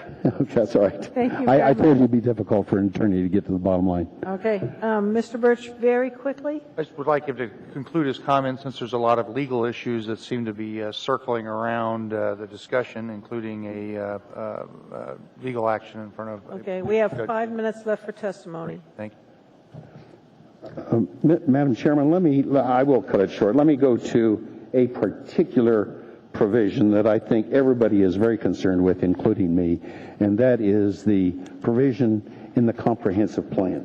Let me just read real quickly. It's out of page 4 of the comprehensive plan. It was adopted February 20, 2001, 2.5 years before the Connect Arm Bridge.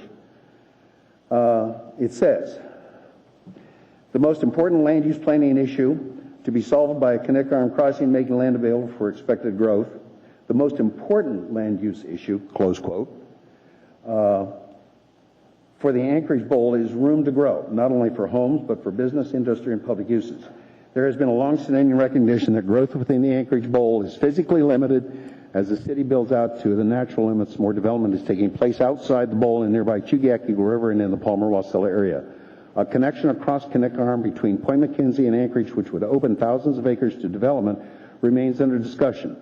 These possibilities are speculative and largely outside the municipal control. Remember, this was done February 20, 2001. Thank you. It would be unwise to base the comprehensive plan on the chance that these options might become reality during the next 20 years. Mr. Green, would you mind being available during debate? Oh, sure. I'd You bet. appreciate it. Then we can ask our questions at that time Sure, rather you than bet. now. I'd be glad to. Thank you very much. Yeah. And there is one more portion of that Okay. I'm going to. comp plan that I think you need to know about, Okay. though. Thank you very much. Mr. Burnham, please come forward. And then hopefully Arlene Frost. Get this down here where I'm talking to it. Hi. I'm a resident, 30 years. I support the bridge.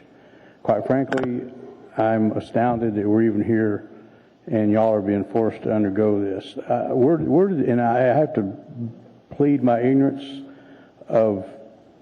in general, but ignorance of where this came from. Who suggested that we pull this out of the long-range plan, and why? I've been trying to stay up with the Hillside Area Plan, the Chugach Access Plan, the Title 21 rewrite, the Area-Wide Transportation Plan, and the Design Criteria Manual. All this stuff's been going on in the last, Title 21 for 10 years. But anyway, my focus has been somewhere else. And I testified on this maybe a year or two ago. It just happened to be at a hearing where it came before the Assembly. Like I say, I'm in favor of it. But when I look at the inlet, and I look at the mountains, and I look at the build out on the hillside, and I look south and I look north, the only way I can see is west across that inlet. And I don't know if I'm a genius or I'm surrounded by idiots. But that's the only direction we can go, And the sooner we do it, the better. And Ms. Drummond, the last time I was in Nome, and it's been down there 30 years ago, we were still crapping in buckets and dumping it in a sewage lagoon. And it was more cost effective at the time. And if that's the way you foresee development and planning, then you need to go back to New York. That's all I got. Thank you. Arlene Frost? Is Arlene Frost here? Okay, Ms. Frost isn't here. David Gilbertson? My name was up earlier. What was your name? Ken Fuller. I was right before Eddie Burke, right after Eddie Burke. Yeah, I called you and you didn't answer. I was out of the room. All right, come forward now, please. And then, sir, you will get to speak. Absolutely. Please stay up here. Go ahead. Oh, thank you. Quickly. I'll try and be brief. I've been here since 1951. Grew up on the west side, now live on the east side. And in the 50s, we homesteaded up in the Meadow Lakes area. And back then, they promised that, hey, just around the corner, the causeway is coming. They're going to put that road in, and we'd be able to get back and forth to Anchorage a lot quicker, and we never did. Personally, I think it'd be a phenomenal thing, not only for Anchorage, but for the whole state. I mean, that's a mini boom that's going to take us through this crash that's coming. and we aren't feeling a lot of it yet, but it's coming, and we're going to get it if we don't have some alternatives. One of the challenges is not enough people participate in what that happens over there. Personally, I think there's enough land over there, and we already have a dividend program in place. We need to do a land dividend, give every man, woman, and child in the state an acre of ground over there, and tomorrow we'd all vote to build that bridge, and we'd all benefit. It'd be, like I say, a mini boom for 20 to 30 years minimum. Roads, sewer, water, houses, buildings. We'd be closer over there than we are here to downtown. Right now, downtown is a corner. I don't even like to go there because there's a dead-end spot. But if all that was developed over there, you'd be able to transact business, have more activity downtown than you currently have. It would be stronger and grow better.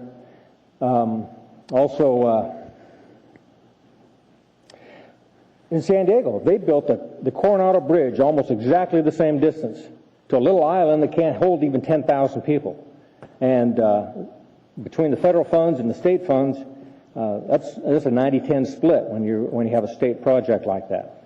So I just think it'll be one of the greatest things, and it's foresight. Nobody builds a bridge for today. It's going to be built for 20 years from now. But you got to get it started today, or you're going to be way behind the 8 ball. Anyway, thanks. Come forward, sir. Madam Chair, move to extend for 15 minutes. All right. My concern is time to debate. I think we need an hour for debate. You can limit it to an hour, and if we go till 1:45, see where we are, go down the rest of the road, we'll see how many we can get. But we do need an hour for debate. All right. There's a motion to extend for 15 minutes. Was there a second to that? Not that I heard.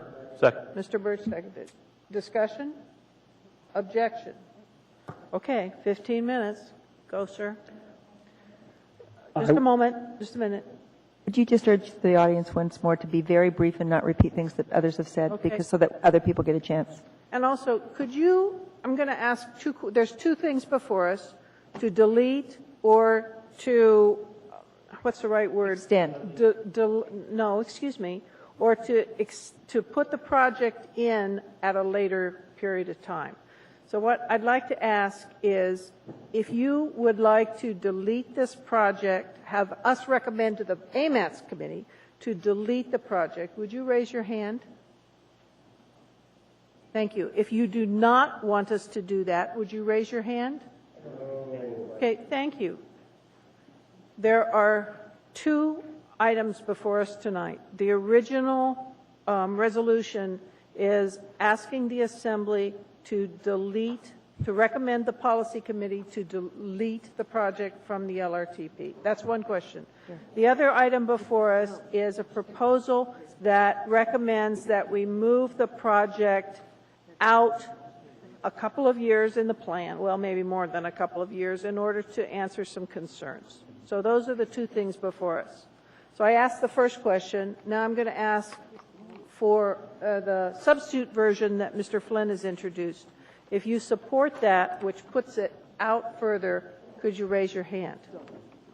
All right. If you oppose that, could you raise your hand? Thank you very much. Go ahead, sir.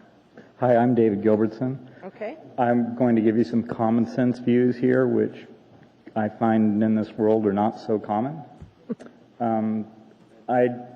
One thing that I thought about, I used to study wildlife biology, and one of the things that I thought about a long time ago, and it never came to the attention of the people that are supposed to figure these things out, is that the belugas were shot at by people in little tiny boats, and they'd hear the motorboats coming, and then they would have their friends and family shot at.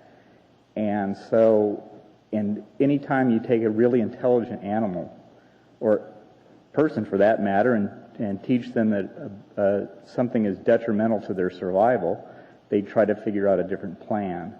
And so I think that the belugas, whenever they heard a small boat, whether it was hunting them or not, fled into the deeper waters where the killer whales were. And that's what happened to the belugas. We'll never figure this out, but that's a speculation of common sense. I've done a lot of volunteer work in this town trying to build and help low-income people get housing. I've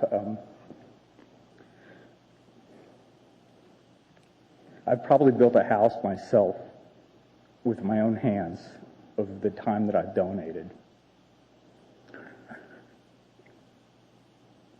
I also have an apartment building, and there's little thing that one of the things that's most rewarding is when somebody actually listens to my advice and retrains their own thinking and is sometime able to get a place of their own.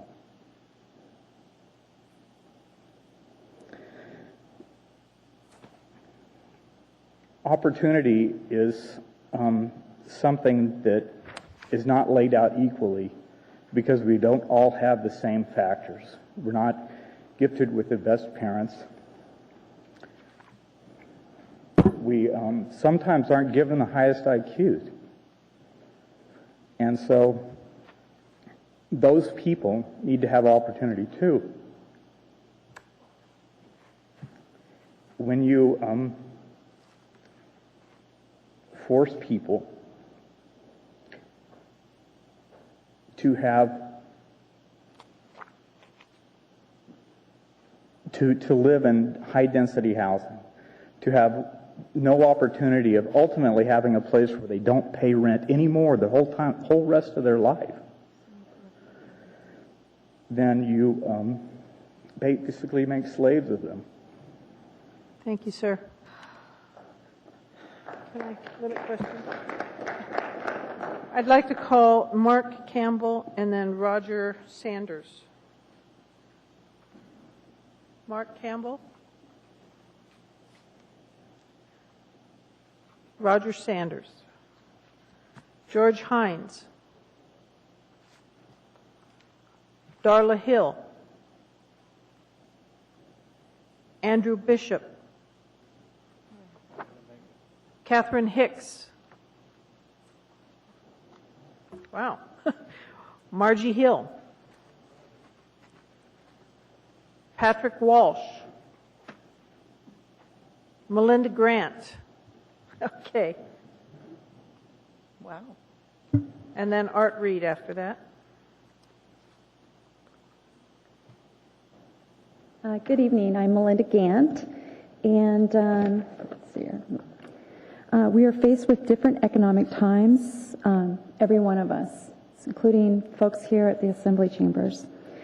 MOA has been faced with recent tough budget decisions. The state of Alaska has had to revise their budget due to unexpected budget shortfalls. And lastly, Kabata's financial backers have pulled out due to bank failure. The Assembly and AMATS are being prudent with their most recent recommendations by deleting the Knik Arm Bridge or extending the time based on the new conditions that have been set forth with the recommendation of the Ordinance 2009-129S. One of the major things that I noticed when reading through it that I felt that AMATS and the Assembly, after evaluating the recommendations, was the addition of Kabata's funding of the Gamble-Ingra connection, addressing the additional of the rail on the bridge, which the Trucker Association has vocalized their support of, the elimination of MOA's funding of the bridge, and more importantly, diminishes the likelihood that the state will not be burdened with an additional debt of approximately $45 million. Our elect mayor, Dan Sullivan, has expressed his support of the Knik Arm Bridge, and more importantly, his campaign promise to bring MOA back to being fiscally responsible. I urge the Assembly to support this new ordinance, as this not only supports the current administration's recommendation, but Senator Beggage's with the inclusion of the Gamble-Ingra connection, and lastly, Mayor-elect Dan Sullivan's focus of fiscal concerns. Thank you very much. Art Reed? Is Art Reed here? Chris Stefanovich? I apologize if I butchered that.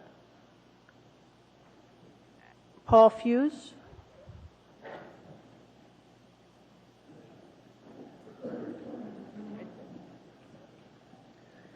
Madam Chair, members of the Assembly, Paul Foose, 319 East 11th Avenue.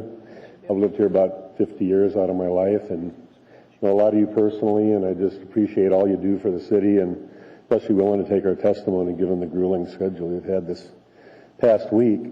You know, it's rare in municipal government where you get to look at a project that's really intergenerational in nature, and I think from some of the young people you heard come up here and speak tonight, this is of that nature. It's just hard for me to understand why you would take this option off the table at this time. You know, especially when the structure of it is a port authority, which is one of the first we've seen in the state of Alaska where the people who use it really pay for it.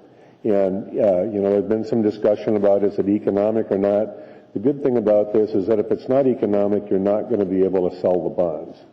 And it is a revenue-based project. You know, this is one of the first in the state. I think it's a real advancement for us. We heard a lot about, you know, housing. To me, that's not the big issue, although I have been to San Francisco and New York, and I know you pay $2 to $3 million for a house there. I don't think anybody can afford that here. My issue is industrial land, and do you know how many acres of industrial land we have left in this city? We have less than 1,000. I don't know if any of you know that. When we looked at Cook Inlet at Fire Island and did an analysis, we have less than 1,000 acres of industrial land. Where is the city going to grow? It only makes sense. Also, truck traffic to Fairbanks. That's one of the main advantages is you don't route that through town. A lot of the traffic goes to Fairbanks. The other point I want to make is that, you know, a lot of projects, they grow in price. The state did another analysis and it came in at the same price. So I think that's important to take a look at too. This is not a project that's galloping out of control. It's also important for the financial markets that are going to look at it that it's been a stably priced project. It's a regional project. I think if Anchorage takes this action on its own, I think that the other people in the surrounding areas are going to look at that as a bit of arrogance on the people of Anchorage that are speaking for their future also. Thanks for the opportunity to speak. Thank you. Walt Parker? And then Larry Foster?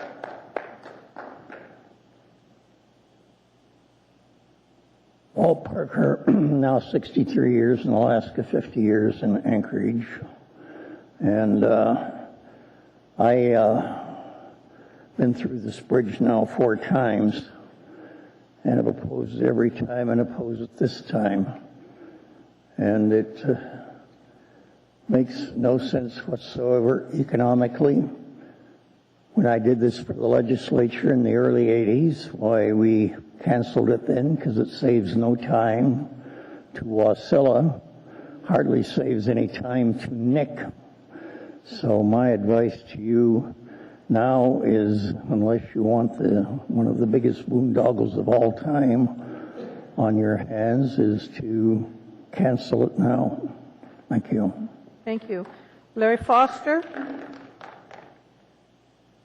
Then Donna Raymook, I think, or Raymoot. Go Thank ahead. you. I'm Larry Foster. I'm glad I'm not the last person out with my judges here.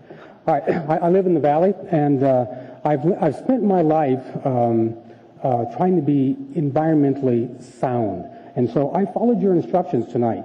I marked off everything I heard before, and which leaves me only 2 things left, and that's your carbon footprint and social justice. So I'm going to address those 2 things. Now, on principle, I oppose any kind of construction that reduces green space, so it's reasonable I should oppose this project.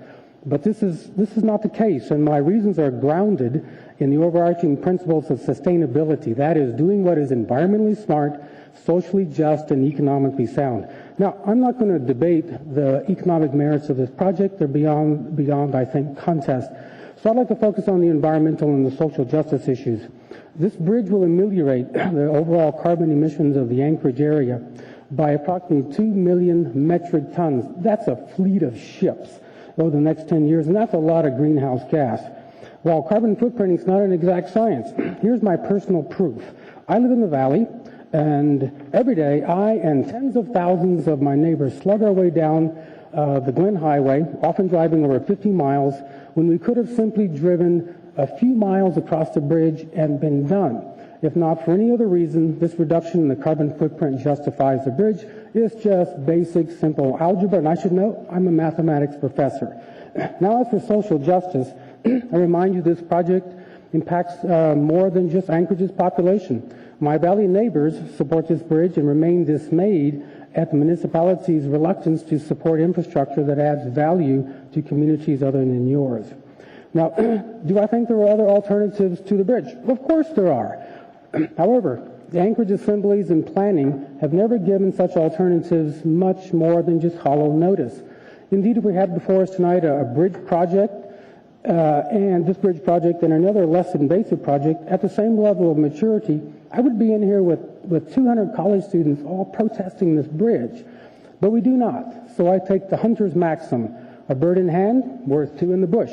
You have before you tonight only one mature project ready to benefit my neighbors and ameliorate the overall carbon footprint of the area. So here I stand in support of the Anchorage the Connect Arm Bridge.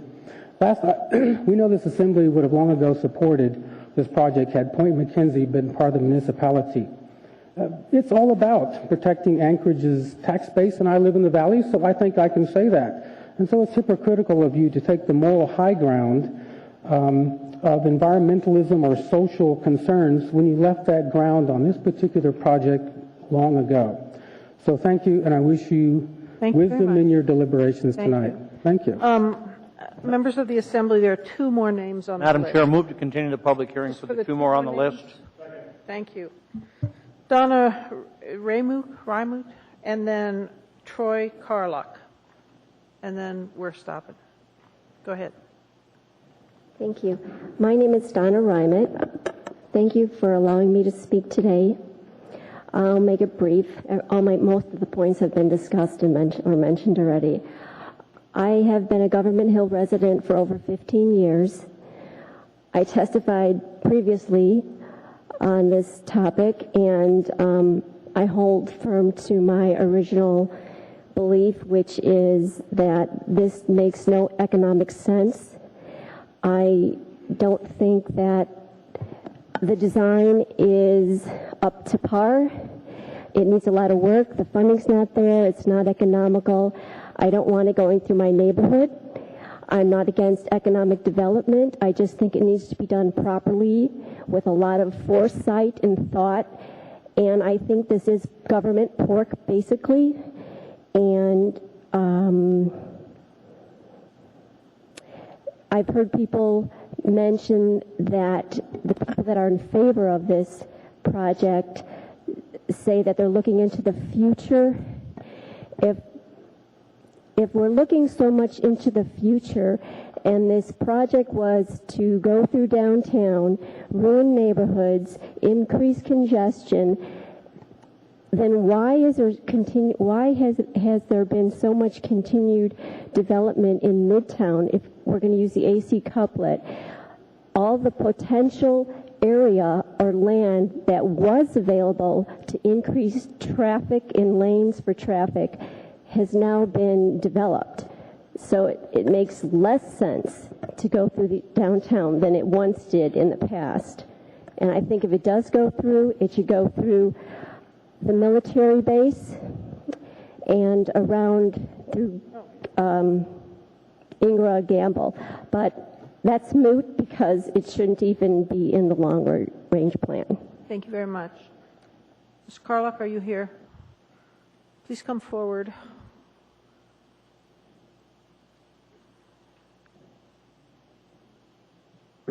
My name is Troy Carlock, and some of you know me. I've had your students in my class, some of you on the assembly.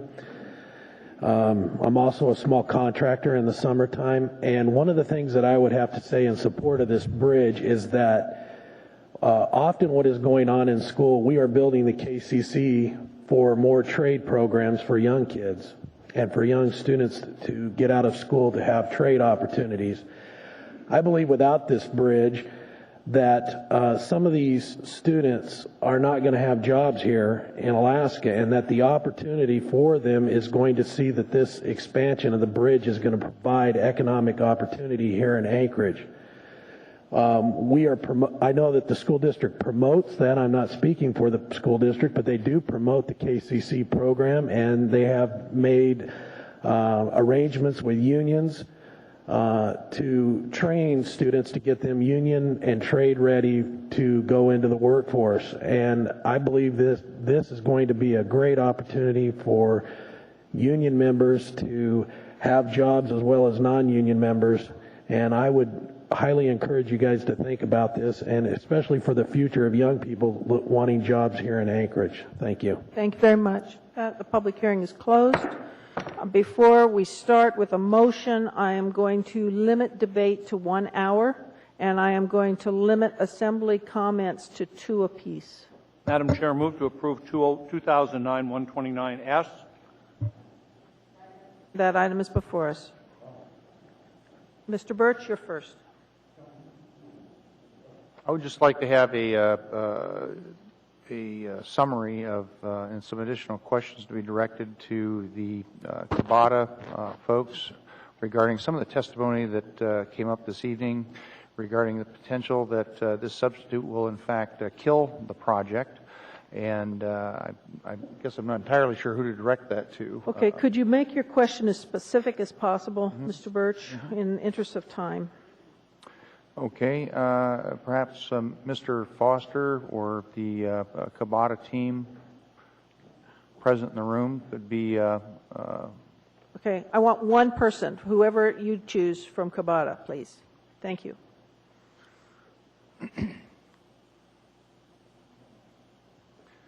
I guess my specific question would be the concern that I have and that has been shared by many who have testified this evening has been that this compromise or what's presented as a compromise and a substitute still has in the title that it would delete the crossing from the project and basically run the risk of sidelining this project. And I guess I would like to have, like to see your additional comments on that and see if you could maybe expand on that. So those of us on the Assembly, when we vote on this, we have a clear understanding that this substitute will in fact jeopardize the forward movement of this program. Thank you. Well, thank you, Mr. Birch. Our concern, Deputy Commissioner Richard's concern, Federal Highway's concern is that this revised amendment has not followed the public participation plan. It has not gone out for an additional 30-day public comment period. And therefore, there's a risk that the amendment itself could be in jeopardy. And where does that leave the crossing or the project? Frankly, I would have to defer to Federal Highways, who would actually make that final decision. But that concern has been expressed to me both by the Federal Highways Administration and the state of Alaska. Would you have any objection to an effort to postpone action on this and AMAT's consideration of this till, say for at least a couple of weeks until such time as there's the court action that's in place and being underway and some of these other questions could be addressed? No, sir. No objection. And as I've said, if it's good today, it will be good 30 days from now. Thank you. Mr. Drummond?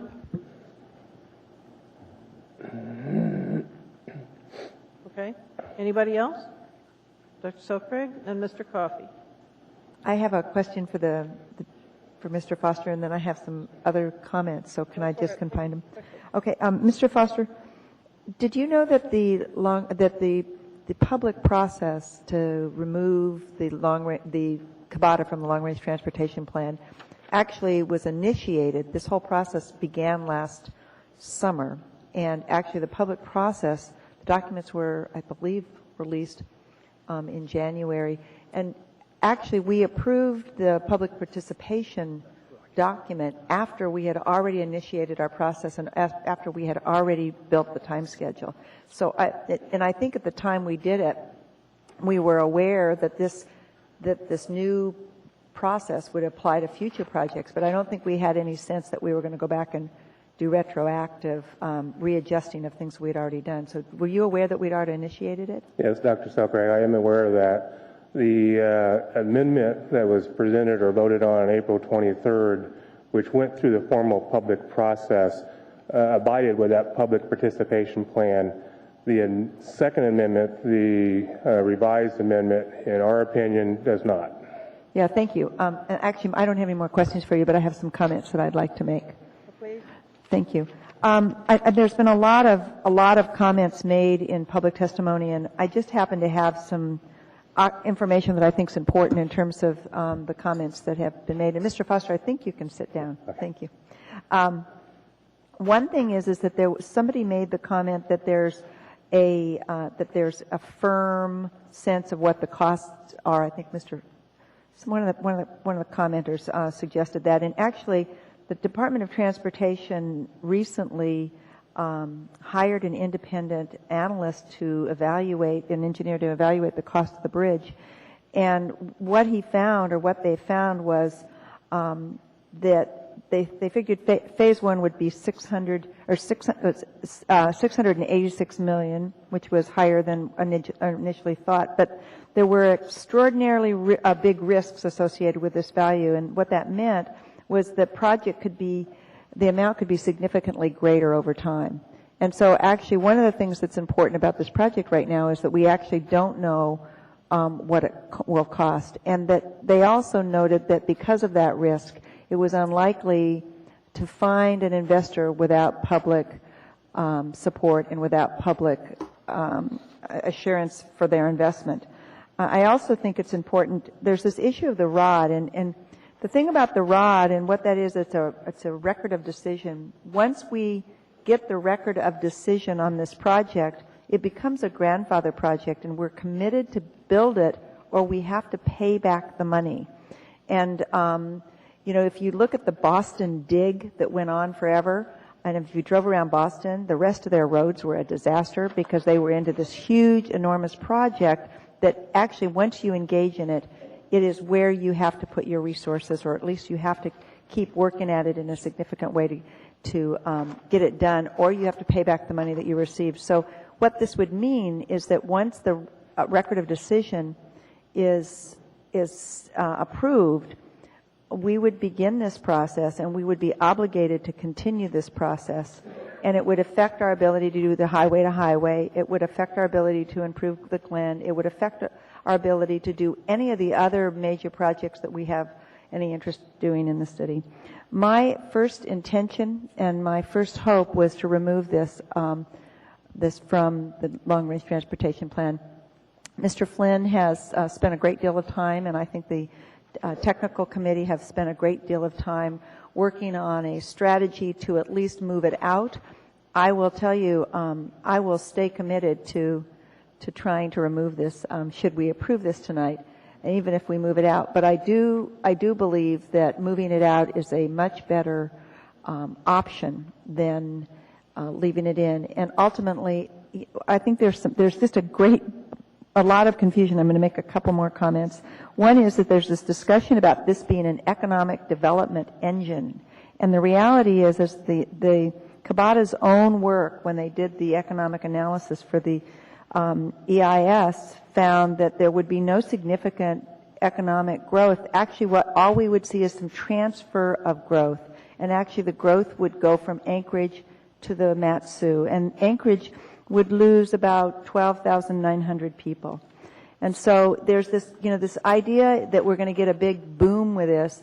The boom will be concentrated in one project, but it's not necessarily new money. It could be that same amount of money could be divided into 30 or 40 or 50 projects that would still employ new students and would still provide jobs and actually would work to improve our existing infrastructure and expand the links to the Glen. So anyhow, there's more than I have time in light of the time before us to cover. But I think that there's a lot of misinformation. I think there's been an enormous amount of self-promotion on the part of the people involved in the bridge. And I think as a result of that, there's some confusion about the value of this bridge. And I will be supporting the ordinance before us, and I think it's in the long term and in the short term the best interest of our community. Thank you. Mr. Coffey? Thank you, Madam Chair. Take the time to read the AM that accompanies it, and the things that will be addressed and required to be addressed are the same things that Dr. Selkirk just levied criticism at. Reassess the financial plan, they're going to have to do that. Things changed. It was a substantially different economy than it was a few years ago. The record of decision is delayed without the risk attendant upon having a record of decision made early, where we either got to proceed or we do have to pay back a lot of money. The highway-to-highway project is mentioned in here. The concerns of the people expressed from outside of here with regard to the need for sort of a regionalized approach comes in with the Regional Transportation Authority, which I can't remember when we established it, but it wasn't very long ago. And finally, one of the concerns of the folks on Government Hill has been included in here so that we can look and make sure that the impacts relative to Government Hill are properly addressed and perhaps resolved accordingly. So, if you take it out, you're done. If you move it to a longer term, you have an opportunity to address a lot of these changes, and perhaps in 11 or 15 to have another kind of discussion when we have answers or fail to have answers, as the case may be on this. So, with this in mind, and to address Mr. Birch's concern about this deletion, I have an amendment. The amendment will be found on page 6 of the resolution. Excuse me, page 2. It'll be on line 35. It will be number 6 after 5, which was the existing conditions. And it will say this: it is not the intent of this resolution to delete the Knik Arm Crossing from the long-range, well, I put LRTP, Long-Range Transportation Plan, despite the title of this resolution. That'll eliminate the confusion that this resolution does not call for it. That does not mean that a year or 2 years or maybe even the day after tomorrow we might not have a motion to delete it, but this resolution itself does not. I would like a second if there is one. Second. Thank you. I'll give the copy to the Can I clerk. make a comment? Just a minute. Are you done, Mr. Coffey? All right. Now, there's a queue. I'm going to take hands so that I don't lose the people in the queue. So if you want to comment on this amendment, could you raise your hand? If I comment on this, you're can I never comment again? Is this my second comment, or do I just have to? Well, I just have a quick comment on this. Make your quick comment. I think that this is a appropriate note to put in to add, and I think that I want to put on record that we're doing this act because we've had a public process to review taking it out, and based on public comment, instead of taking it out, we are extending the project into the future. And so I'd like to link the public comment to the document that we'll be approving tonight. Is there any more discussion on the amendment? Mr. Flynn. Just a moment. Mr. Gutierrez, could you go ahead, and then Mr. Flynn? The amendment is to add a number 6 on page 2 of the substitute version. Number 6 would read, "It is not the intent of this resolution to delete the Knik Arm Crossing from the LRTP despite the title of the resolution." Okay. Mr. Flynn? Mr. Flynn? Thank you, Madam Chair. Just sort of a technical, the Section 2, 1 through 5 are the recommendations of the AMAT's Technical Advisory Committee. So Mr. Coffey's amendment, while appropriate, I think would be better characterized as a Section 4 rather than number 6 within Section 2. Without objection from the maker. All right. Is there any objection to changing the wording of that amendment?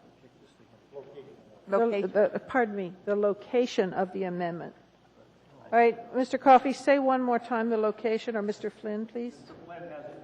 I'm sorry. It should be Section 4, beginning on line 41, and in the same language that Mr. Coffey. So it would be a Section 4. Mr. Gutierrez, did you get that? Yes, ma'am, I did. All right, thank you. Is there objection to that? Seeing no objection, that amendment is incorporated. All right, I'm going back to the queue then. Ms. Drummond, you're next. Thank you, Madam Chair. I have a lot of concerns, and I've been following this process since long before I got elected to this assembly. And I'm real concerned that the financials are not keeping up with the promises. I'm concerned with the traffic estimates not being accurate. I'm concerned that the private investors haven't stepped forward. I believe that plan was due about 18 months ago. But I do think that moving this out into the LRTP for a little further into the future, I think will give the opportunity to get all these answers, and it would still be possible to move it back in the near future, in the near term, if necessary. I do have an amendment, Madam Chair, if I could. I have written it down, but let me read it first. First of all, I understand there's a couple of typos on this document, on the S version. If you could just, we typically let the clerk handle those without having to vote on them. So if you could just bring those to our attention. Okay. I think we'll assume that typos can be corrected. All right. The word final ought to be financial, I believe, in line 27 on page 2. That's substantial. Is that final or a financial plan? Mr. Flynn, do you know? Just a moment. Or Mr. Wilbur, since it's the TAC amendments. The question is, page 2, line 27, number 3. Should it read "and revised final plan" or "and revised financial plan"? Financial. Thank you. That's then just assumed. Thank You you. need a motion, Madam Chair? No, no motion is needed. No. Okay, that's the major typo that I found. All right. Okay, my amendment is on page 2 at the end of line 24 to add the following. After it says, the Knik Arm Crossing project should incorporate heavy rail and bicycle and pedestrian facilities to the planned vehicular bridge, my amendment adds, and should explore potential renewable energy infrastructure associated with the bridge, such as solar, tidal, etc., as well as pipelines, utilities, etc. Okay. Just point of information. Since this section, Mr. Flynn reminded us, is actually just a summary of what the TAC committee recommended, I don't know if that's where you want to put it, because you can't change basically what they recommended. It would be better to make Is it that section, correct? Yeah, it'd be better to make it Flynn? a section 5 following Okay. section 4 that Mr. Coffey just added. I accept that as a friendly amendment. All right, so you're recommending a section 5 that says, repeat one more time, please. I have it in writing, Madam Chair. Okay, well, I don't, was there a Explore- second on that? Yeah, I could use a second. All right, Mr. Gutierrez. Thank you, Mike. Repeat it one more time. And should explore. Explore potential renewable energy infrastructure associated with the bridge, such as solar, tidal, etc., as well as pipelines, utilities, and so on. And if that is in the TAC, I apologize. I don't have access All to right. that. I'm going to take hands to discuss this, since I don't want to disturb the queue. Anyone, anything else, Mr. Drummond? I just want to say that I've gotten a lot of very interesting email in the last several weeks, and a lot of these ideas do have merit and should be at least explored, and we should be told why they can't happen if they cannot. All right. Would anyone like to speak to that? Hearing and seeing no one is on discussion. Is there objection to that? All right. We need to put it on the board. Or Mr. Gutierrez is here. We have to do a voice vote. Madam Clerk, this is a voice vote on Ms. Drummond's amendment. On section 5, adding to section 5. Mr. Coffey? No. Dr. Selcraig? Yes. I'm sorry? She said yes. Okay. Mr. Starr is dropped off. Mr. Gutierrez? Yes. Mr. Birch? No. Ms. Drummond? Yes. Ms. Osiander? No. Ms. Johnston? No. Mr. Flynn?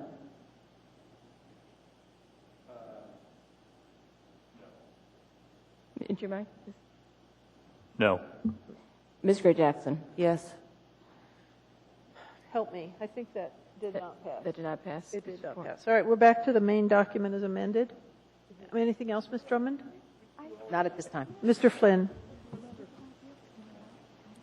Thank you, Madam Chair. I'll try and be brief. First, I want to thank our Valley neighbors who came in to talk to us about this tonight. I recognize that this is a pretty big project and will certainly affect them. And part of my motivation in bringing this compromise forward was to address some concerns about how development will occur on the west side of Knik Arm. And specifically, if this project is going to move forward, we talked about industrial lands and that sort of thing. I think it's very important that we protect a reserve industrial development around the Port McKenzie area, lest that opportunity be squandered. I've been pretty consistent in my discussions on this topic that I'm not opposed to any bridge ever, but I have a lot of difficulties with the existing proposal and the timing line it's on. I think if we are able to move forward with this compromise, we can address a lot of, not just my concerns, but the community concerns. And ultimately, if we are able to move this project forward, it can be a good project. I think we here tonight have listened to a lot of very thoughtful and impassioned testimonies without a lot of middle ground available. So putting together a compromise on this has been something of a challenge for me. I hope I have appropriately balanced the competing interests and come up with something that will serve this community well. And I'll make a final comment on the timing of the public process. You know, this compromise was born of the public process that the original amendment, which would remove the bridge from the long-range transportation plan, created. And I guess I'm a little surprised that there's a problem in people's minds with the decision-making body coming up with another way forward after hearing from the public. I think that's what we're supposed to do. I think that's what we have done, and I hope that we achieve a positive result as a result of that. Thank you, Madam Chair. Thank you. Ms. Gray-Jackson. Thank you, Madam Chair. I just want to start out by saying I really appreciate hearing from both sides. It's really helpful to all of us, I'm sure. And I also want to say that I really appreciate meeting with Mr. Foster and Ms. Pease, because I had an opportunity to listen to their arguments and to listen to what they had to say. And I did, just like I listened this evening to every single one of you. I felt a little sleepy at times, but I made sure that didn't happen. And I want to say that, you know, I grew up in a community on the East Coast where there were lots of bridges, and quite frankly, I really love bridges a lot. And when I first heard about this bridge, I was pretty happy about it, because I felt, wow, we're going to have a bridge in Anchorage where I've lived for 27 years, just like some of the bridges that I crossed over in New Jersey and New York City. And when I ran for office both times, when I was asked if I supported the bridge, I said no. And it was for all the reasons that were stated this evening, so I won't get into them. And I still say no, not because I don't ever want to see a bridge, because trust me, I'm going to be here for a while, and I do want to see a bridge here one day, but right now it's just simply, it's not the right time. And I also want to say that we really can't compare population growth in Anchorage to areas like New York and New Jersey and San Francisco. It's just not a fair comparison. And I also want to mention that, you know, like everybody else here, we received a lot of emails, and most of the emails that I received asked me to support removing the bridge from the LRTP. And I'll tell you something else. I have a lot of friends in Wasilla, and I just decided today to take my own poll. And I called them and I said, listen, I'm asking you this question and I want you to be honest. I don't want you to say what you think I want to hear, because you know how I already feel. I want you to be honest. Do you want a bridge? And I asked about 10 people. Well, I got 10 responses from one person. And she said, there are 10 of us, and no, we don't want a bridge. With that said, I just want to end my comments, and I really want to thank Mr. Flynn for bringing forward a compromise, and I think it's a good compromise at this point in time, and I intend to support it, but I do want to go on record saying that if I had the opportunity to vote on the resolution that would remove the LRTP plan the bridge out of the LRTP plan, I would be supporting that, but this is a good compromise, and I will be supporting it. Thank you, Madam Chair. Thank you. Ms. Johnston?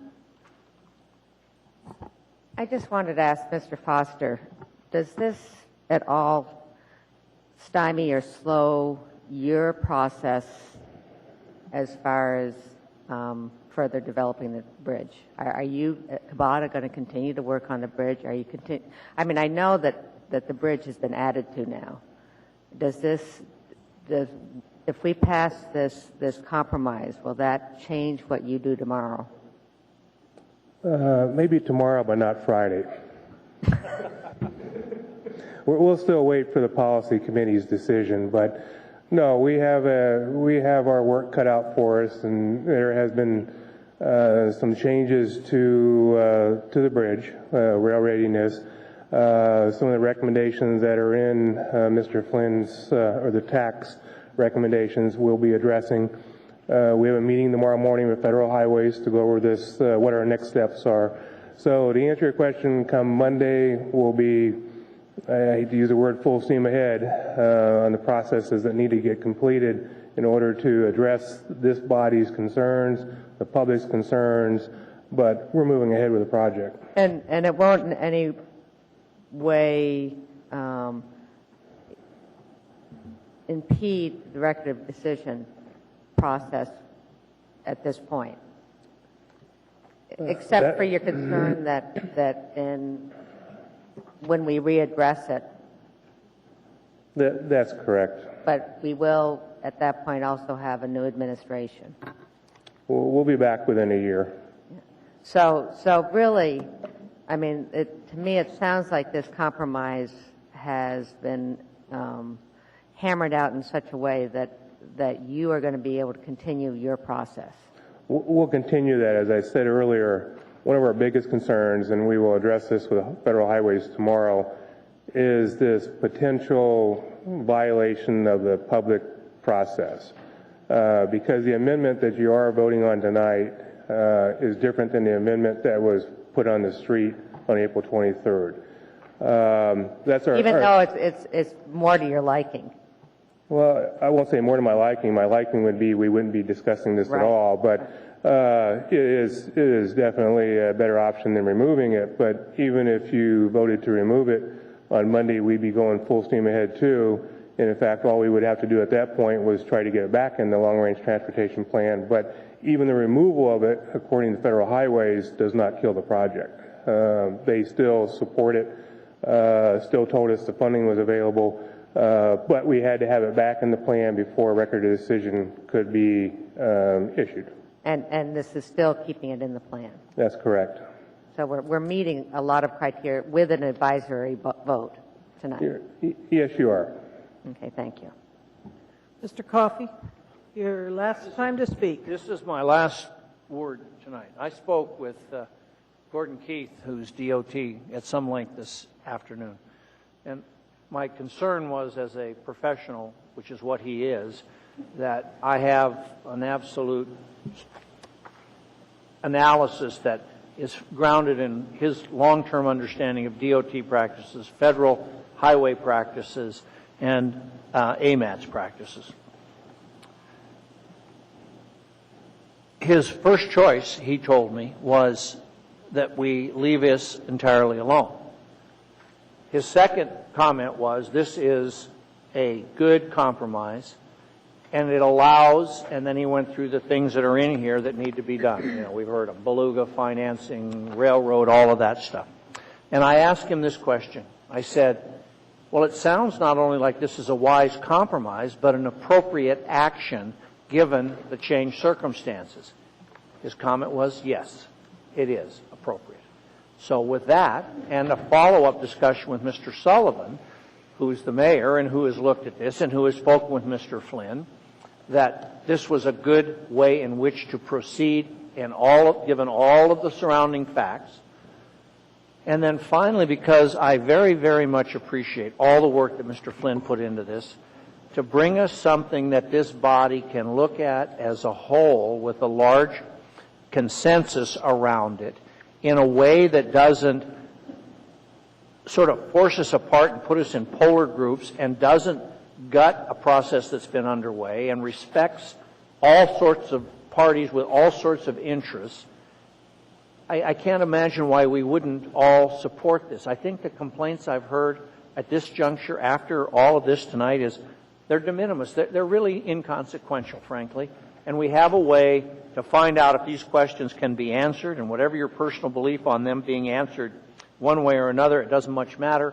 But every element is now going to be looked at one more time, and we'll see where we are in 11 or 15 or whenever all these questions have been answered. I would urge a yes vote, and I want to conclude with a heartfelt thanks to Mr. Flynn. Well done, sir. I appreciate it. Mr. Birch.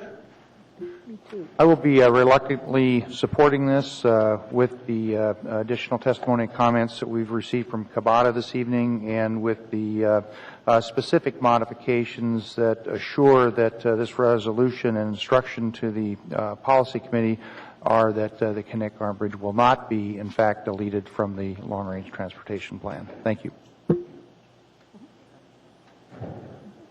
Ms. Selkirk? Thank you.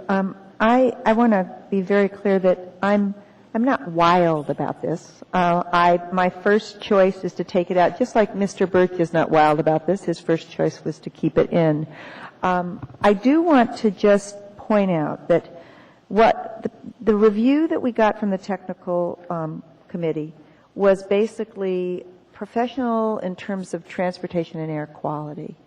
And this bridge has a huge impact beyond just transportation and air quality. And should it come before this body again, it's really important to understand the impact on this bridge in terms of how it will affect the vitality of our community. It is really important to understand the costs that are implied by growth on the other side in terms of the draw on the state and the state resources it'll take and the competitive sense of the new community that might emerge there. So I'm not happy, but I am going to support it, and I do appreciate that our body is really working together the best we can. Thank you.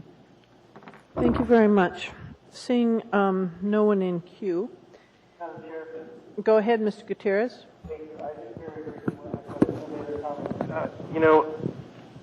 Last year in the campaign, what I heard from a lot of my constituents was that they didn't want this bridge. They wanted it removed entirely, and that's kind of where my position has been in the last year and a half.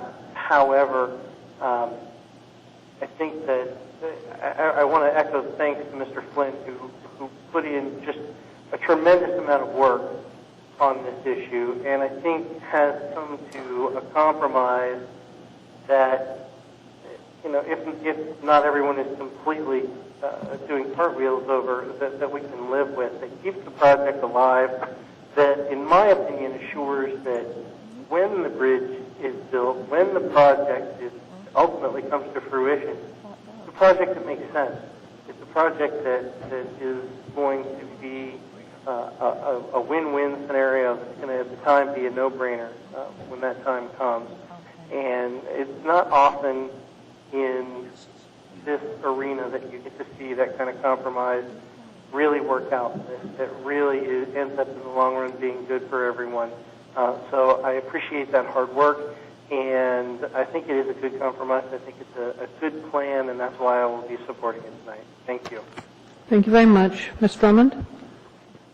Thank you, Madam Chair. I just wanted to say thank you to all those who came out tonight to testify, and I just wanted to let you know that just because I grew up in New York City doesn't mean I don't love living here. I've been here way longer than I was in New York.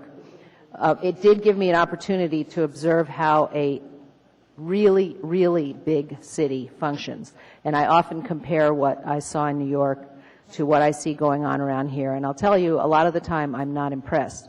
I have visited New York recently, and as you know, the recent mayors of New York have improved it tremendously. It's a lot different place than it was when I grew up. Yes, people still live like sardines, but you know what? They love it. It's cleaner, it's safer, and I'd sure love to see Anchorage improve to become a great city in that same vein. I think Manhattan is about 7 miles long. It has a couple of million people living in it. It has something like 20 bridges and tunnels feeding into it. And I used to love riding that subway for 45 minutes every day, south, and 45 minutes back. I got a hell of a lot more reading done than I did here. I didn't have to learn to drive until I was in my early 20s. And I think that's a problem that we have in this town, that we could sure afford to take lessons from other big cities. We can also take lessons in terms of improving our mass transit, bus. We're still going to have to do all that stuff, folks. In spite of building this bridge, whenever it gets built, we're still going to have a better bus system to get people around town when they get here. I predict that we're going to have commuter rail going in on the existing heavy rail lines that we have now. And yes, Mr. Flynn will probably have to conflict out of that one. We still have a lot of work to do locally, whether this bridge goes in or not. So I appreciate hearing from all of you tonight, and I look forward to what happens in the next few years. Thank you very much. Seeing no one else in queue, Madam Clerk, would you do a voice vote, please? Ms. Gray Jackson? Yes. Mr. Flynn? Yes. Ms. Johnston? Yes. Ms. Osiander? Yes. Ms. Drummond? Yes. Mr. Birch? Mr. Gutierrez? Yes. Mr. Starr is excused. Dr. Selcraig? Yes. Mr. Coffey? Yes. That passes unanimously. Ms. Drummond, you had an announcement of some kind? I was actually going to ask for immediate reconsideration, just in case, and I do have comments after that. All right. Immediate reconsideration has been asked. I'm Urge a no assuming vote. the assumption is to urge a no. That's what I was about to say. So, do we need a voice on that? Yes, we do. Okay, go ahead. Here we go. Mr. Coffey? No. Dr. Selcraig? No. Mr. Starr is excused. Mr. Gutierrez? No. Mr. Birch? Ms. Drummond? No. Ms. Osiander? No. Ms. Johnston? Mr. Flynn? Ms. Gray Jackson? No. All right. Is there anything else we need to discuss at this point? Seeing, Madam Chair, Ms. Drummond? I'd like to make a couple of announcements. Brief go ahead. announcements. On Friday at noon, the Anchorage Citizens Coalition will be sponsoring a lecture in the Mayor's Conference Room downtown at noon. Robert Liberty will be talking about Beyond Freeways, and a light lunch will be provided by ACC. Do join us.